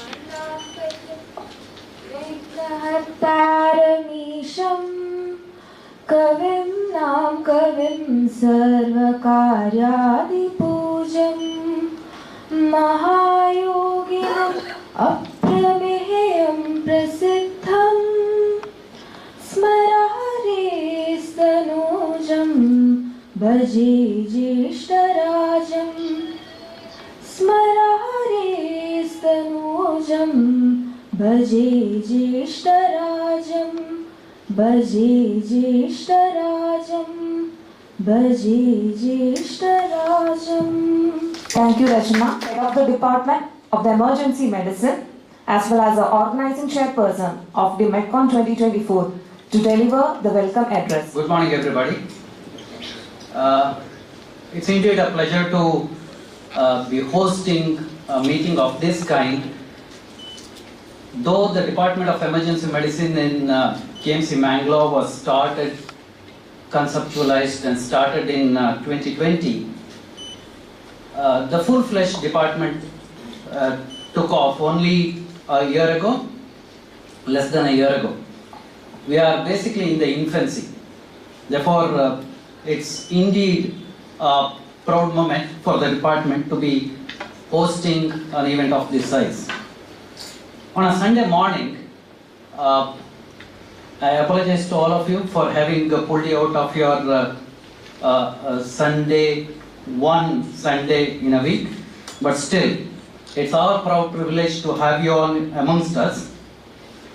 First of all, I welcome Mr. Amit Singh, IPS, DIG of Karnataka Police Western Range, for having spared his time for us. Welcome, sir. I also welcome Pradeep KK. He is a member State Technical Advisory Committee of Government of Karnataka, who also is in charge of TDM. Welcome, Mr. Sandeep. Professor Madhumita Chatterjee was supposed to be with us, but in her place, when she could not be with us, Mr. Sandeep is with us, Sandeep Shivram, who is the coordinator for CEDDM. Welcome you, sir. And then my counterpart from Manipal, Jairaj, who is also an organizer. Welcome. Without the support of our dear Dean, Dr. Unikrishnan, thank you very much, Dr. Uni, for coming here, and welcome you to the event. Then we have Sachin Menon, the big man from American Heart Association. Welcome. And Vimal, who represents the Emergency Medicine Association, welcome. And all the other stalwarts, the speakers, welcome to the event. And you, the delegates, without you, the event wouldn't have been this successful. Welcome to the show. And over the next, yesterday you went through the workshops, and over today learn a lot about disaster medicine per se, because disaster, like accidents, it happens unannounced. Some are man-made and some are natural, and therefore we have to be prepared. And disaster medicine has taken off. You have heard during the couple of lectures earlier. And why we thought about this, Nikhil is going to talk to us. When Wayanad happened, we thought we should be creating more awareness about disaster management and disaster medicine. That is why this event was conceptualized, and here it is in a short span of maybe 1.5 to 2 months. Thanks to all my team, the Department of Emergency Medicine in Kasturba Medical College, Mangalore, and thank you so much. Thank you, Smart sir. Good morning, one and all. Respected Chief Guest of the Day, Shri Amit Singh IPS, Deputy Inspector General of Police, Karnataka State Police Force, Western Reach, Mangalore. Guest of Honor, Shri Pradeep KK, Member, State Technical Advisory Committee, Biological Disaster Anti Karnataka. Professor Madhumita Chatterjee was supposed to come, but we have Shri Sandeep Shivaraman, who is representing Center for Excellence in Disaster Mitigation and Management. Our support system, our Honorable Dean, Dr. B. Unikrishnan sir of KMC Mangalore, all other esteemed dignitaries on and off the dais. It gives me immense pleasure to witness our dream come true, DIMEDCON 2024. It all started a couple of months back after the back-to-back disasters, the landslide disasters which hit first Karnataka and then Kerala. First the Shirur happened and then Wayanad. All thanks to our dearest Professor Dr. Vivek Govinathan sir, who suggested to plan a small talk in the department on disaster management, which was backed up by our HOD Madhusudanan sir. And then we thought, why should we limit within the department? Let's plan something for the Hospital Disaster Management Committee.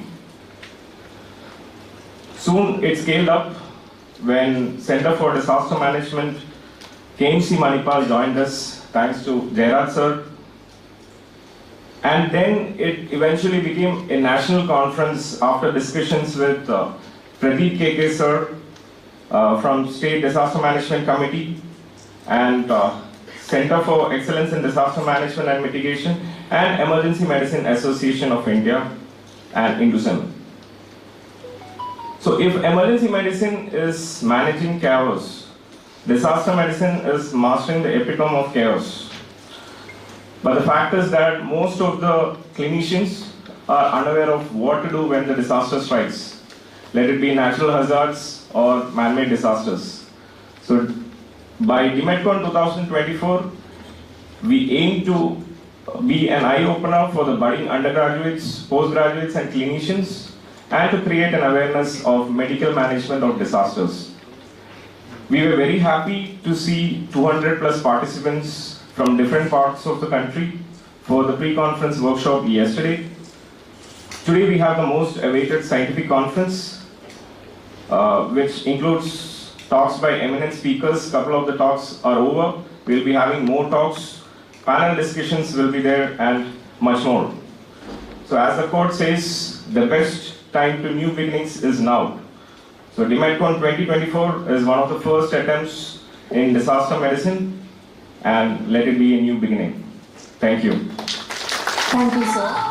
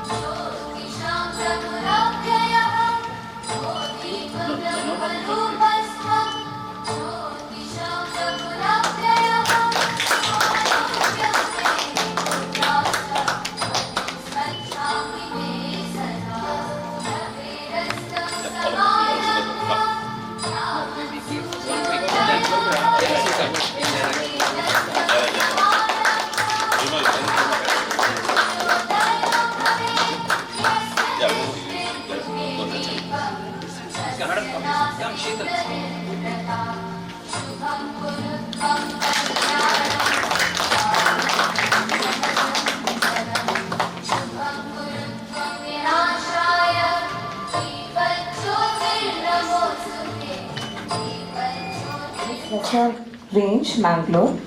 We are extremely delighted to have you as our chief guest, sir. As we manage trauma patients, the first respondents, including police department, plays a pioneering role. Assistant Superintendent of Police of Mangalore and Puttur.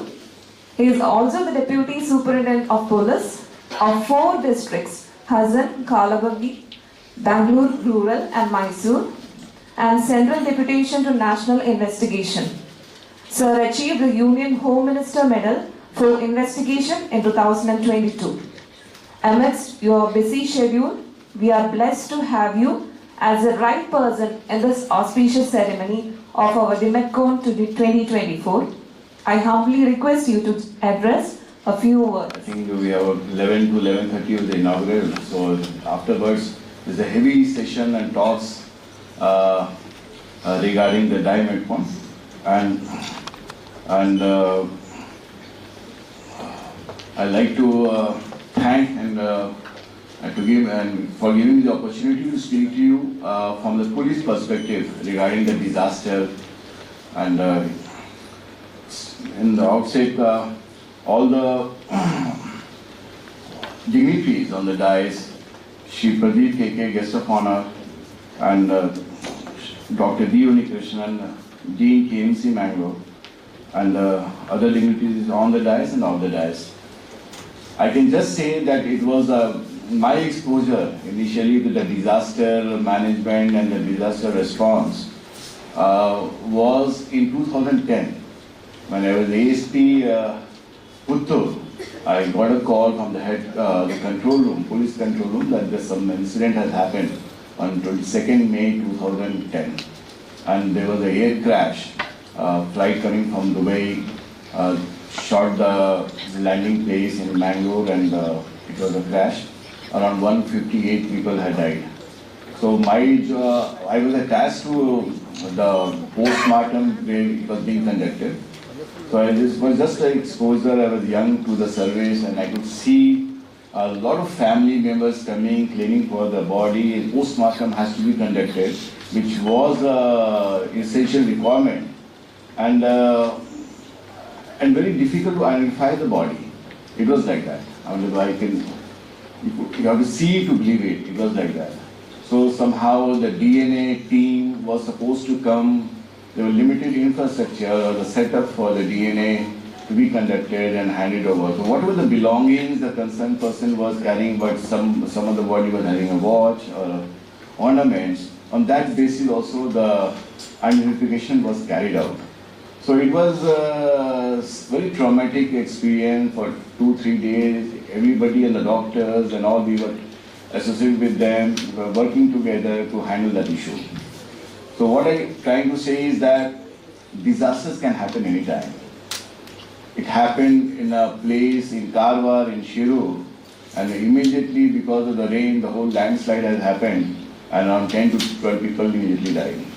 After visiting the spot also, it was a lot of hue and cry was to recover the dead body, which was very difficult because the infrastructure was not in place, and the Navy and Army was also pulled in, but they also had limitations.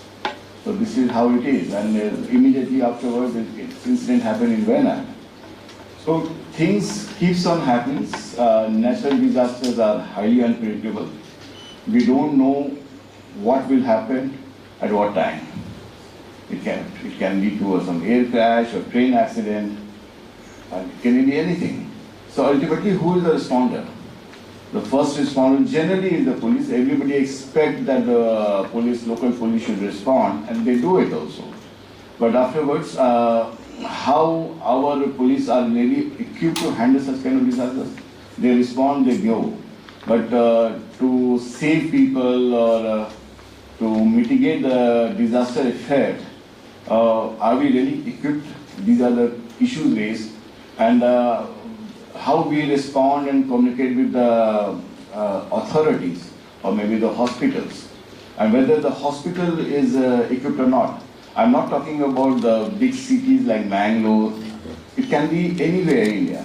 It can be a small place also where the disasters happen, and whether the local hospitals or the doctors are really equipped or not. So these are the issues. And I was very happy to see. I've gone through the whole talks, the topics which we have taken up. It's amazing topics. It's very relevant also. And I was discussing with the Dean sir also that why don't we have a disaster medicine as one of the important subject for the MBBS students, for undergraduates. Let them be exposed to what it is all about. And we can also think about having a protocol or SOPs for in case of a disaster, how the communication has to happen. I think there is a topic also from confusion to chaos to coordination, one of the topics. So we can think about during the conference to have set some principles and SOPs so that it is effective coordination, which is must.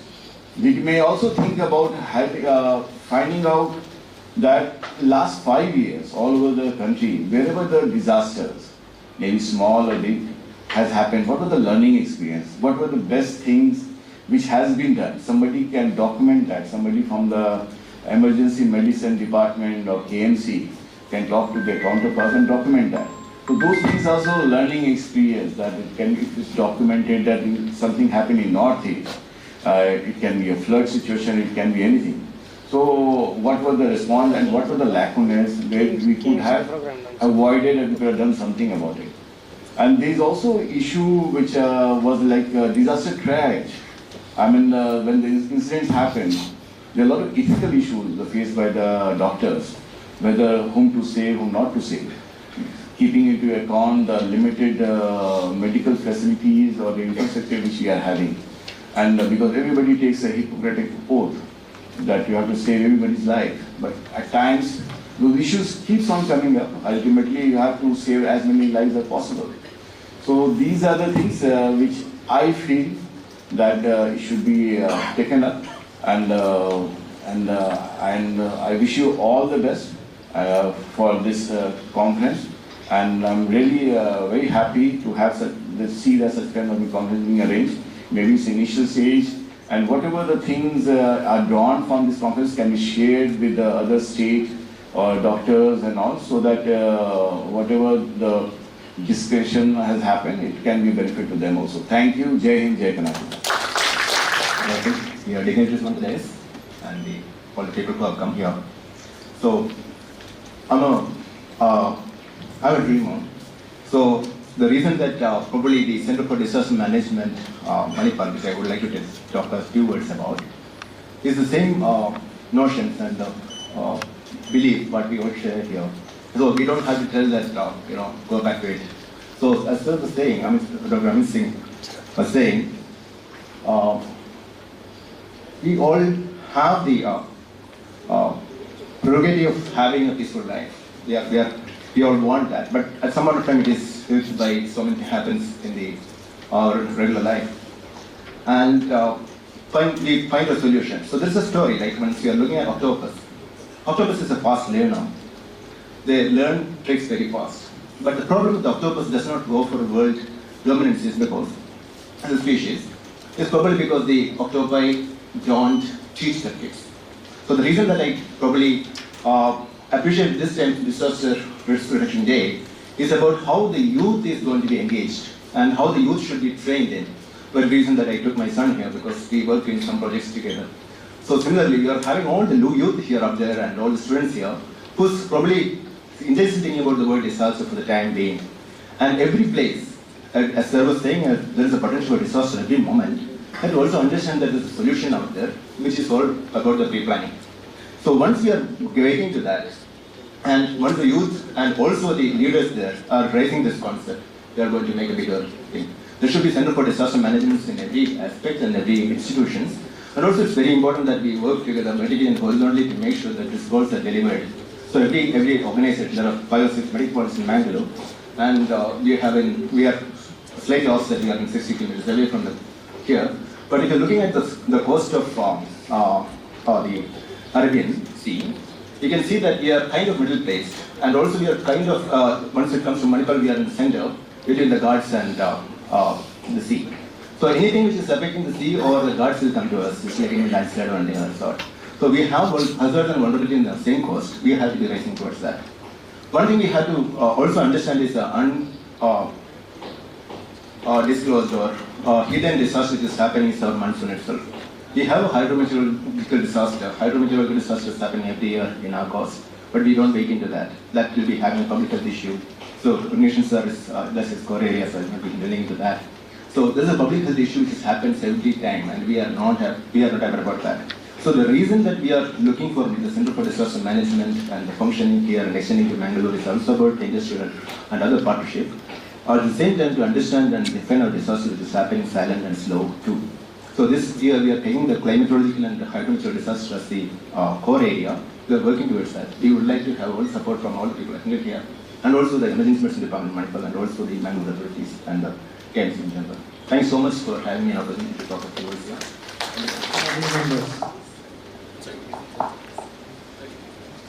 As I had worked as a state emergency coordinator for Karnataka for last 16 years, I felt that one or few points which I would like to share with you. One is the importance of medical preparedness. Pre-COVID, we had conducted training programs for the 6 medical colleges in Bangalore on all aspects of disaster. It is a 5 days training program which was conducted. When the COVID tried, it was easy for that particular 5 medical colleges to handle their particular situations. Likewise, now KMC has come forward to take a big initiative. It is not only for these number of people who are participating here. It's a national platform it will be created so that Manipal plus Center for Excellence for Disaster Management Mitigation is a national level project of ABBS school and Tejas Disaster Management Mitigation Center to train that 1 lakh officials and people across the country, so that we'll have a very big team. And shortly in the month of February, we are going to have a national conference in Bangalore or Goa. One or few points which I would like to talk about is, basic point is safety of the medical professionals. As a disaster manager, I felt the priority should be given for that, because our pride of Karnataka, or Amit Singh ji is also there. Medical personnel are prone for a lot of problems. For that also some system has to be evolved. So let us create that from Bangalore district itself. Next month, we are going to have a conferences, a multi-level conferences, tabletop exercises, and full-scale mock exercise across the Bangalore district involving all the major medical colleges and all hospitals, including private nursing homes, at a time. So there will be model district which KMC has taken up. Then major aspect is, after COVID, we felt that integration of various departments like medical departments, revenue, police, fire, all this has to be taken place. There is a lot of lackness in that. Whatever theory classes you attend, it is for that particular time, and 5 to 10% will come to our mind. But at least when you do a tabletop exercise or exercise, at least we can scale it up to 50% of our planning sections. Then major aspects which we lack in Karnataka is mutual aid between the various hospitals.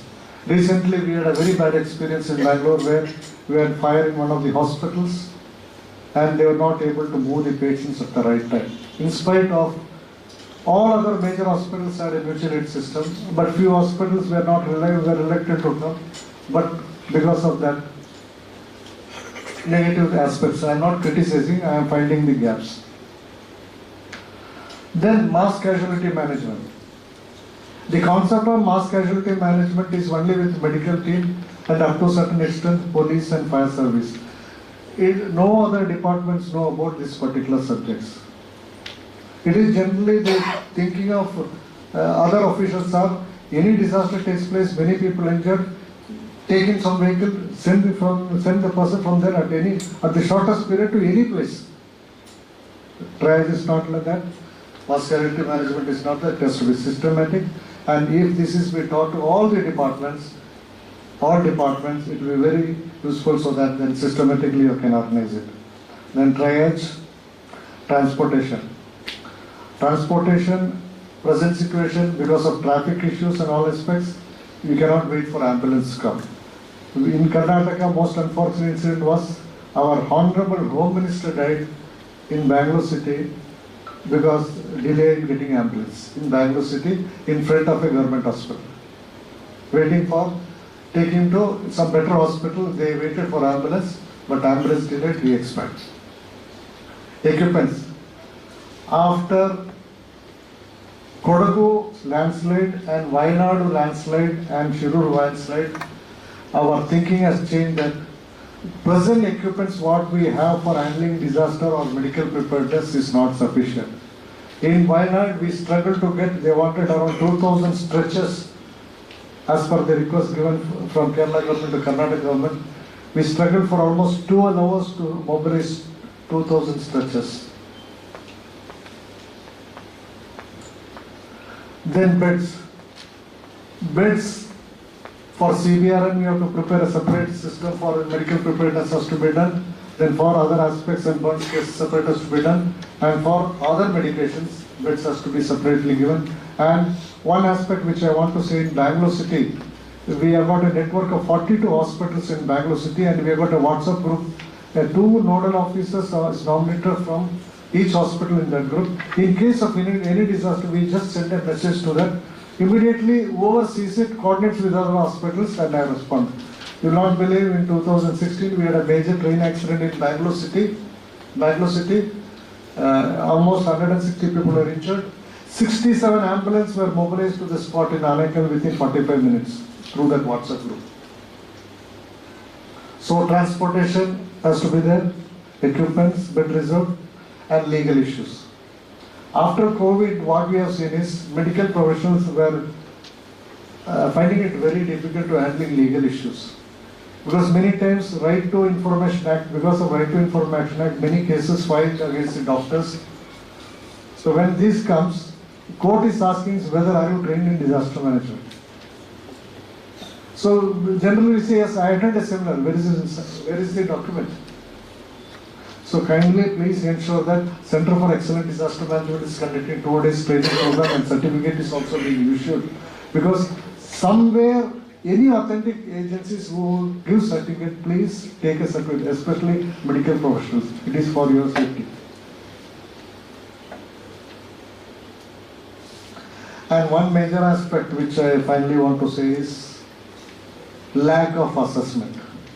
In case of a disasters, we lack assessment of the situation in terms of resources, that is manpower, equipment, and example.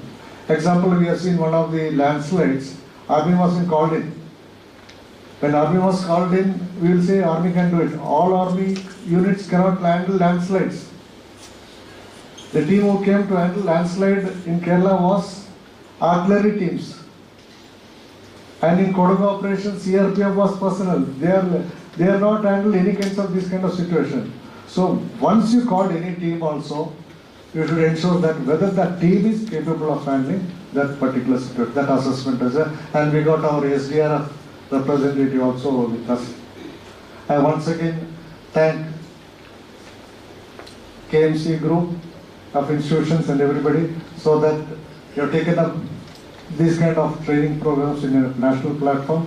And I would like to thank our Sri Amit Singh ji for kindly consent to attend this program. Under his leadership, I think we can do wonders in Bangalore. Thank you. Thank you, sir. Now I call upon. It's a genuine pleasure to be over here.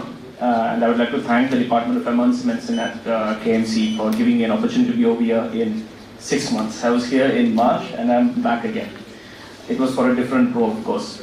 And much more thankful because I'm the Jairaj sharing the stage, because he was the guy who pushed me into disaster medicine.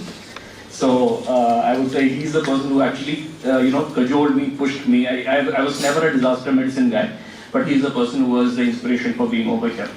Anyways, I'll be very brief because me, Madhu and Rajiv will be talking for almost an hour on panel discussion on disaster management.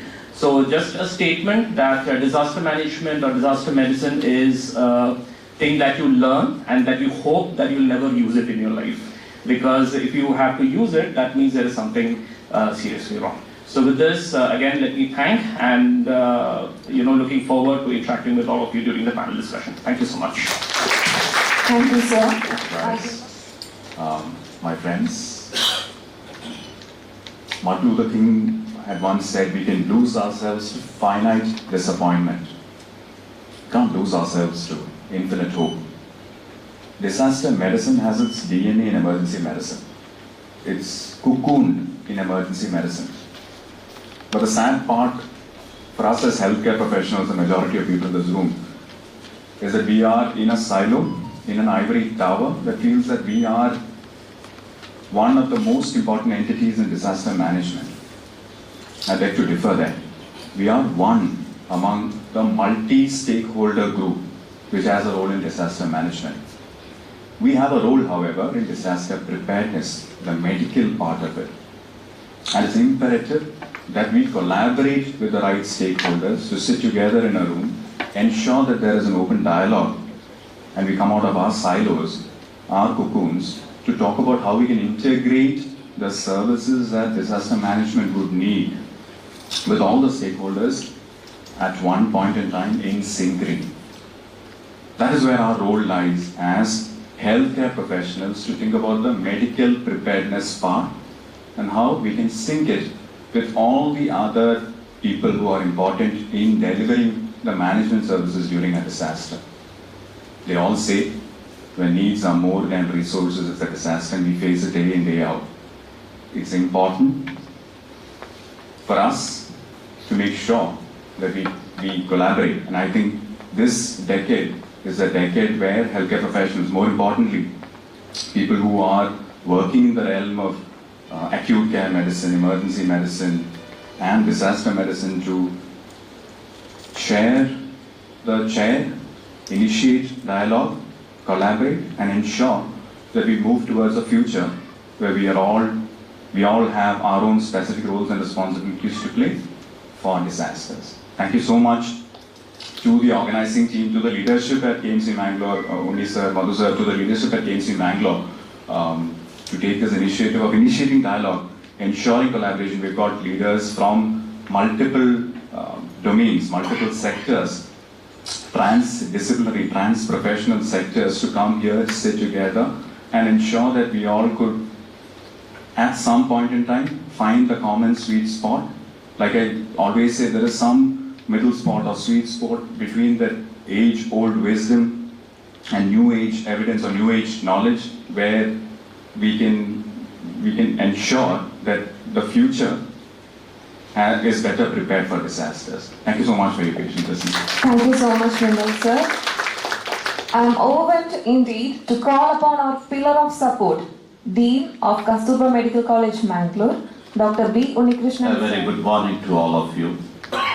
Chief guest of today's function, Sri Amit Singh Ji, IPS, Deputy Inspector General of Police, Karnataka State Police, Western Range, Mangalore. The guest of honor for today's function, Sri Pradeep KK, Member, State Technical Advisory Committee, Biological Disaster and Tea, Government of Karnataka.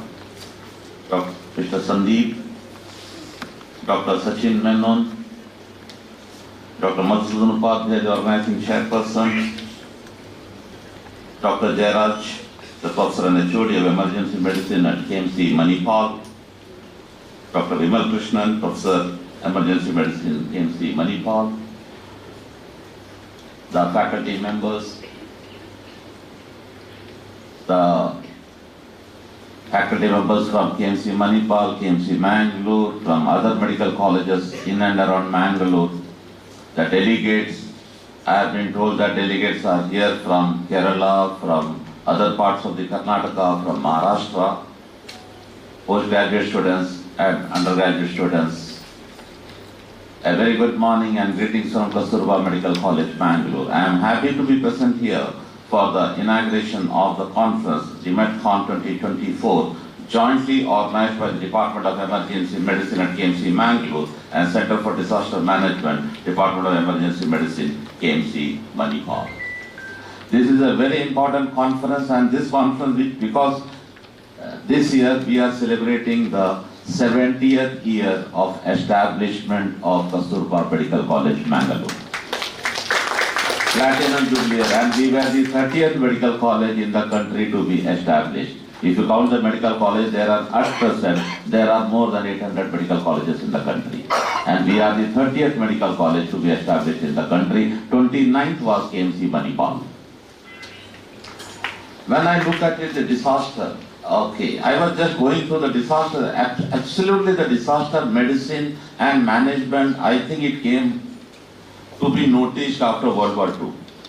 Okay, when the soldiers and all those things, the lot of casualty were happening, that is the time when it got very much prominent. Actually, it was disaster management. Actually, disaster medicine is a marriage between disaster management and emergency medicine. Okay, Amit Singh sir was very right. In the curriculum, we have disaster. There are different types of disaster, 1, 2, 3. How to manage the disaster is not taught. How to manage, mitigate it, how to manage it is not there as part of the curriculum. Even I will tell you that emergency medicine was not part into the curriculum, I think 5 years back or 10 years back. Emergency medicine also, now they are very much into the part of the curriculum. Like that, disaster medicine is not part of the curriculum. Types of disasters are there. So why a doctor should know about type of disaster? A doctor should also know about how to manage those disasters, which is lacking. And taking advice from sir, I think definitely we will write to National Medical Commission, who is the regulatory body of medical education in the country, to include at least in one of the subjects, disaster management. I think this conference also should come out with white paper, like sir was mentioning about the SOPs and all. I think you should submit to the government agencies. So how to manage, how to mitigate and all. When we talk of disaster, it comes to my mind is, I had gone there, that was the tsunami, okay, which happened in the coast of the Indian Ocean coast, this tsunami thing, even though our prediction was not right, even the big earthquake had happened, and we were not aware of that, and that led to the tsunami in this year, here. And there were around, I was told that more than 2 lakh people died of tsunami. Okay. Then first time my interaction with Dr. Jayaraj was when the flooding of Kerala happened. The entire team went to Kerala. That is not Wayanad thing. That was much before Wayanad when the flooding happened in Kerala. Even Bhopal gas tragedy, that was the tragedy. We were not prepared. People were running. People didn't know what to be done and all. When we talk of these natural disasters, there are a lot of man-made disasters also. Like if some attack happens, are we prepared for the mass casualty? Bombay terrorist attack, are we ready for the hospitals, whether they are ready for this or not? I think we need to deliberate into this, and we should unitedly work together. Like KMC Manipal is there, they have the Center for Disaster Medicine.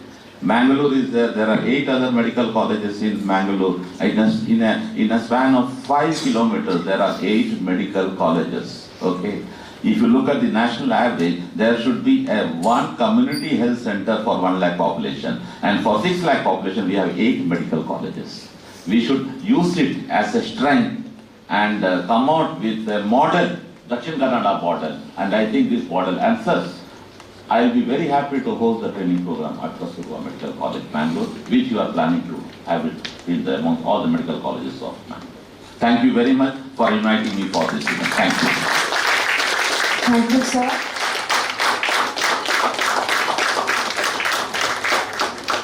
Representing Kasturba Medical College, Mangalore, I request our Dean, Dr. B. Unikrishnan, to please receive the memento from Pradeep sir.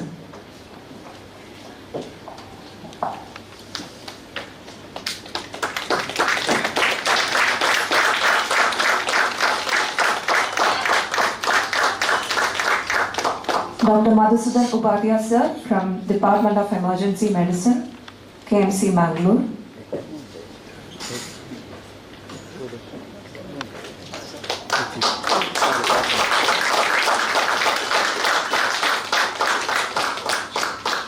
Shri Sandeep Shivram from CEDMM.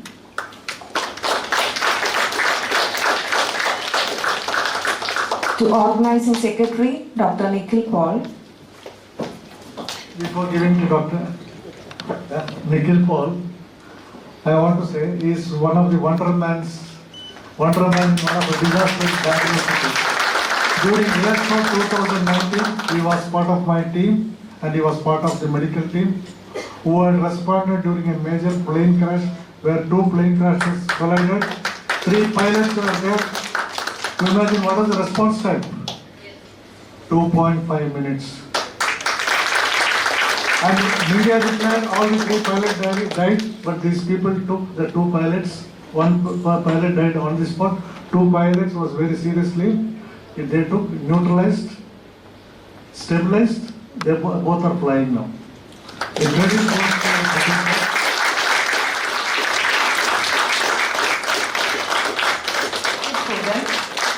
Congrats team. Team Ikra. And the runner-up. Congratulations. Winner for the poster, Anushka Srivalsan. Anushka Srivalsan. And the runner-up, Brinda Vasant Kamath. Dr. Brinda.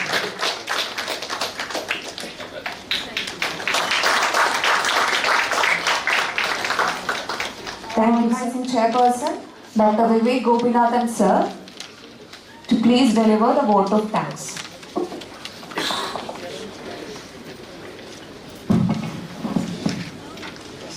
So, good morning, ladies and gentlemen. Valedictory function, and it gives me inaugural function, and it gives me great pleasure and honor to deliver the vote of thanks to everybody. At the offset, let me extend my heartfelt gratitude to our chief guest for the day, Sri Amit Sir, Deputy General Police of Police, for taking his valuable time out and coming and being with us. Thank you, sir. I thank our guest of honor, Sri Pradeep sir and Sandeep Shivram sir, for being with us today. Thank you, sir. I thank Dr. Sachin sir for coming and representing the DHA. Thank you, Jairaj sir, for coming, taking a time out and coming and being with us. Thank you, women, for coming and being with us. Nothing is complete without family, and with that, I thank our father figure, our dean of our college, Sri Unitasun sir. For the last few days, we have been pestering you, sir, with a lot of permissions, and sir never said a no to anything, and that's why we could have a beautiful 2-day conference these 2 days. Our guiding light and strength, Madhusudan sir, thank you for being with us. Always, sir saying he's also the host. Yes, sir. True. My strength, my team, the emergency medicine physicians, Sanjan, Nikhil Paul, our organizing secretary, Archu, Kirtana and Kripa. Thank you guys. Without this would have never been possible. Our secretary, Rima ji and Sahan, if you are there at the back, thank you for helping us in organizing this. My dear students of the SOS, if you are there, please could you just raise your hands, SOS team. Thank you guys. They are our emergency medicine students club throughout the conference for each and everything they were there to help us. Finally, last but not least, a few words of thanks to our Madam Rosemary, our AI support, audiovisual supports, AI logistics, and the esteemed faculty who have taken their time to come and give us the speeches, and all the delegates here who have come and made this a great success. Thank you everybody. Have a good day. Thank you. Thank you, Vivek sir.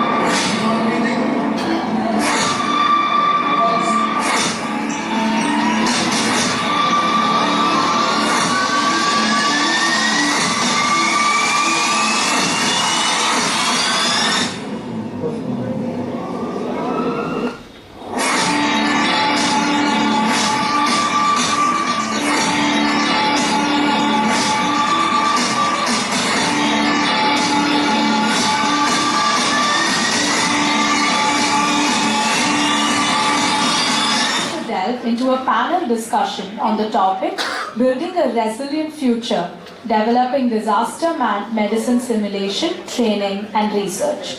Our panelists come from diverse backgrounds, each bringing a wealth of experience and unique perspectives. They are here to share their insights, engage in thoughtful debate, and answer your questions.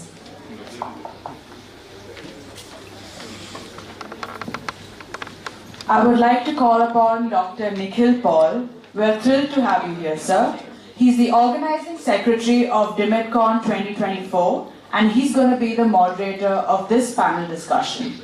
He's the assistant professor in emergency medicine, KMC Mangalore, trained in medical management of CBRNE disasters, and has participated in disaster management exercise of Bangalore Aero Show. Glad to have you here, sir. And everyone of you for our panel discussion. Today's topic, what we have here is building a resilient future, developing disaster medicine simulation, training and research. We have an excellent panel of experts to enlighten us with this topic. We have Dr. Sachin Menon, Consultant Regional Director, American Heart Association, India, Nepal, Bangladesh, Sri Lanka. We have Dr. Rajiv PC, Professor Emergency Medicine from Jubilee Mission Medical College, Thrissur. We also have with us Dr. Madhu Srinivasarangan, Associate Professor Emergency Medicine from JSS Medical College, Mysore. I would like to welcome the panelists to the dais.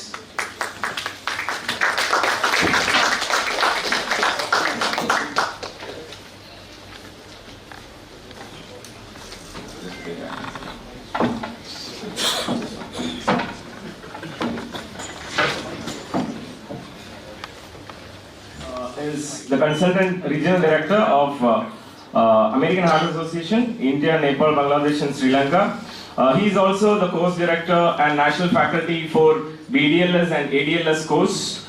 Also faculty for American Heart, other life support courses as well as the wilderness medicine courses. He has got the Guinness World Record as an expert faculty for training the maximum number of people in American Heart Association, hands-only CPR in a single day. Welcome, sir.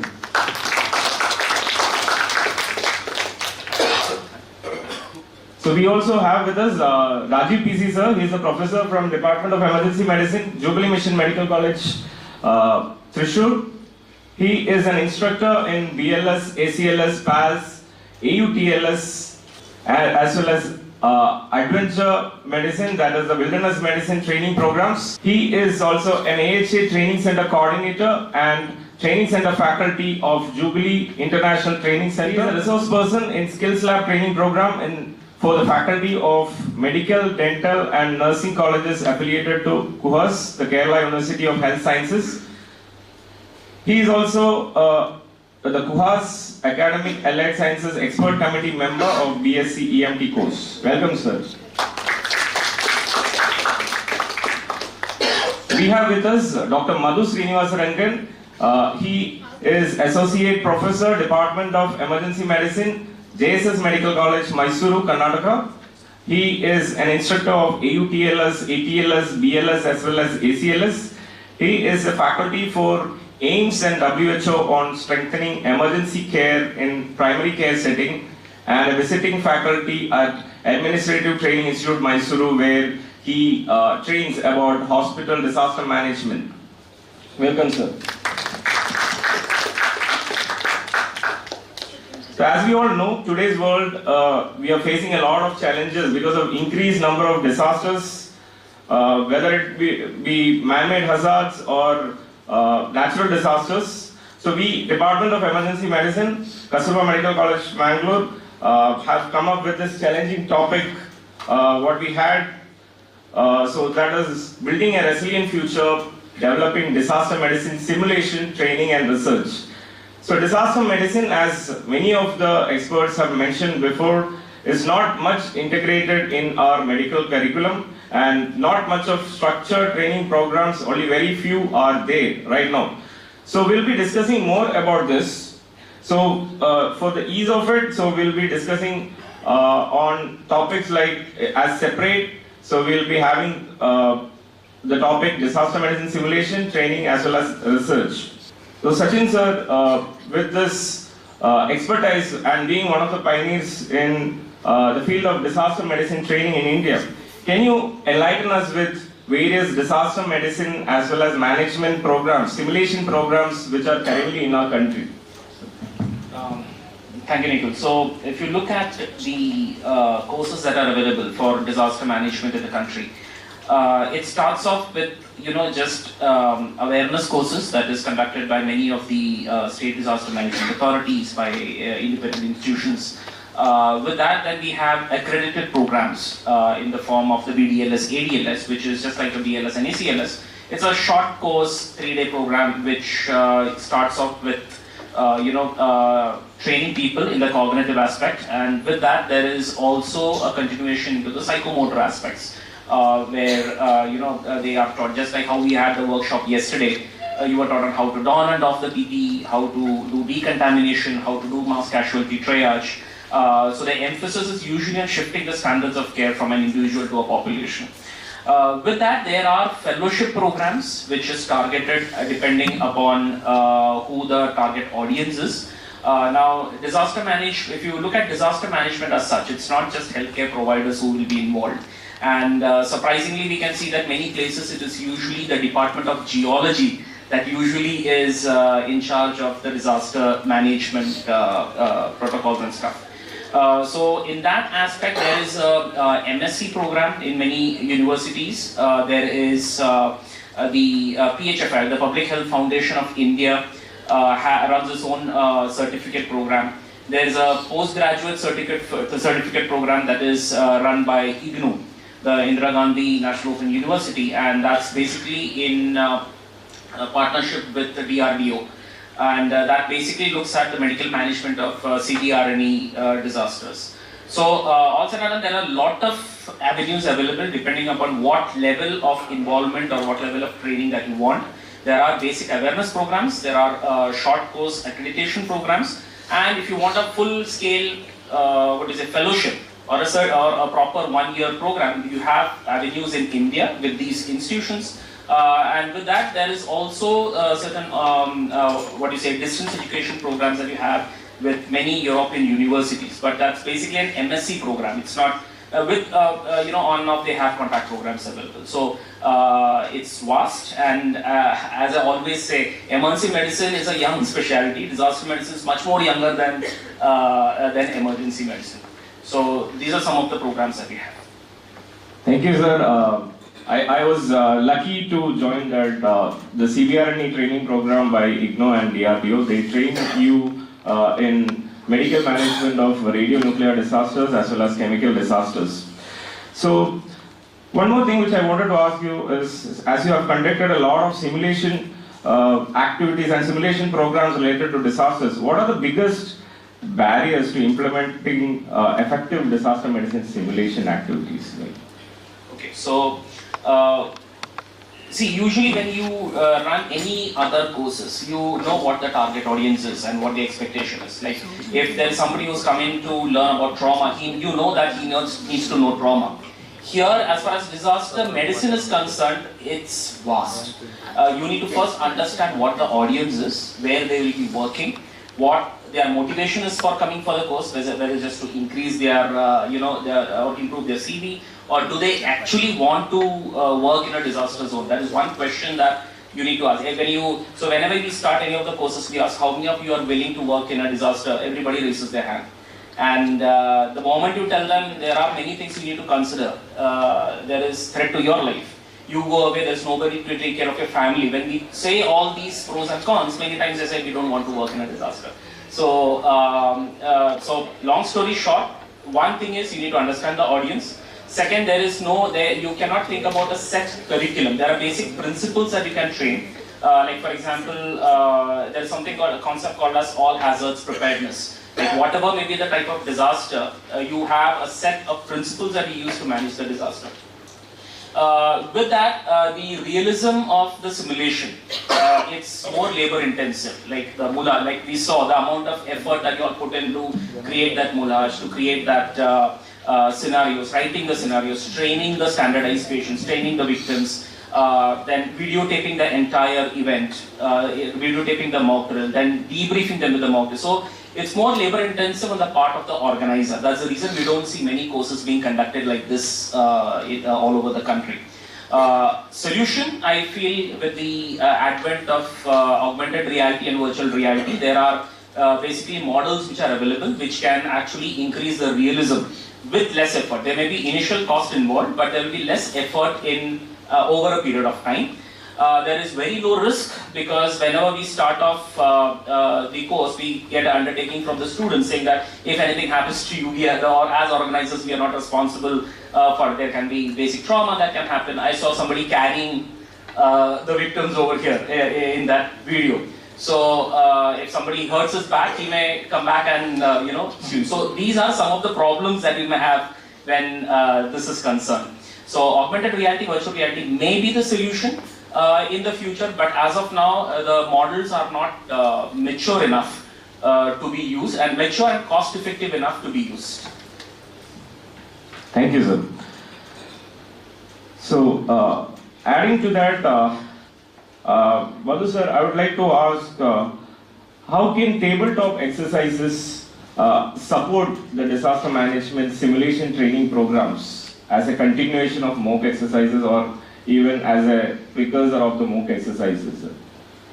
Right. Tabletop exercises would be something that all the students here, participants in the workshop yesterday, must have gotten a glimpse of what tabletop exercise is. It's a very limited simulation, right? So generally, if we are considering training by simulation, then the first pass at simulation would be a tabletop exercise where we bring in a lot of imagination from the on behalf of participants, and we exercise the very basics of it. Decision-making trees, algorithms can be tested, trained, and to an extent, you can also review performance based on a tabletop exercise. So, how useful would a tabletop exercise be? I think it would be very useful, but again, with the caveat that it's a first pass at trying to understand the whole exercise. And tabletop exercises have historically been shown to be useful, and they're very productive in the sense that obvious and glaring issues that are crept into our planning can be picked up when you have multiple people participating in this. The inputs that these people give or the feedback that you collect after the completion of the exercise, the data that you monitor for during the conduct of the exercise, this can help us to generally improve any kind of a disaster plan that we may be testing using. We have to keep in mind what we are doing is testing. Every performance, every training is also a test. So in that sense, the tabletop exercise is a rich source of data that can be used for modification of the program itself and for further enriching subsequent programs. It can also serve as the template or the first pass model. Therefore, the information that you glean from here can further inform about how you are going to design a more complex exercise. So what other elements need to be added in.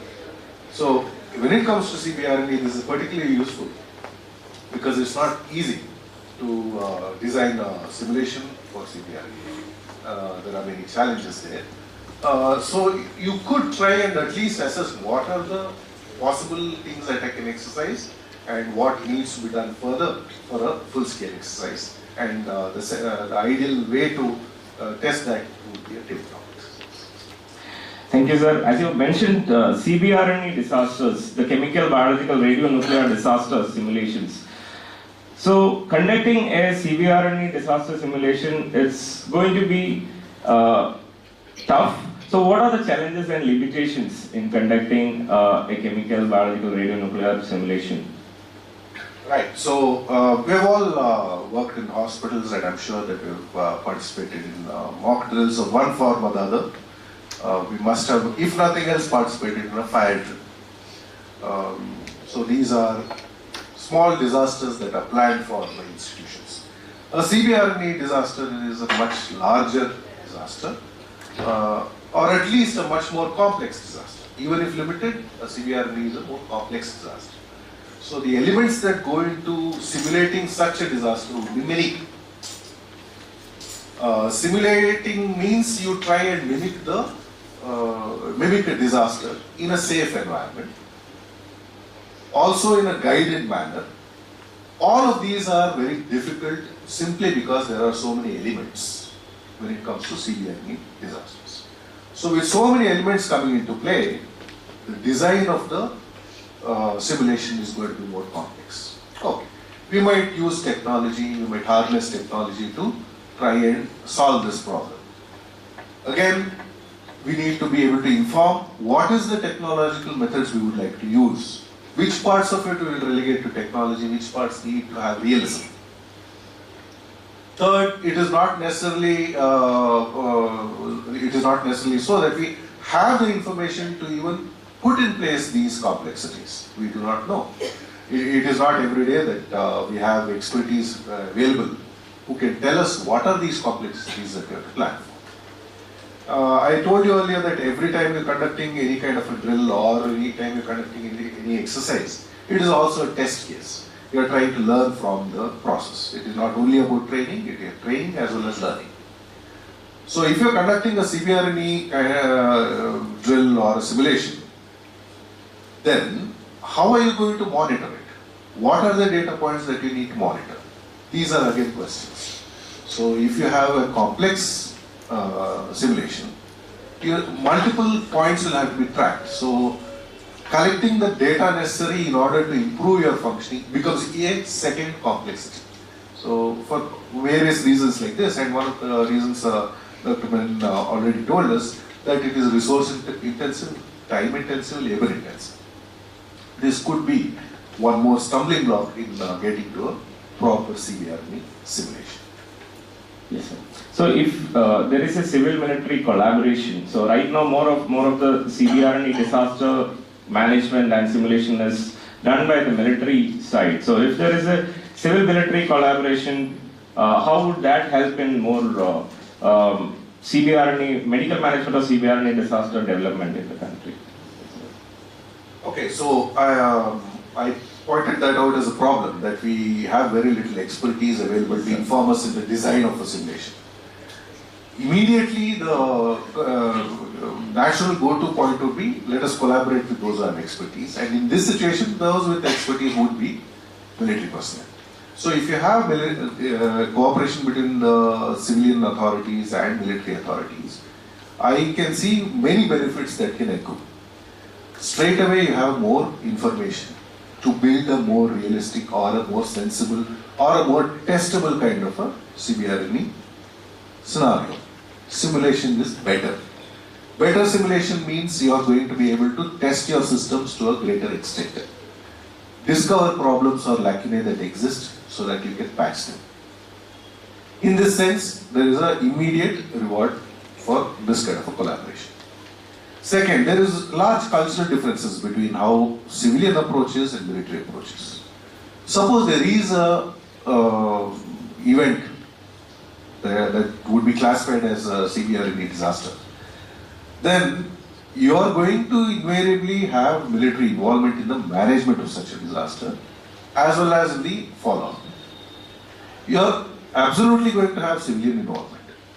So at that time, if you have two cultures trying to manage a problem, it is going to lead to deficiencies, for things forgotten, things messed up. So it is better, since you're going to have both later, it is better to have both together also, so that these cultural differences can be understood. I'm not saying they're going to disappear, but these can be understood, accommodated, and appropriate process can be put in place.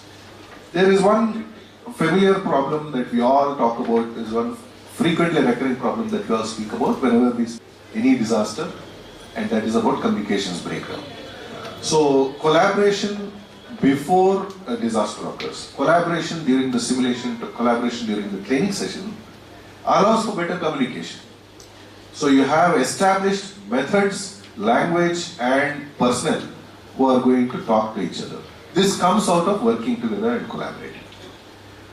Naturally, it is also going to lead to knowledge sharing. So Civilian people will learn more about military methods of doing things, ways of working, as well as additional information will be available. Same goes the other way also. So this kind of a collaborative approach can lead to not just knowledge sharing, but subsequently possibly even for research ability. All of this can be done in collaboration. Thank you, sir. So Rajiv sir, you have been involved in many wilderness medicine training programs at your institute as well as state and national levels.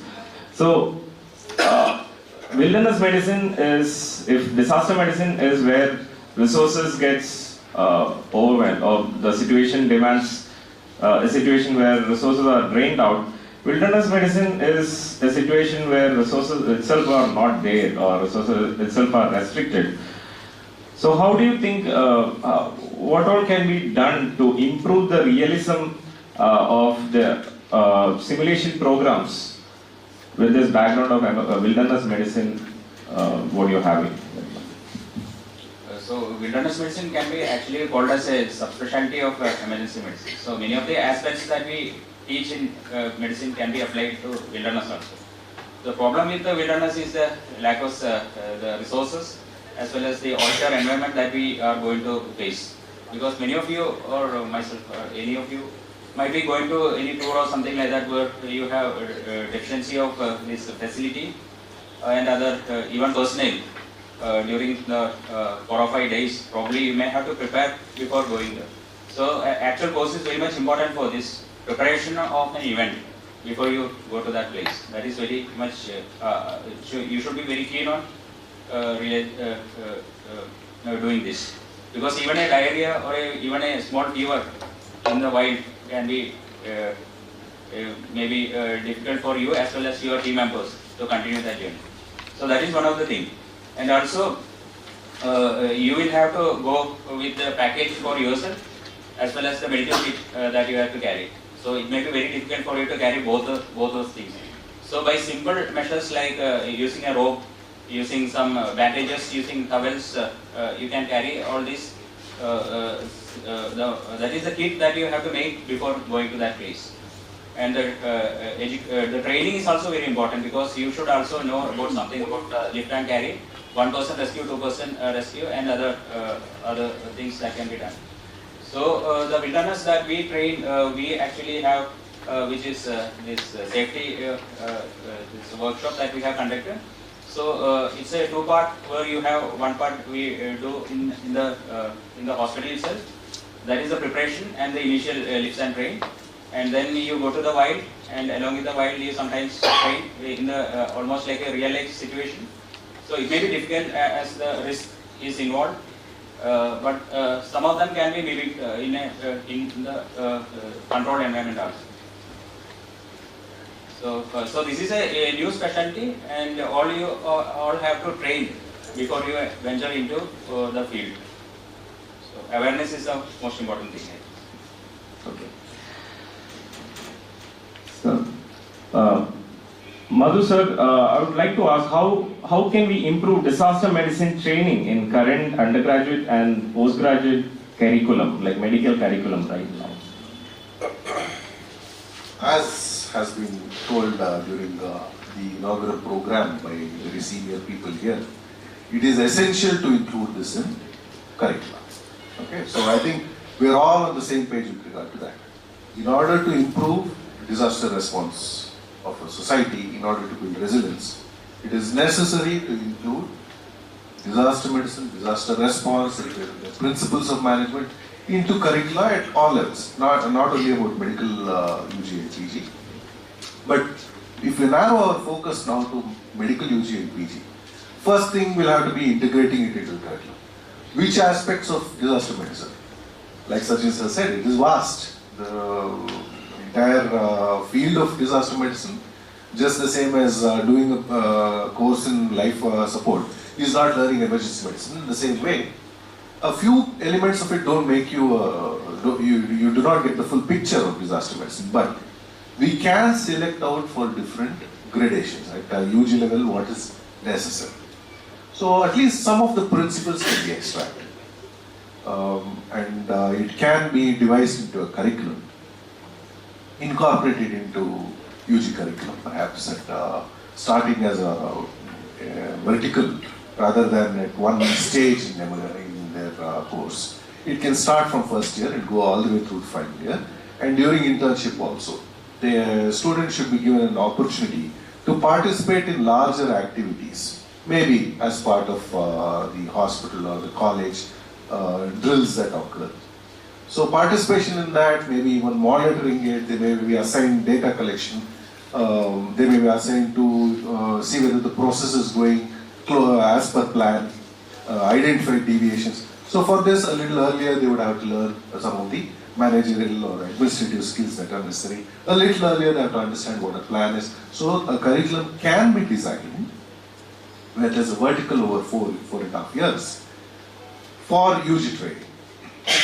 But that will not be enough. So if we really want to complete the circle, we'll also have to come up with assessment methods. So what are we going to assess, and in what circumstance will we say that yes, this student has acquired these skills? And again, like was mentioned earlier, they should be certified. So by the time they come through and they're out of medical college, they should have been through certain number of hours of exposure to a set curriculum, and we can certify them at the end, so that the UG degree also comes with a certificate in disaster management. This, at the UG level, we can probably begin with this. PG level, I will not speak about what we need to do to improve the curricula of general surgeons or psychiatrists. But certainly the emergency physician and the PG curriculum that has recently been put out by the leads of Emergency Medicine Association and the field of emergency medicine. The recent PG curriculum contains these aspects.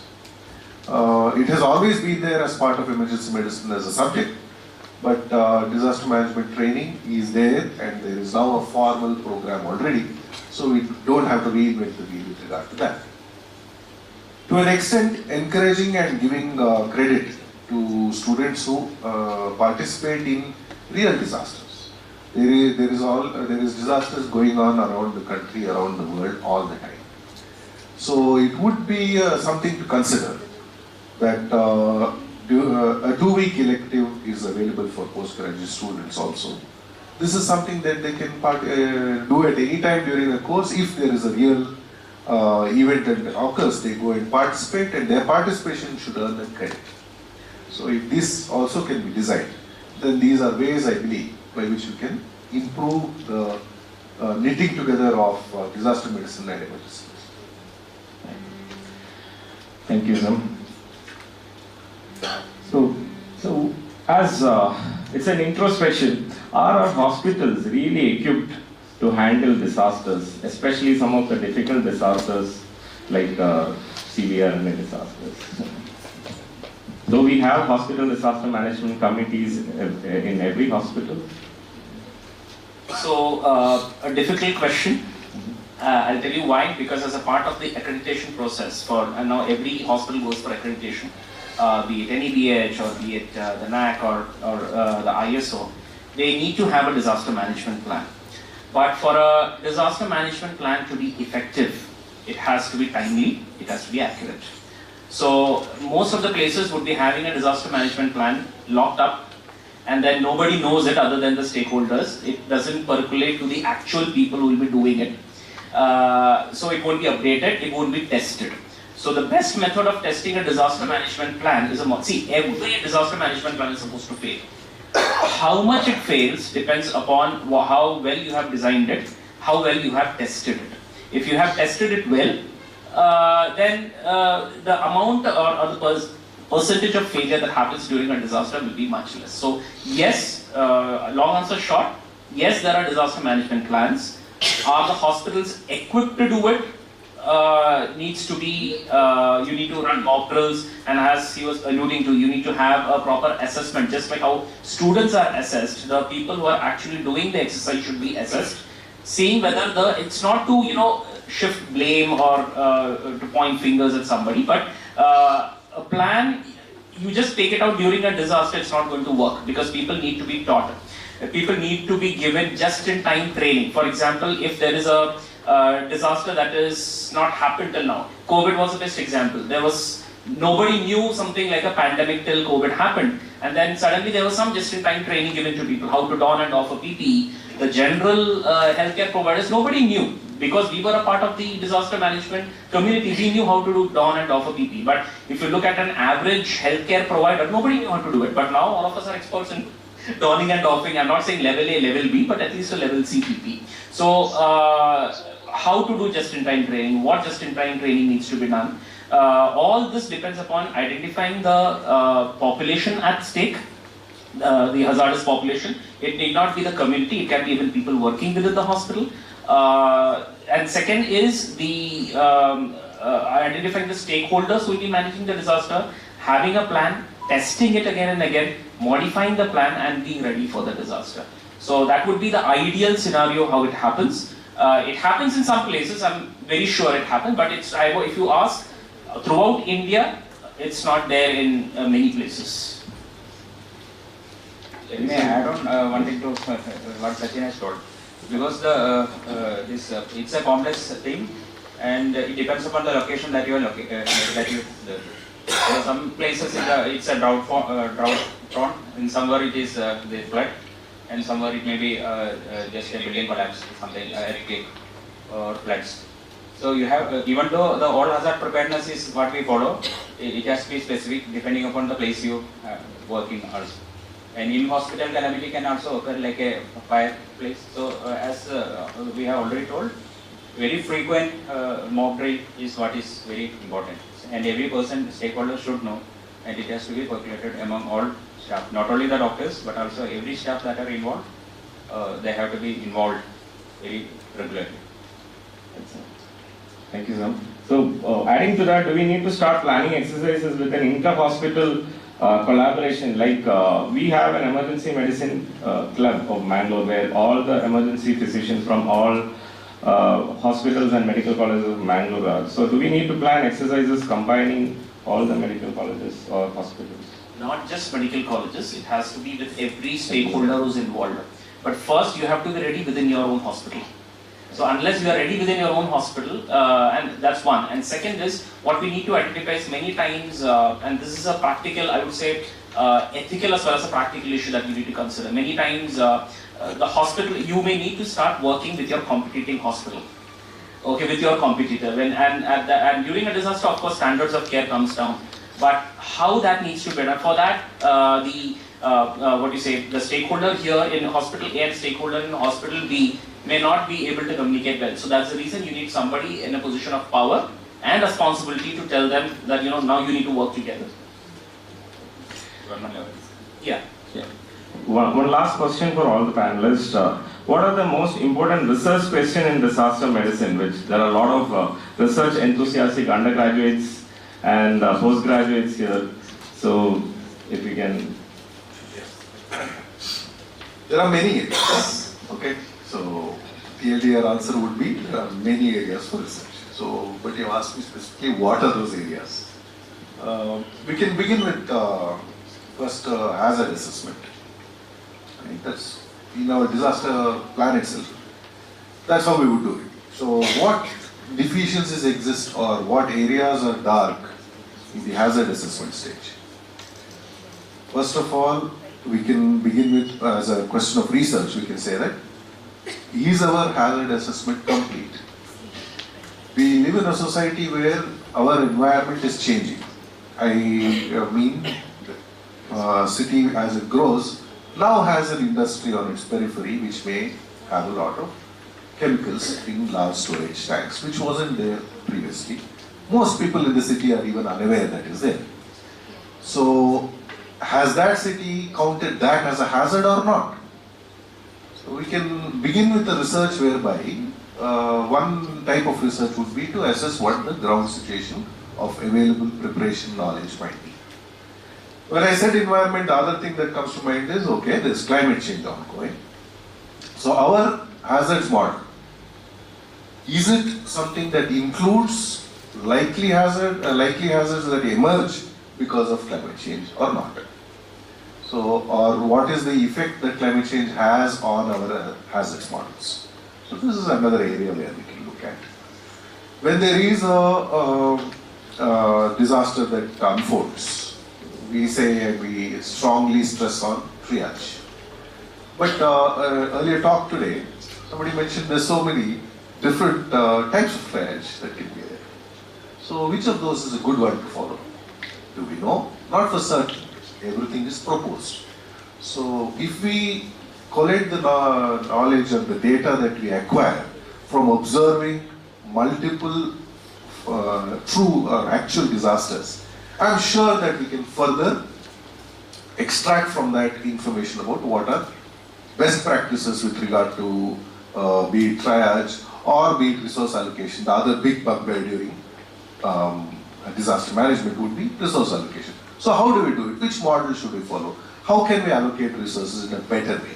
What are different best practices? Why can we compare them and see if we can compile all of that into one knowledge body? There are ways to explore the building of the simulation itself. We said that we would like to explore the use of technology. Okay. Technology is not something that is a thing. It is emerging. So as long as there is newer technology available, then your simulations also can keep emerging. So there's a ground for research. You say that, okay, what is the best way to simulate given the new technologies that we have?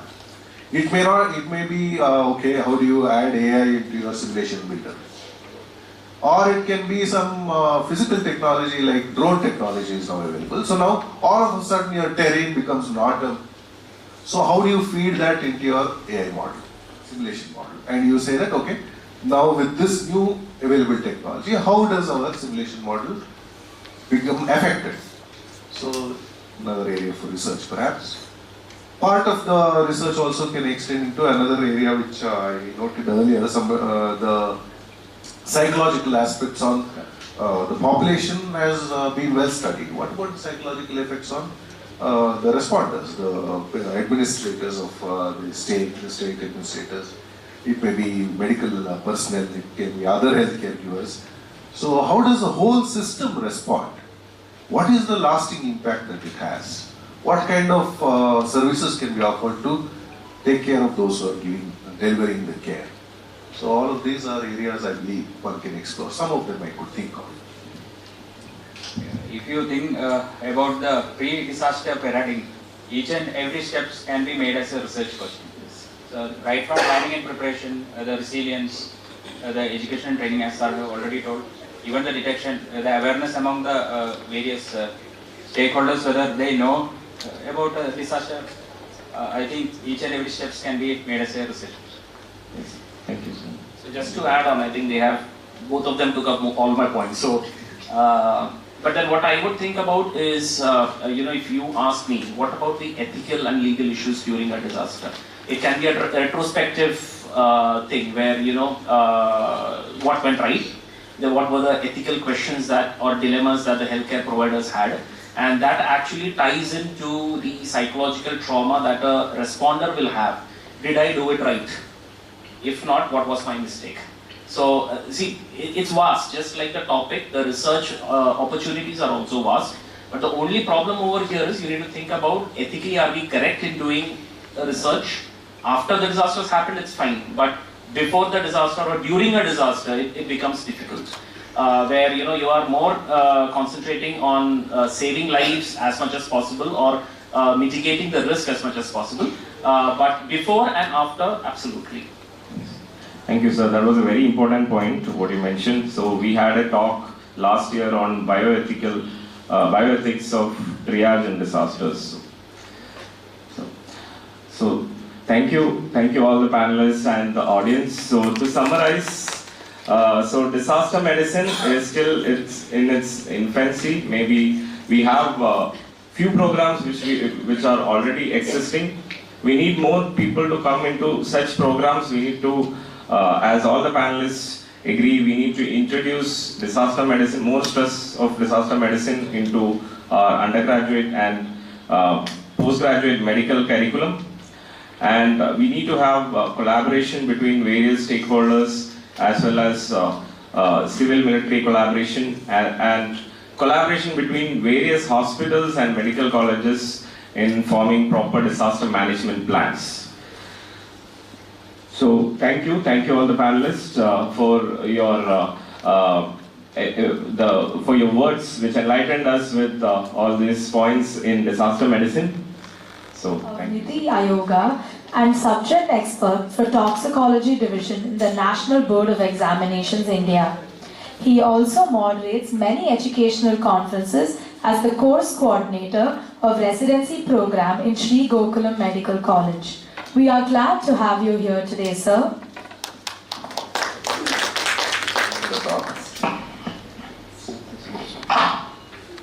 So I am interested with the difficult task of leading you through severe disasters in half an hour.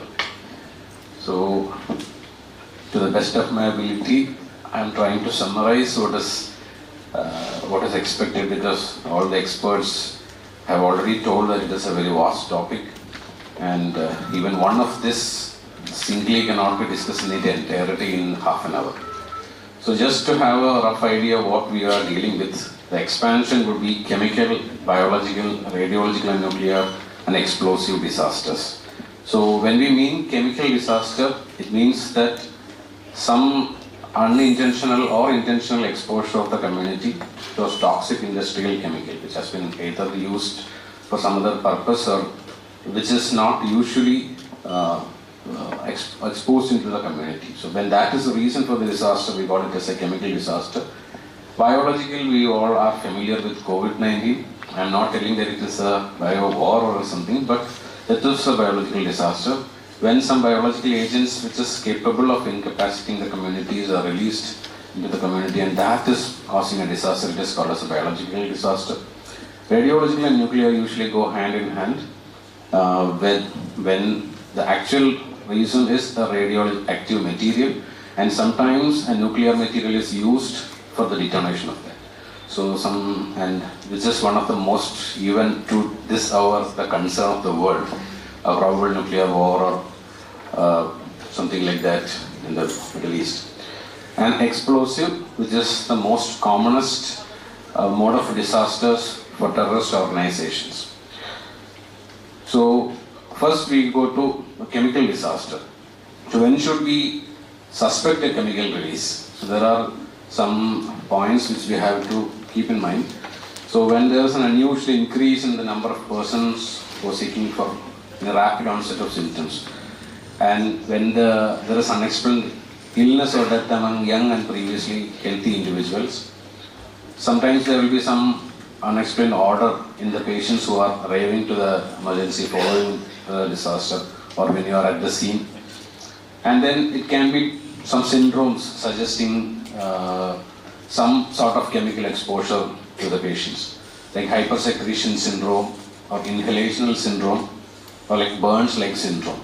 So these are the few syndromes that are explained. And what are the type of chemicals that are capable of producing a chemical disaster? It can be pulmonary irritant or choking agents like chlorine, phosgene, and many other industrial agents. Blister or vesicant agents, sometimes maybe the material which bioterrorists some people use. Asphyxiant gases like cyanide, carbon monoxide and hydrogen sulfide can also be used. And nerve agents, sarin, VX, Sabin, so all these things can also be used at that time. This had happened in Tokyo, the suburban railway track, and also in Moscow. And incapacitating agents or riot control agents can also be used. These all can cause chemical disasters. So I will be discussing in what all things have to be taken care in the pre-disaster as part of pre-disaster paradigm, and what all things to be taken care in the disaster paradigm for each of these disasters. So some of them will be common because planning and practice. Because my talk is, are we prepared? So a single answer would be, unless we have a plan in place. Waiting to act when the disaster comes would be a prescription for disaster. This is the expert statement from the DLS and BDLS book. So, for any disaster, for us to overcome that, we have to have a plan and practice. So, especially in case of disasters, we should have stakeholders from other areas like the local and regional pre-hospital care systems, as well as the government and firefighting agencies. So the planning and practice should involve all these agencies as well, not us alone, as Dr. Vimal was telling in the inaugural speech of him. Resilience, we can have whatever possible isolation of a healthcare facility. The healthcare facilities are central in managing all these disasters. So if a possible chemical factory is situated somewhere, as part of early planning of resilience, we can probably have a plan to isolate a particular healthcare facility from a possible nearby chemical hazard. And education and training, of course, with focus on PPE and decontamination use, as well as teaching the concerned stakeholders the signs and symptoms of possible chemical agent exposure. With these components included in the education and training pathway, we can plan for that. Putting the disaster paradigm into practice, the detection part is easier said than done. The caregivers should be well versed with the clinical symptoms of particular agents, and the incident commandment system has to be very effective with focus on command, coordination and communication. And ideally, as part of safety and security, following a chemical exposure, it is said that the caregiving agencies should be isolated and locked down, because it can become an area of spread or further contamination of these toxic chemicals. So a separate setup outside the hospital should be actually set up, and the probable chemical agent exposure should be avoided to the main hospital. So that is, chemical disaster is one area where such type of a lockdown is desirable actually. And as part of assessing hazards, we have to be prepared for heavily contaminated persons for whom we may have to plan an external triage outside the hospital, and the decontamination outside the hospital may have to be planned. And in this disaster, usually triage is done twice. At the scene where the decontamination severity is identified, because many a time we will not have a setup to create a separate setup outside the hospital. So those of whom can be taken inside to the hospital, or those of whom should be managed outside, and the initial decontamination part should be kept outside the hospital, has to be found out. For that, initially the triage has to be done. And once they arrive at the hospital, based on the severity of illness, the proper triage has to be done. Treatment would be, we cannot wait for lab results, so it should be based on symptomatology rather than the diagnostic results. Usual cause of mortality is neuro and cardio rather than pulmonary effects. And some of the clinical pearls is that, for example, if we are dealing with nerve agents, then we may have to use atropine. The atropine use has to be similar to that incremental dose of what we give in OP poisoning. After the Bangladeshi study which has come, we are practicing that. But we have to understand that only low doses are needed. Maximum 15 milligram IV would be sufficient atropine for the reversal of the nerve agent toxicity that might be seen in these patients. And whenever sometimes you have to intubate the patient, so at that time you may have to give atropine even before giving other agents to bring down the airway resistance. And succinylcholine has to be used with caution to prevent hyperkalemia. So some management pearls which you can think of when you are dealing with nerve agents. And for cyanide, if the agent involved is cyanide, then you should have the cyanide antidote kit. In some industries it is available, some places it's not available. Or the cyano kit which has got etoxocobalamin. And evacuation, we have to have the help and include the inputs from hazmat team as well during this stage. And for recovery, we have to remove, as I told, the contamination part should not enter the healthcare facility, and other critical infrastructures protected from this chemical exposure is going to be a very important thing.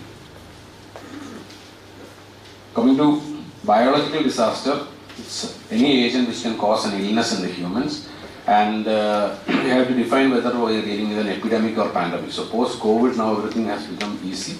A new disease with a very high infectivity and rapidly spreading capacity is what we call as pandemic. And it has got different categories, for 3 categories, of which category A has got high mortality and public health impact. And there are a lot of organisms there.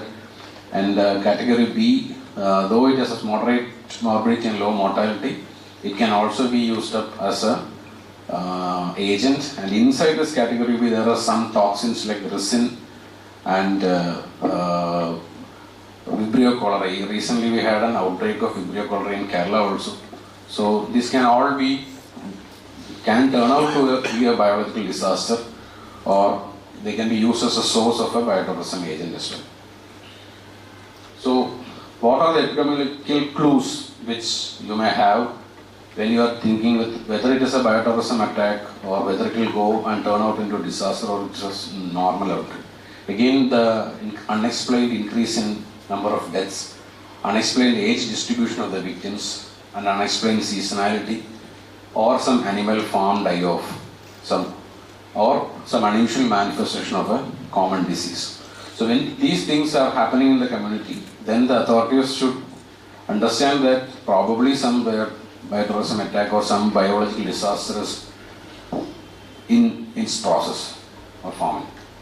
So again, coming to the pre-disaster paradigm, we have to plan and practice. So here actually the federal authorities, the government of all levels should be involved, because if it goes into a pandemic level, then it is not something which is going to limit yourself to your hospital or community. So the planning and practice should involve federal authorities, federal means central government, and state as well as the local officials as well. And as part of resilience, everybody knows, we also had conducted a study regarding the incidence of poisoning during the COVID pandemic. So what happens during this biological disaster is that the fear of contracting the disease, the fear of dying, the fear of losing out on important people in the family, all these things come into there. So psychological impact is huge, and many countries had actually arranged online teleconsultations for psychological support. So that thing has to be planned as part of resilience. And education and training, of course, with the focus on PPE and how not to become a casualty ourselves, how not to add on to the burden of the disaster. So the proper donning, doffing, all these techniques has to be imparted during the education and training part. Coming to the disaster paradigm, again, there should be a very high index of suspicion, especially after COVID-19. All other diseases, the WHO is starting to report as possible threats, probable threats. So that is a good thing, so that we are aware. Latest was monkeypox and now the Marburg virus something. So all these news are coming in. So this high index of suspicion is what is needed, so that we don't end up in another bio disaster. And again, incident management system. What we have to understand is that in such system there will not be an actual scene. There will not be an actual disaster scene in COVID-19 or such areas. So under the ICS system, everybody has to coordinate and work. And of course, regulatory, legal, moral and ethical principles have to be followed while we are working under the incident management system. Safety and security are nothing much different from other areas. And here again, training all people regarding the principles of disease is going to be very important, because it is a global phenomenon, or at least a national phenomenon. Then what is different in this case is there is a five-tier triage category which has been proposed, including susceptible, exposed, infectious, removed and vaccinated people, where you can categorize people who are probably exposed who are not yet exposed but susceptible, who are exposed and they can be infectious but not yet contagious, who are exposed and symptomatic and contagious, who are exposed or dead, means they are no longer capable of transmission. They have either recovered from the disease or they are dead, and then vaccinated or medicated, who are on prophylactic medicines or who are vaccinated. So many times this may not work also, as it happened in COVID, but this is what the guidelines say. And as part of treatment, depending upon the agent involved, you may have vaccines, you may have antibiotics or medicines, and PPE and proper hand washing techniques have to be followed so that we don't add on to the burden of the disaster. So in evacuation, we may have to set up centers where we lodge patients as it happened in the COVID, and even better if we have patients to ward off unexposed people. And again, the recovery, usually after the disaster, in case of biological agents, as it happened with COVID, all of us heard about long COVID clinics. But it is a real challenge. We don't have any long COVID clinics any longer, but still people are dying of acute pulmonary embolism post even 2 years, 3 years. So it is a challenge, but the authorities have to look into long-term effects of this biological agents. Coming to radiology and nuclear disaster, so basic difference is that there will be nuclear explosion plus the radiological exposure in a nuclear, and isolated radiological exposure alone in a radiological disaster. So one concept under this radiological disaster is sometimes a non-nuclear explosion called as a dirty bomb concept. There will be a non-nuclear explosive to disseminate this chemical agent, this radioactive material into the community. So that can also happen under a radiological disaster. So when a nuclear detonation happens, there are multiple methods of damage that is happening to the community. So one of them would be this electromagnetic pulse. So it is a severe high voltage radio frequency flash which will destroy every electrical communication. So all medical equipment, somebody with an implanted pacemaker will die then and there. Implanted ICDs will become dysfunctional. All vehicles with chips will get damaged. So to understand this, I just put this diagram. How many of you have seen this movie? This is Pacific Rim, which came in 2016. So there rim occurs in the Pacific where some aliens are coming in. So every, I think, year or some, the aliens get better and fire up with electromagnetic pulse radiation.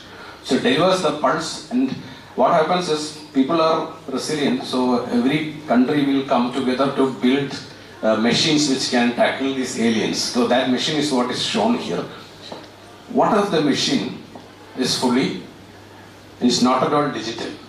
So it will be working on old principles, no electrical systems. So when one alien come and releases this electromagnetic pulse, this machine is the only thing which works. Every other system will get down. So that movie shows us actually what is electromagnetic pulse, and if such things happen, I don't think we are prepared at all. We cannot build such things and all on a sudden. This is one machine which works with some fuels and all these things, and there is no chip or electrical thing which is working. So we may have to think of such things if some nuclear detonation goes off actually. And as the injuries will be primarily traumatic, in addition to thermal burns, and due to the sudden detachment in the retina, it can cause flash blindness as well, and other varieties of later onset burns like the flame burns and cutaneous radiation burns.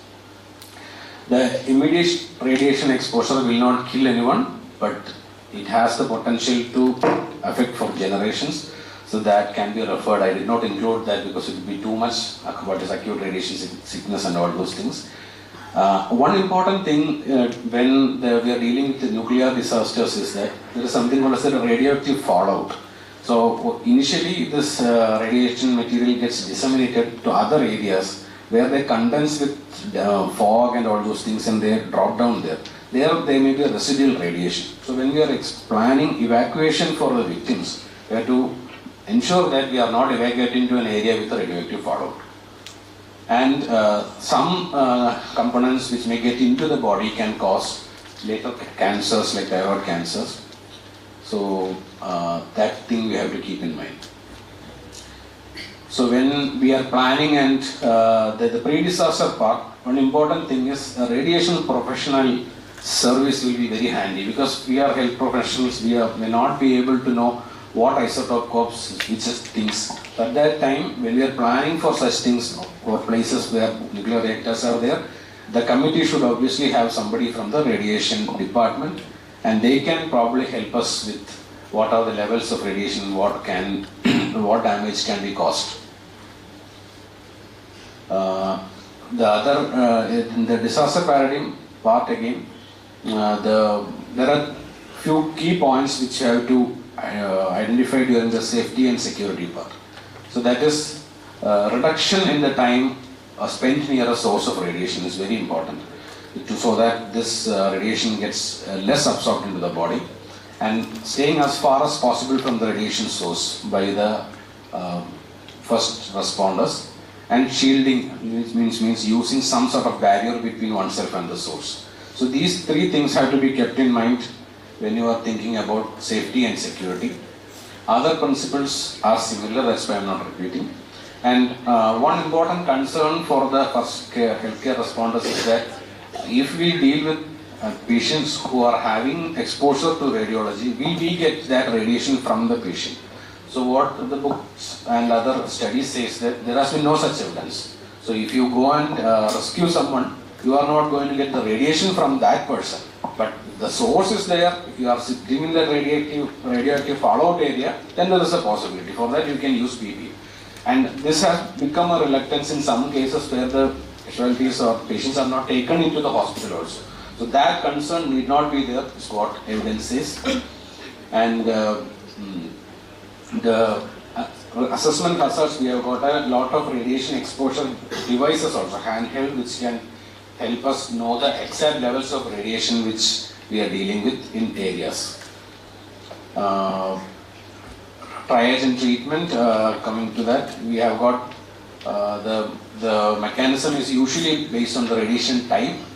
The gamma radiations can actually have a property, that is the source of confusion. These gamma radiations can make normal body tissues radioactive also.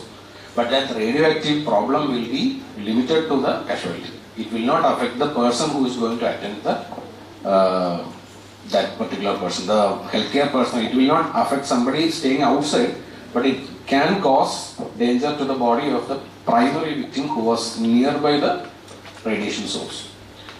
And all principles come into place, but ATLS principles of trauma are the most important thing that come into preponderance, and that takes priority. So trauma management principles hold good during the treatment part.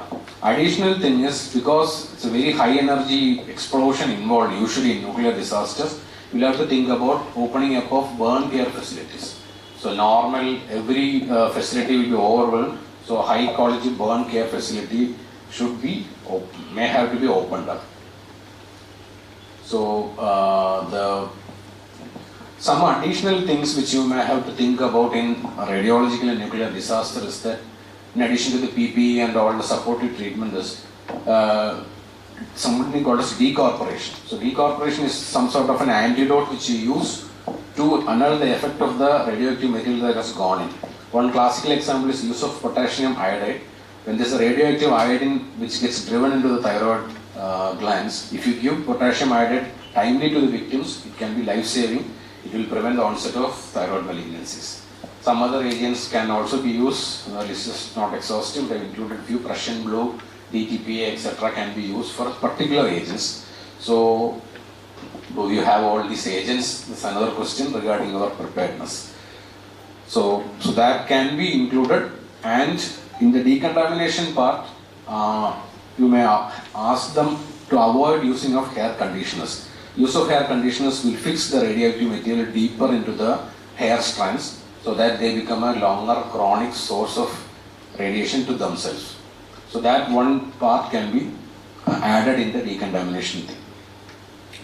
And evacuation, again as I told, when you evacuate, if you evacuate to a place where there is more radiation, it is more harmful. First you have to identify whether the exposed area is sufficient, the strength is sufficient so that further radiation exposure is not coming inside. Then that place itself may be better till help arrives. And recovery, as I similar to bio disasters, it's a long time task. You may have to give psychological support as well as long-term follow-up for oncological issues that may come very late. Now we come to the last part, explosive disaster. This is the most common method of disaster which we see today. One or the other method to blow up another country or another state or something. These things are the most commonest things which are happening. So there are again three types in that: chemical, mechanical and nuclear, of which chemical is the commonest and nuclear is the most powerful. So mechanical is it's a very low cost and but very effective method. It's called as a boiling liquid expanding vapor explosion, where an enclosed liquid is boiled and that few of that fumes are allowed to let out. So when the sudden pressure difference is there, it causes severe explosion with very high force. And the mechanism of blast injury is divided into primary, secondary, tertiary and quaternary. This, all of us are experts, or usual question. The primary due to the barotrauma, which happens due to the blast wave. So only it damages air-filled cavities, and it progressively, the chance of a primary blast injury decreases with the time, the distance in which the victim lies from the epicenter of the blast. So only middle ear can get damaged very far from the epicenter. All other organs, if the particular person is staying a bit far from the epicenter, so this primary barotrauma injury will not happen. Ear, lung, eye, abdomen, brain can all be involved in this primary blast injury if the victim is close to the center of the blast. Secondary penetrating blunt trauma, because of the debris going in and driving into the body of the victim. Tertiary is due to the blast wind, where the particular person is propelled and he goes and falls down, he breaks his bones, his head, everywhere. So blunt trauma can happen, and sometimes as part of this, other structures also collapse onto the body of the patient. So that is also coming under tertiary. And quaternary, when there are other agents like toxic fumes, some chemicals are also there in the explosion. Due to the fear and all these things, some acute coronary syndrome happens in the patient. Some hypertensive emergency can happen. Or seeing all this, he can become acute psychosis. So such things are called as quaternary injuries. So all these things can happen in explosive disasters as well. Now what do you do for explosive disasters? Here the country's defense system has to be very much alerted. For all these explosive industry, this magnitude can go up if it happens in military stations, border areas, or some other industrial area also. So if this explosion happens in industry, then the chemical plus explosion will happen. So when you are planning and practicing, the scenarios will have to be included, all such possible scenarios. And when the explosion happens, usually it's part of terrorist attack, so the continuity of governance, law and order maintenance, other functional healthcare infrastructure maintenance is also very, very crucial. And access for the ill, injured and community to the medical, surgical as well as the psychological care services, which will be severely affected in explosive disaster, unlike the biological or chemical, because sometimes if it goes off as part of war and all, then the other agencies which have to maintain the law and order will have to also be involved. So when we plan a mock drill as part of education and training also, such things have to be incorporated into the learning objectives. The disaster paradigm, when it comes into the practice, again, the initial explosions and trauma may be only part of the plan. So when an explosive disaster is the question, then we'll have to use appropriate public health experts and technology also, maybe involvement of the army and involvement of the defense services also. So any such other explosions are happening in the vicinity or in the next state, all these things have also to be, because otherwise you will misidentify the gravity of the situation. So that part has to be taken care, and the responders should understand that you are standing in a very dynamic situation. So anytime the building can collapse, because it is an explosion, other places can collapse down. So few points for the pre-hospital people to check is whether there are any down power lines. So the current lines, they are falling down, then they may get electrocuted secondarily. Any debris or trauma at the scene additionally are there. Any fire, possible fire secondary to the explosions, and people with burns are there. They need to be given the proper care. Any blood or body fluids at the scene. Any hazardous materials or chemicals, any possible chance of toxic inhalants. So actually in explosives, any of these things can be coexistent as well. So you have to look for any clues of such things and then probably alert the healthcare facility that such things are happening there. And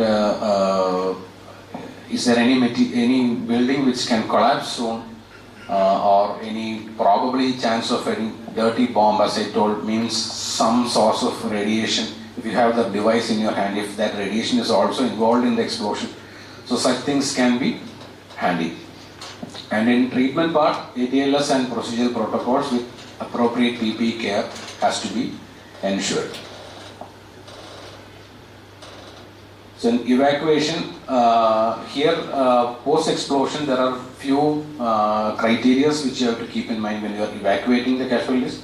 One is proper triage and selection, and then which vehicle you will be using, because in the way if the explosion is happening, then you have to use explosion resistant vehicles for transporting the casualties. And then on the way treatment may be needed, maybe the patient, if the patient needs intubation or something, that has to be taken care in the ambulance. And then the proper communication. As I told, it may not be, we are not dealing with explosion alone, we may be dealing with some other nerve agent or some other chemical exposure also. So all this communication and everything you have to give it to the caregivers at the hospital level. So that brings me to the end of my presentation. I'm open to any questions. His areas of interest include healthcare simulation, point-of-care ultrasound, medical academic college of emergency experts India. And also the KUHS University he's the first rank holder of KUHS University and the national topper in emergency medicine. He's won multiple awards and multiple publications. Welcome, sir. We're glad to have you here. Assigned to talk on life and death decisions, disaster triage and pre-hospital medicine. Show of hands, residents in the room. Residents, emergency medicine residents, yeah, there's a small tribe here. Undergraduate students in the room. Super. So my talk is going to be focused on you. It might not add a lot of value to people who are experts in the realm of emergency medicine. Right? Like was kindly introduced by the moderating team. I'm Dr. Vimal. I'm a professor in the Department of Emergency Medicine and Medical Education at Kasaragod Medical College, Manipal. My special interest is in medical education and simulation. Although I've been doing a lot of disaster medicine workshops, specifically leadership and crisis communication. These are two domains that I handle. I'd like to remember my guru, Professor Dr. Bonnie Arkila from SUNY Downstate, who started the journey with me 15 years back, teaching me the nitty-gritties of what disaster medicine is and how to teach in the realm of disaster medicine, disaster preparedness. I have no disclosures for the session. I'll start off with a picture. Anyone knows who this is? Super. So Napoleon Bonaparte has got a very good connection with disasters. Can anyone tell me what that is? Something related to disasters, something that they were talking of. The French Revolution. The French Revolution, I agree. Very nice. Ishan's got a good overview of the French Revolution, I agree. Something more? Everybody works in the department, right? What happens in the department first when patients come in? You do a triage. Where did triage come from? It's a French word. Ooh la la. Trier. Trier. And who developed the terminology? Dominic Jean Larry. Excellent. From the Legion, the commander of the French army under Napoleon Bonaparte. He started the first flying ambulance. He started triage. And we've learned a lot from war. And if you look at the military lecture which is given yearly, we talk about some of the excerpts from the military lecture. Most of the surgeon commanders in the army, we learn a lot from wars, right? They've spoken about triage, they've spoken about disaster medicine more eloquently than any person in the civilian world. So we try to learn from them. We try to learn from what Larry and his colleagues have done over the years. So triage has evolved over the past so many years. Triage has evolved from, just in 1970s in the war to 2024 currently, where you have established national triage systems. If you look at data from across the Western Hemisphere, they call it the global north. Data is extremely heterogeneous. Same thing's happening here in India. We've got very heterogeneous data. If you look at my center, the way we do triage is starkly different from what the sister institute is doing here in Mangalore. Would be starkly different from what is done in Professor Dr. Madhu's place in JSS Mysore. Would be different from what is done in Government College Kannur with Dr. Vimal's place. So we need some sort of a homogeneity in triaging, and to reach that homogeneity in triaging, there should be standardized understanding of what triage is. So we come to what is important, how a little bit of history, we learn from history so that we don't repeat the mistakes of the past, right?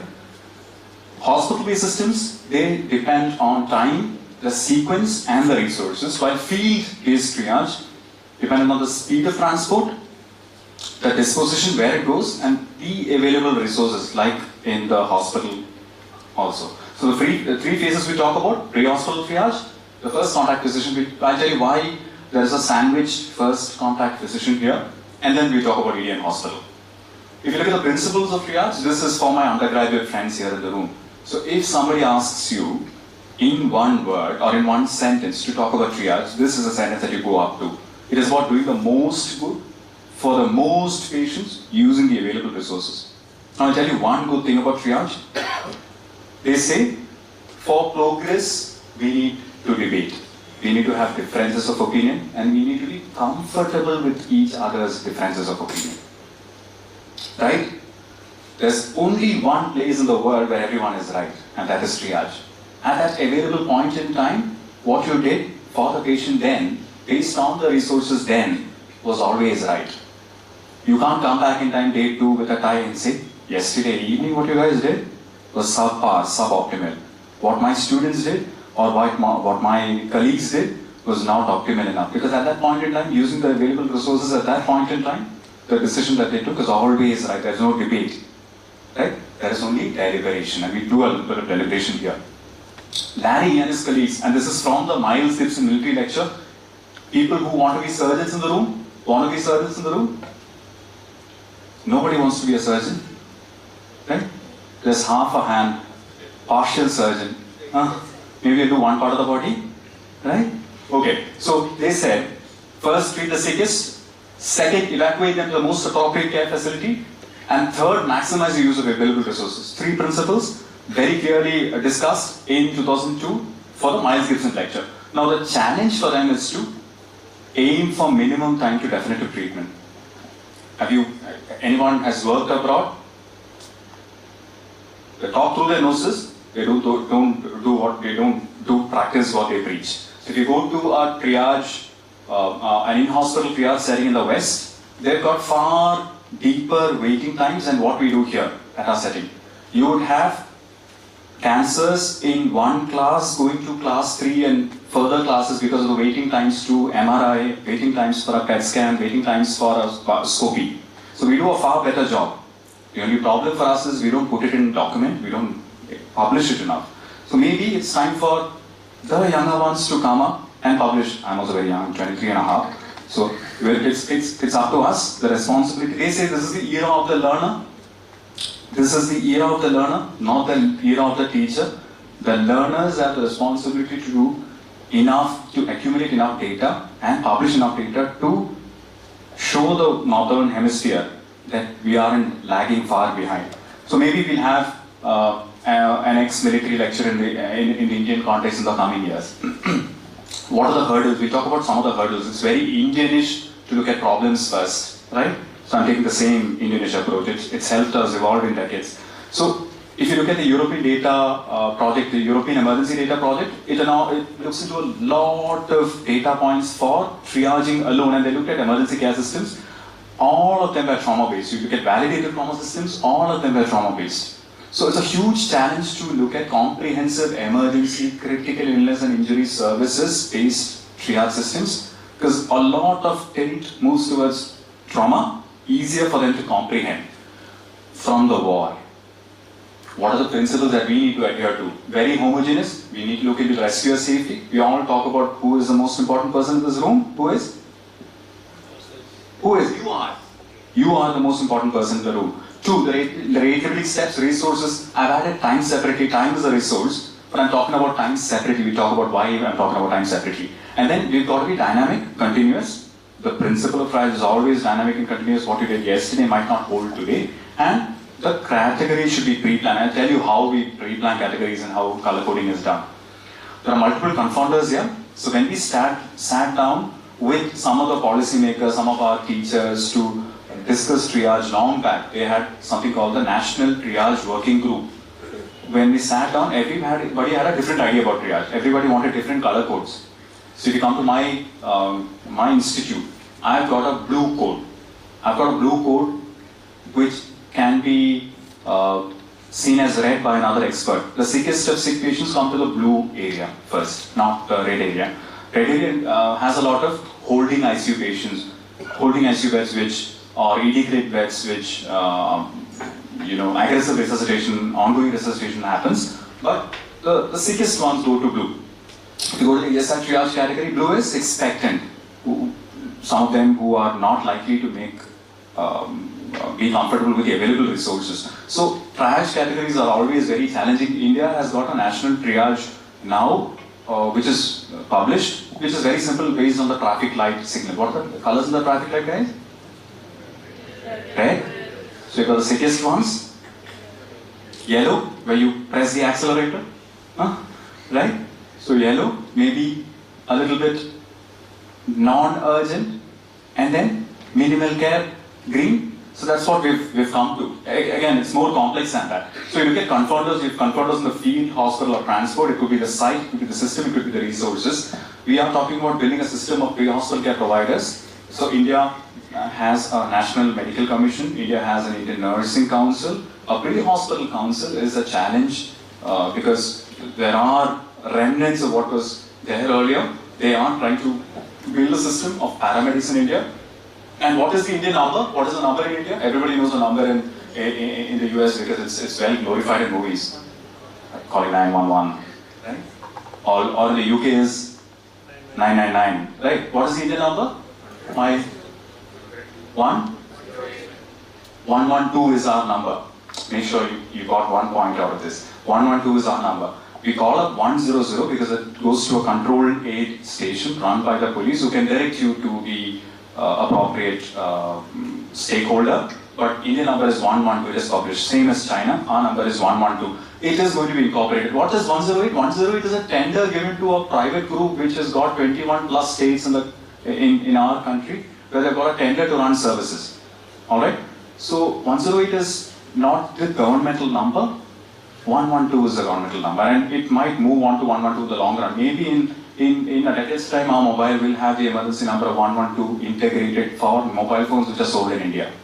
So until then, we still need to rely on the existing systems.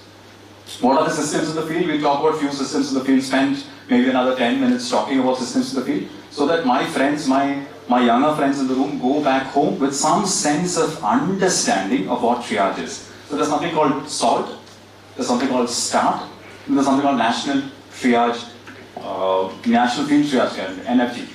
So National Field Triage Guideline, they did a lot of research on this. I'm just distilling information on one page. SALT is SORT, Assess, Life-Saving Intervention and Treatment and Transport.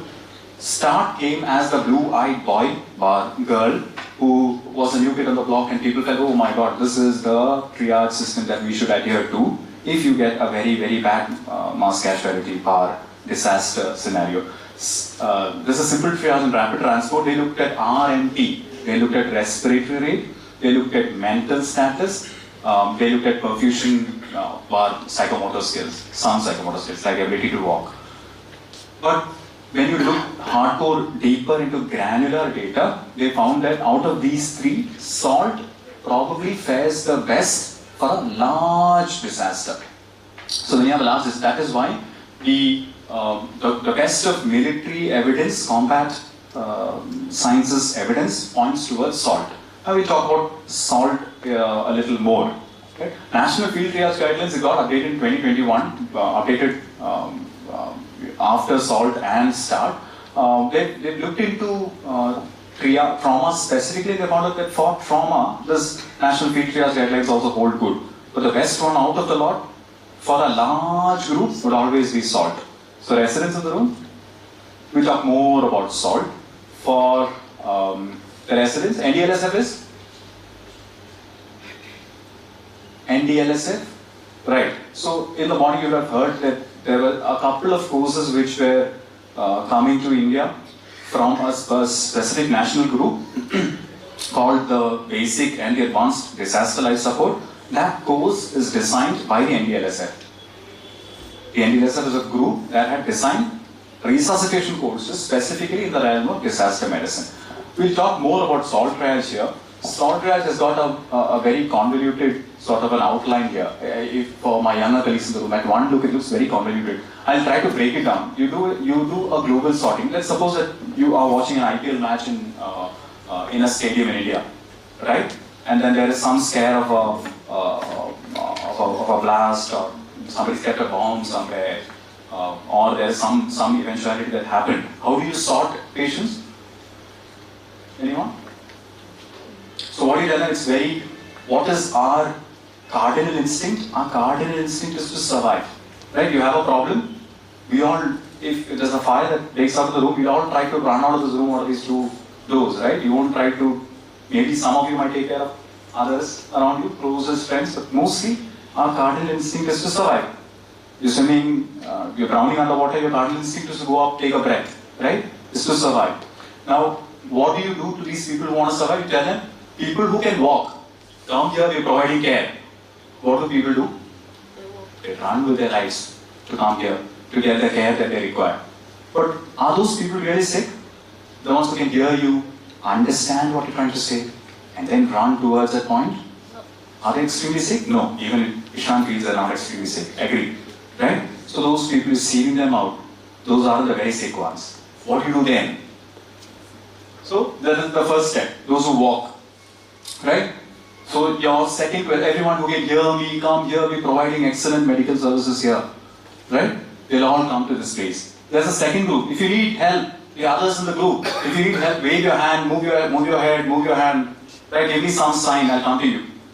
So those require care, and there are ones which are not moving at all. Right? Now comes the tough part. Now comes the tough part where you signed up to be a doctor to take care of people, to take care of anyone who's coming in front of you. You're taking the oath, or you're going to take the oath during your graduation day, to claim that whoever comes in front of me in need of care, I will place his or her needs above mine. Right? But here, we're begging to differ. In disaster medicine, the ethics of disaster is a little more complex than the ethics of the regular day-to-day care that you give. So your question inside you would be, would I be able to care for those 25 people, or would I give CPR for 25 minutes for this one person? What do you want to choose? Right? You might go towards those more 25 people whom you can take care of. Right? Now make this situation more complex. This guy is the head of the state. Right? Does it become a bit of a challenge? Right? That's why they say the American president going to a hospital is a disaster. One person in the hospital is a disaster. You got to take care of media. You got to take care of. We've had this, right?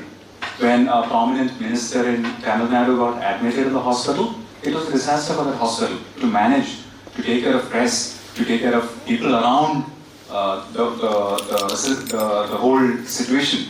Right? It's a huge disaster. So disaster needed to always be a big number. Now talking about disaster triage here. In this, you've also gotten out people who are in 3 categories or 3 priorities now. What are the 3 priorities? 1, still with no obvious or maybe some signs of life only. Those who are waiting, there's some purposeful movement, we can go there and help them. And people who come running for help. Where's the free medical care? I came for that. Right? Those people, you're taking them off. Right? You're tagging them as priority 3. Agree? My friends in the back? Priority 3? Right. Now we're going to go to the second step. So step 1 done. You gotta need a loudspeaker. You gotta tell them, hey guys who are sick, come to the front. We're giving you care. People who can wave their hands and not walk, please do wave, shake your head, shout. Right? And let's look at the others who are priority 1. Okay? Step 1 done. Step 2. Life-saving interventions. What are the life-saving interventions that you do on the field? Can CPR be a life-saving intervention on the field? I'll give you 3 options. Yes, no, maybe. Unfortunately for you guys, 3 of them are right answers. You can maybe give CPR if you have enough time and resources, if you have enough people to give CPR on the field. I always use the story of my marriage. On the day of my marriage, my uncle collapsed on stage. My friends, Indian Standard Time was always half an hour late. They came half an hour late for my wedding also. So they came to my wedding. When they came on stage, or when they came to the hall was almost empty. Because there was a crowd in front of the hall. On stage, I was giving CPR. It's almost 20 minutes plus. I was drenched in sweat. My wife was holding my uncle's legs up. Around 20-22 minutes of CPR I had given by then. So these guys came to the line and we came to the wrong venue. But then they could hear me. 29, 30, 1, 2, 3, 4, that Gafi voice of mine, hold them in. They came on stage, we actually shocked them 5 times. On stage, by then somebody brought in an ambulance, Dr. Jairaj was also there. So he had placed off an IV access, gave him an epinephrine tube. We carried the code on, I actually walked into the ambulance too. That's when he tapped me and said, dude, you gotta get married, go back. Right? Fortunately for me, unfortunately for my wife, it's been 11 years now. Right? But then, that was a disaster that day. Giving CPR, could I have given CPR? That's because I had the group, I had the team who could maybe help me out in that scenario. But think of a scenario where you have Eden Gardens, 1 lakh people watching a cricket match, right? 1 person's unresponsive. Would you spend a lot of time there? Again, something to ponder, something to think about. So what are the life-saving interventions that you can do? I told maybe CPR, yes, no, maybe. 3 are correct. Life-saving interventions are there that cross. You control major hemorrhage. How do you control major hemorrhage? Maybe give some pressure, right? Or maybe tie a tourniquet, right? Don't tie it in the neck, right? Have a scalp bleed, tying a tourniquet. Might not help, right? And the third one would be opening the airway. Somebody is there, seizure falls back. Or remember your roommate in hostel, right? Alarms bleating at 5 in the morning and he is snoring to glory, right? Check for response, call for help, scan for breathing, check for pulse, start CPR. Right. So what you did was you opened the airway to reduce the snoring part, and then auto-injectors. So auto-injectors, again, it's from the military data.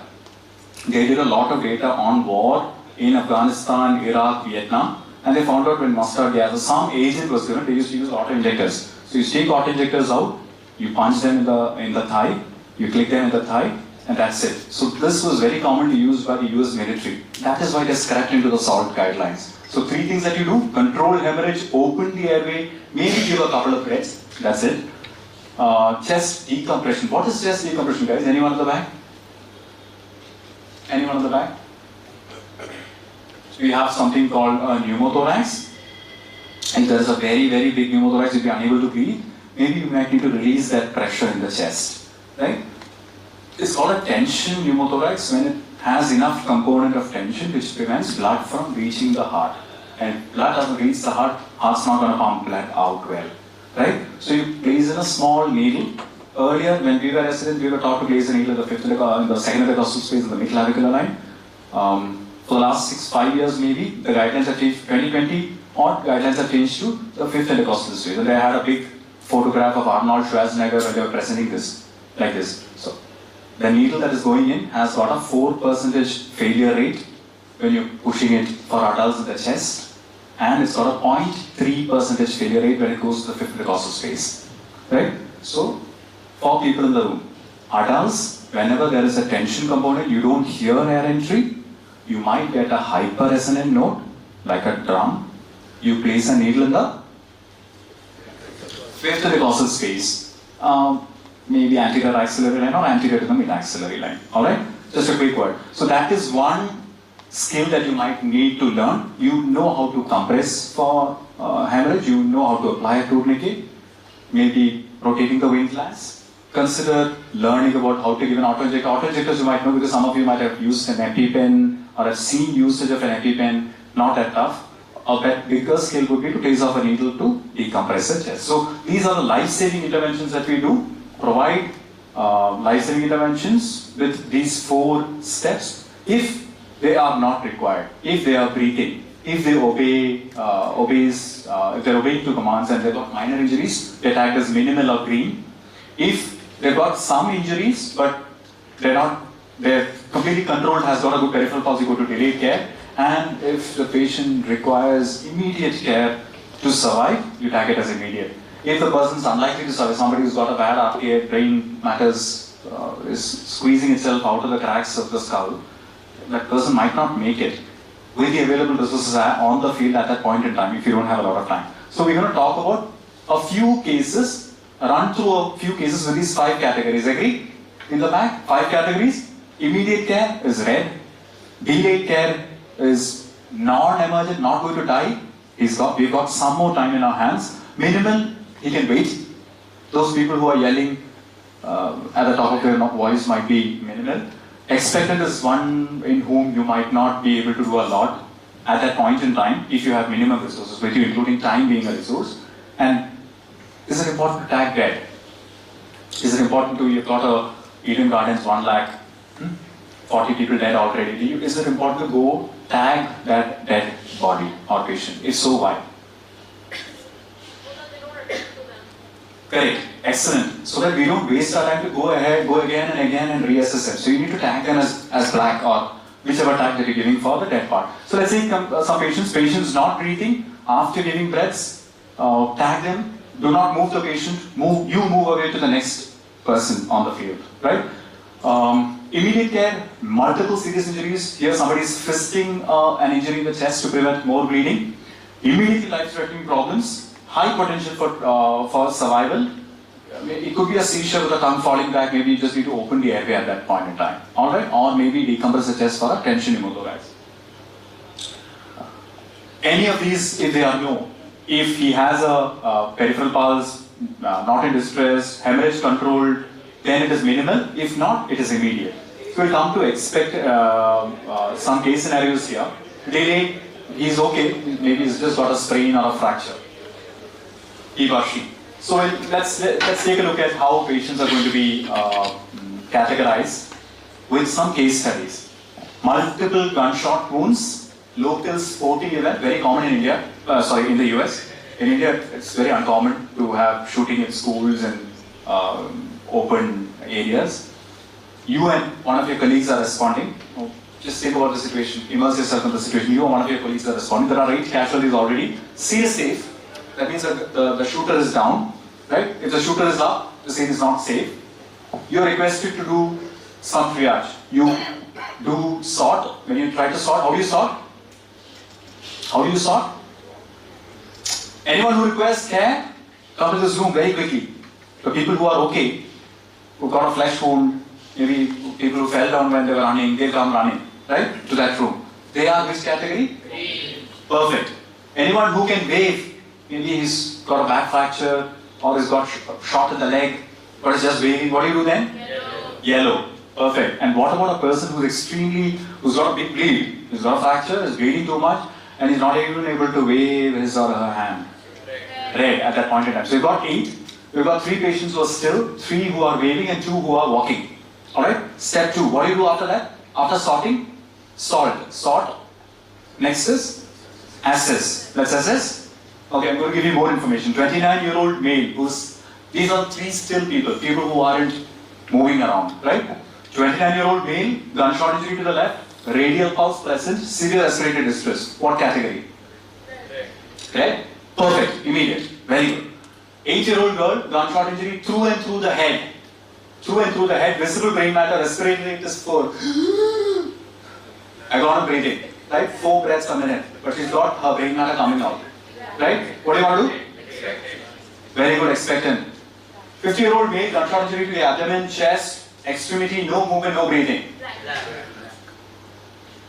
Do you want to do it red?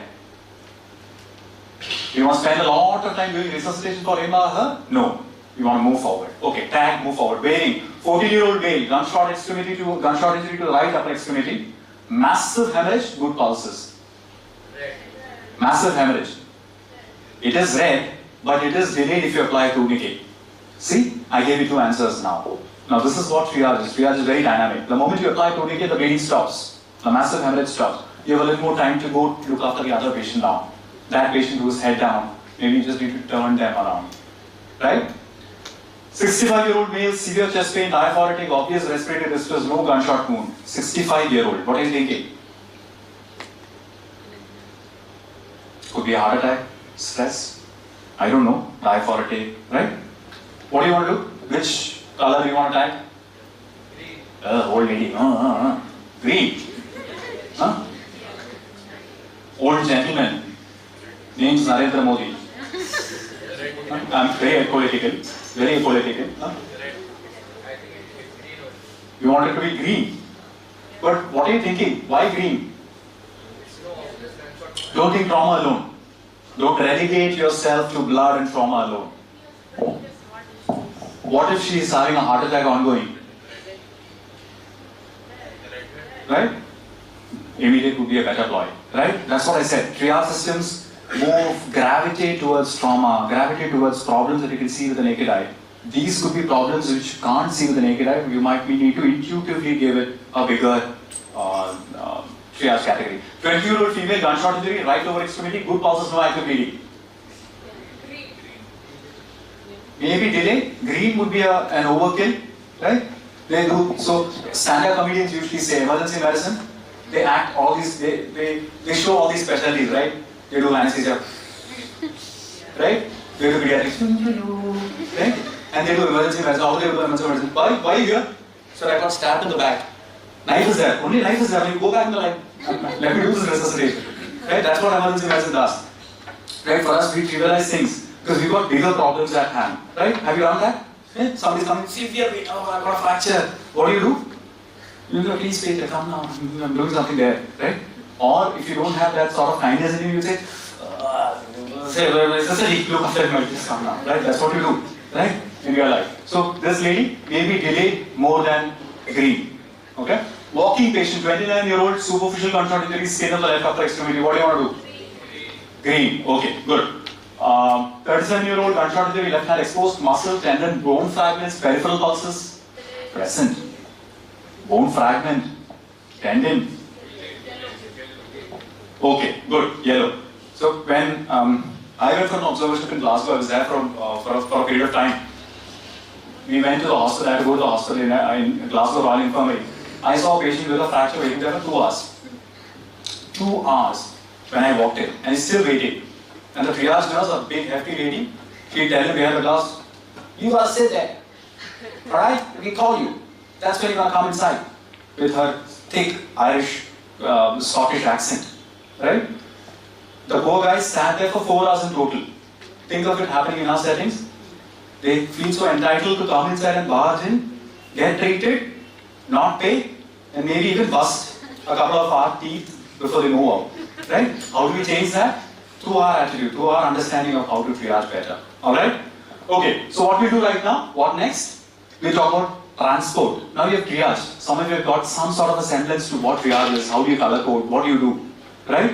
Now transporting is another major challenge. You need to reassess again. You need to make sure that it doesn't deteriorate during transport. In summary, for sort, you do a global sorting, you do an individual assessment, sort, assess, you do the life-saving intervention, and then you triage and treat. Tail and triage, any need for a regional triaging protocol? Regional? Mangaluru? Thought for today? So, there are places which have advocated for a regional triaging protocol. South Africa is again a big area for trauma sciences because there's a lot of trauma conflicts that happen there. People go do their trauma fellowships there. I've had one of my closest colleagues who's been staying there for 2 years. One of my family's been there for 16 years. Trauma surgeon, neurosurgeon he is. So when he comes back and gives me stories, we listen to stories and understand more from stories than anything else. They tell me that even though they have different sort of triage systems which they're trying to implement, maybe having a single national triage system would have been a better ploy. I think it's just multiple references with multiple studies which have distilled down multiple indices, multiple groups. UK has a different group, Brexit would be different now, European Council would be different, American Council would be different. It adds to a lot of confusion. Australia, New Zealand would add to a lot of confusion. It's about semantics. Now this is something which is very new. This was recently brought up by Elon Musk. So NASA, astronauts, they didn't want to use small, medium, large. Everybody felt nobody's too small, right? But it's about semantics. They changed semantics. They changed it to gigantic, large, gigantic, and humongous. Everybody's happy. Right? This is what we do for triaging. We try to do triaging according to the terms that we feel we are comfortable with.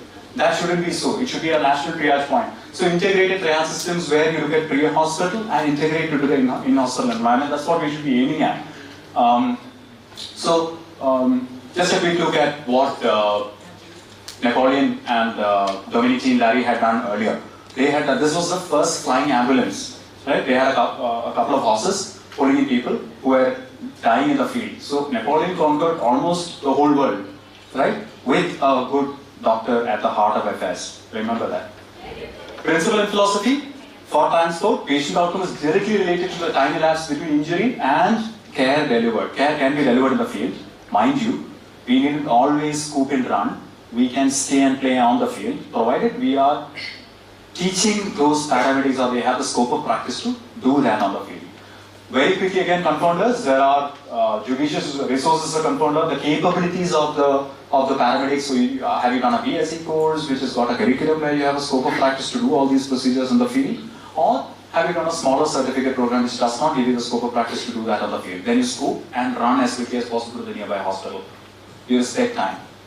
Care should not deteriorate during transfer is the dictum that we always use. We reflect, let's reflect. It's again from a military lecture, the Miles Gibson lecture. They said, it is unlikely, I quote, it is unlikely in the future that most healthcare systems will be able to afford the luxury of trauma care centers for the critically ill. The organization into care systems downstream of triage is a lesson that dates back to Larry and Percy, who recognized that triage was an entry point to an organized system of care to maximize, alright? So ultimately we need to talk about national triage systems and how we are going to upstream or downstream triage categories in one integrated protocol from field to the hospital. And do not think of just hospital, I'm doing only blue, yellow, green, okay? This is my place, I'll do it my way or highway. That can't work. We've got to think of a national system where people talk the same language. We can't have one triage system in Manipal, another triage system in Kannur, and another triage system in Delhi or Goa, Maharashtra, wherever. We need to have a national triage system, again, inclusive of the sensitivities of the region. Now the future, I don't know. I'm not a person to peek into the future. I'm one who looks at the glass half full rather than half empty. I'm not toxic positive, like a person who would say the glass is full, Vimal. It's got half water and half air. Right? I'm not toxic positive, but I still believe there's a lot of things that you guys can change in the future if you guys could pick up a little bit about trauma from a small discussion of 20-25 minutes. Right? I'm a big movie buff. I still feel the pill that was given to you long back, if some of you might have seen this movie, The Matrix, So the matrix starts off with him being given a pill and a decision to choose and tell him that his choices would make the world. Right? His choice to be free or to take the blue pill or to take the red pill and go down the rabbit's hole. Correct. So if you go revisit the movie again, there's a lot of references from the Gita also in that movie. It's quite fascinating. But I'm not, who's the person who gives Neo the tablet? Morpheus, the guy who, the god of sleep, right? So a lot of references there also. I'm not Morpheus, who's the mentor to Neo, who would make a change. I'm not Morpheus, neither you are Neo. But together, as a young group, I think you've got the power to make a change. How do you make a change? I think we need to move from here. We need to move from being unconscious, incompetent people towards conscious, incompetent. Now I know that there's a lot more to triaging than what is actually said. Move to a point where you do your training in disaster medicine, training in triage, and move towards a point of conscious competence. And then be like that nurse who was there in Glasgow. She did the right job then. She was having the right intuition. She was unconsciously competent. She's so good that she doesn't need to think that that person needs to wait. Right? And that is what we need to do. Else we're fighting a losing war every single day. Because disasters, I feel we are always failing to plan and planning to fail. Thank you so much for your patient listening. Award Colombo 2017 at WACEM. He is a member of the Working Group on Medical and Public Health and the Steering Committee Apex Trauma and Emergency Learning Center. Having keen interest in resuscitation science, simulation training and health infrastructure, we look forward to hearing his insights on the topic from chaos to coordination, hospital disaster management. We welcome you, sir. So I will make sure that I am giving you the true sense of post-prandial session. You can happily sleep if you want. Good. So first of all, I would like to thank the organizing team for inviting me for this particular topic. Vivek sir called me and said that you are managing in-hospital disasters, especially you are dealing with a government system with limited resources, and you yourself have turned into a disaster, so you will be the right person to do the job. When we enter the lecture, this is something which we would like to acquire. Okay?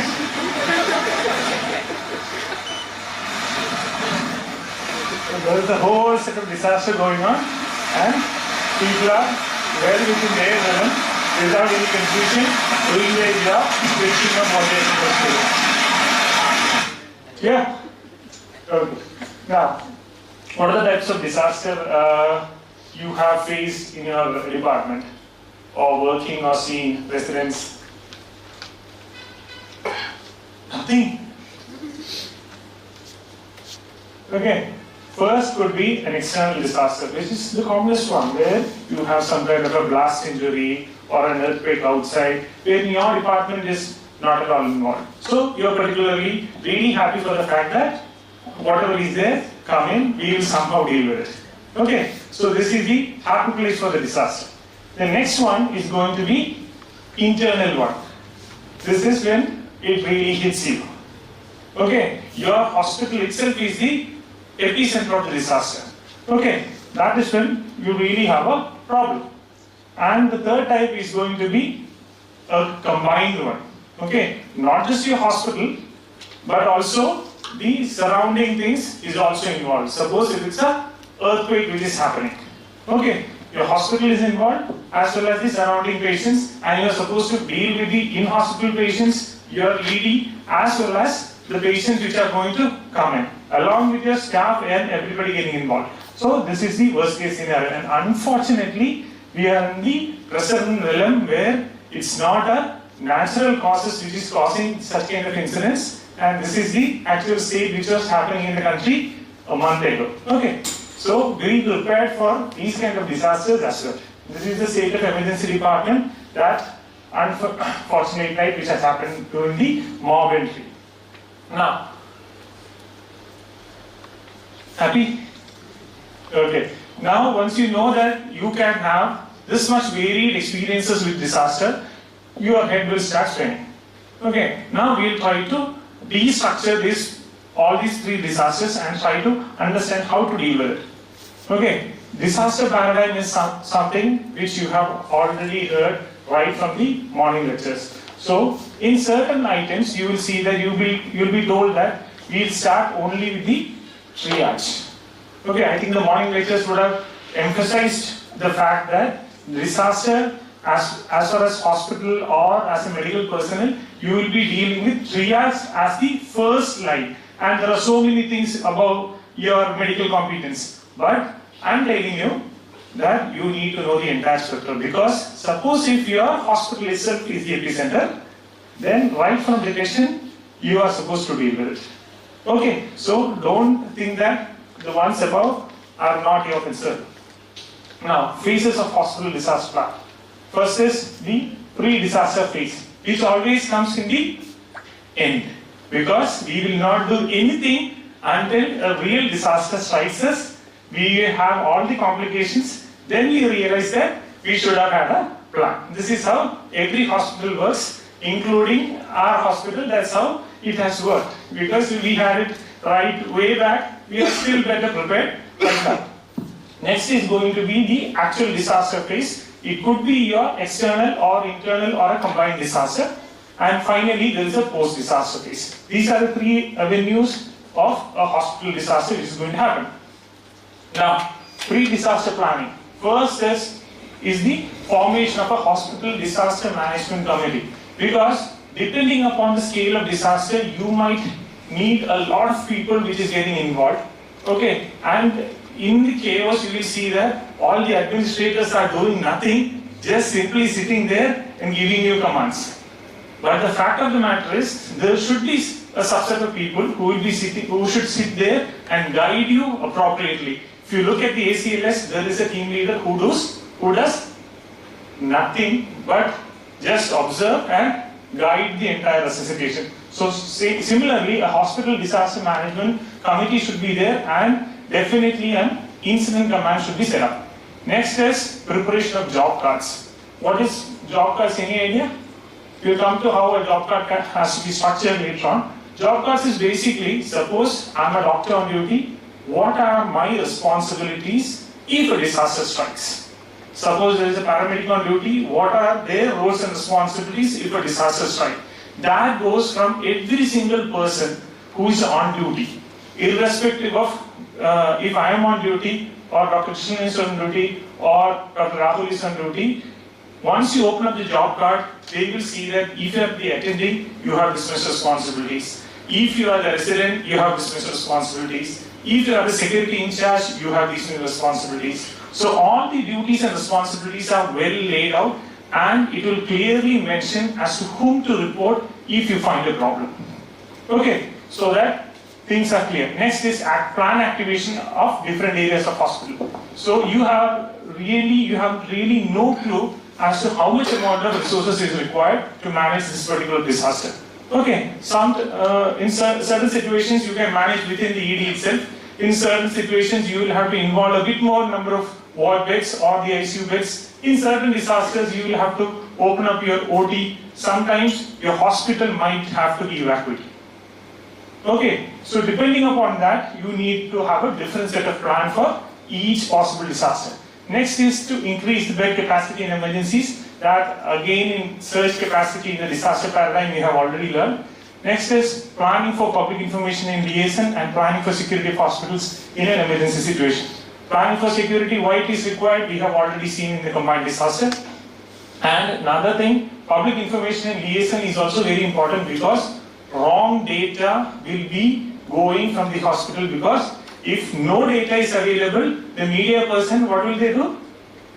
They will try to find out anybody who is nearby the hospital and try to get data and bring it out as breaking news. Okay, so make sure that there is a person, a PRO or a media person who gives a timely information to all the media personnel, so that wrong information is not passed on. One of the things which was done during the COVID period was, every evening in the initial parts of COVID time, Government of Kerala, what they did was, they used to have an evening press brief regarding what is the situation. Even during the Nipah times, that was done, so that there is no panic created among the staff there is no chaos created among the bystanders of the patient as well as the hospital staff. And finally, logistic planning is also important, and planning for communication. Usually one of the most important items which gets targeted is your communication systems which is there in disaster. So alternate communication system is required, plus the communication system between the incident command and the rest of the chain of people who are trying to improve the quality of care which is provided within the hospital. Those two chains of communication has to be maintained somehow, and you have to think about how alternate methods, what alternate methods you can put in place to make sure that it is run. Logistic planning is basically your supply. Suppose if you have a lot of burns patient, the initial thing what you saw was an actual incident when I was in first year. As a first year resident, 2 days before Onam, everybody was on leave, and suddenly there was a tanker blast 30 kilometers from our hospital. We got a pre-information that there has been a tanker blast and a lot of patients are coming. So information was around 11 o'clock. We informed so many interns, surgery residents, everybody came in. Even at 1 in the morning, nobody was coming. We couldn't get any information because the numbers we were trying to call was also not picking up. So we thought everything was settled in the nearby hospitals, and some would have been shifted to Calicut Medical College. So we were kind of off late, we were dealing with our own patients, and finally around 2 in the morning patients start flowing in. Wherever the patients are, the patients start flowing in, and from almost around 1:30 to 2 in the morning till 4 in the morning, we had a rush of patients. Everybody had more than 90% burns, everybody had to be intubated, everybody had to be sedated, and we had a limitation definitely of your ventilator. You had to take just like in the previous triage system, you had to take a conscious decision of whether to intubate, whether to just give pain medication, because 90% burns in our scenario is non-salvageable. So there was so many ethical and moral questions which we had to face during that particular time. But what I want to focus is the logistic preparation. 90% burns, one person itself will take 4 liters of fluid. 2 o'clock to 2:30, whomsoever came in got renal lactate. After that it became normal saline. After that it became DNS.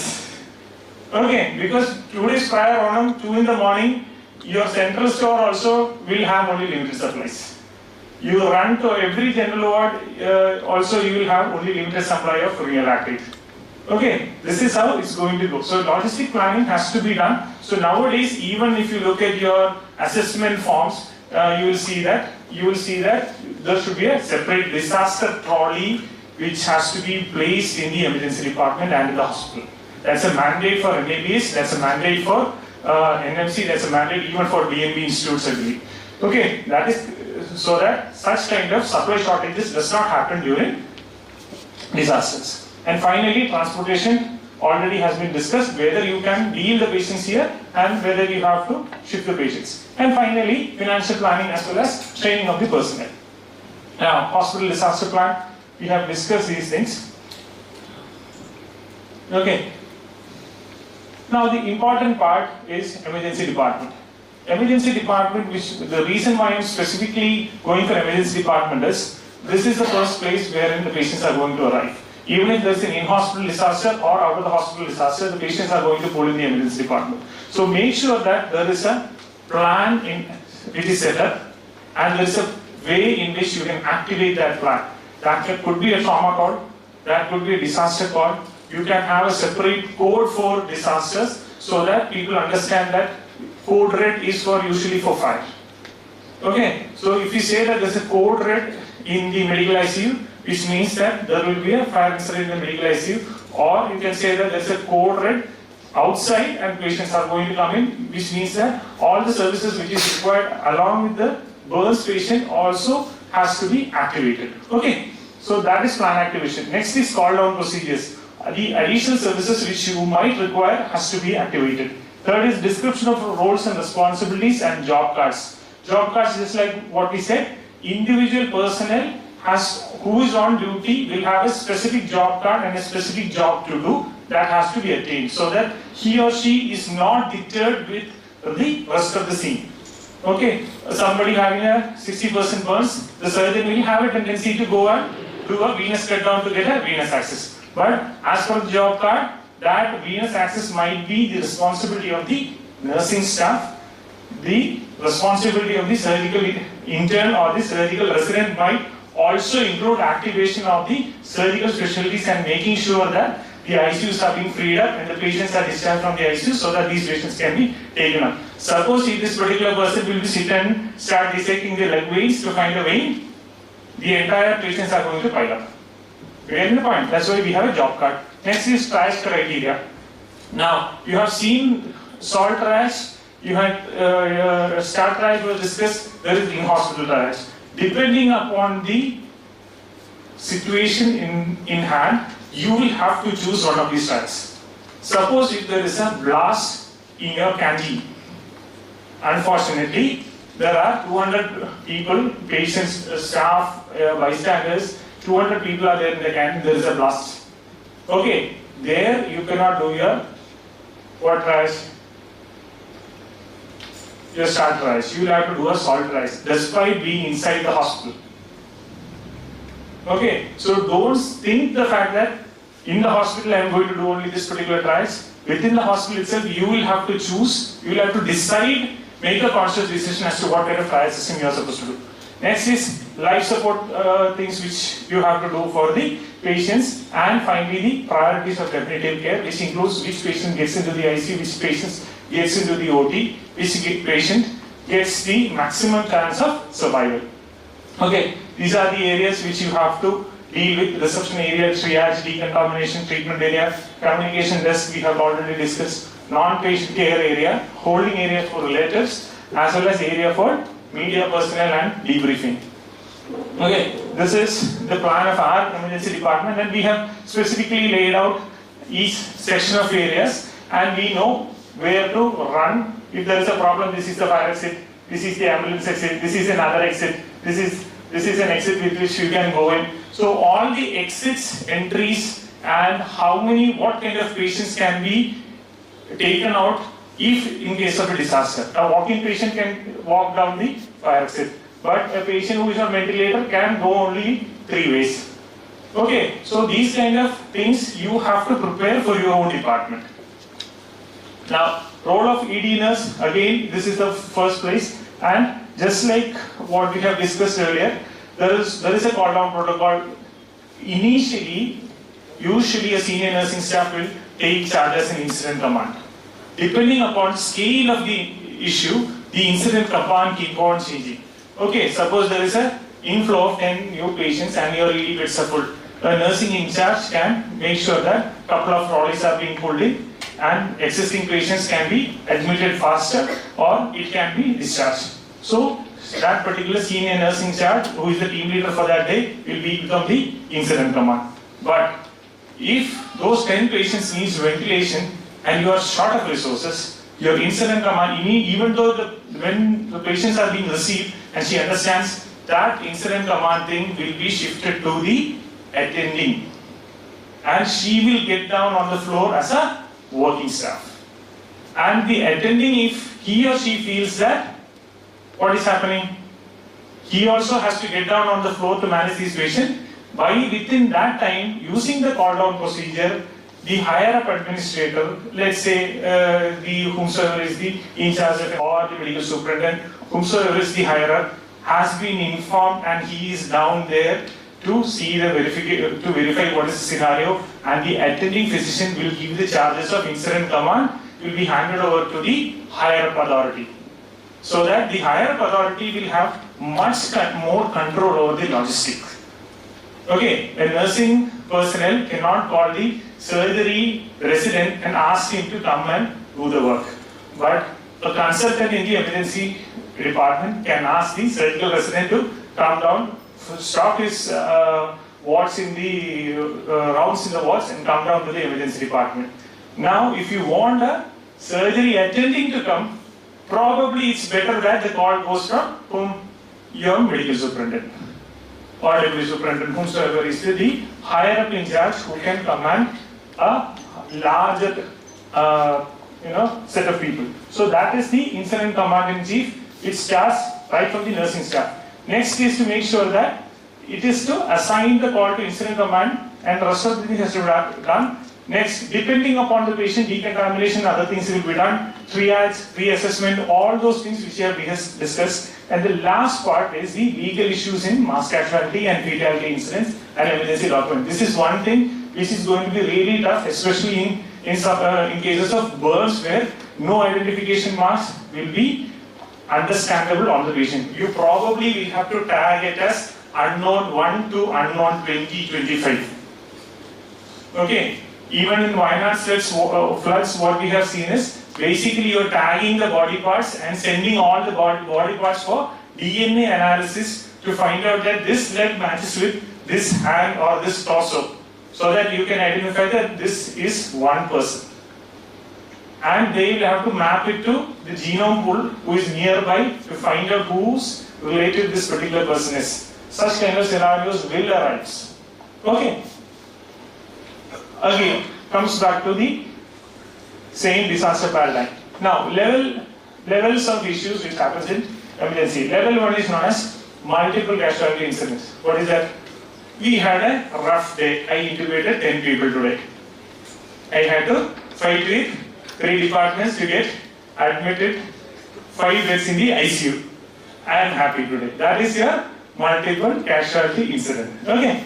Next level is going to be your mass casualty incidents. What happens then? Your resources gets exhausted. Then you start screening for things. Okay? Not the ones Arnab was screening. This was a proper drug. Okay? So you will start screening for things to various departments.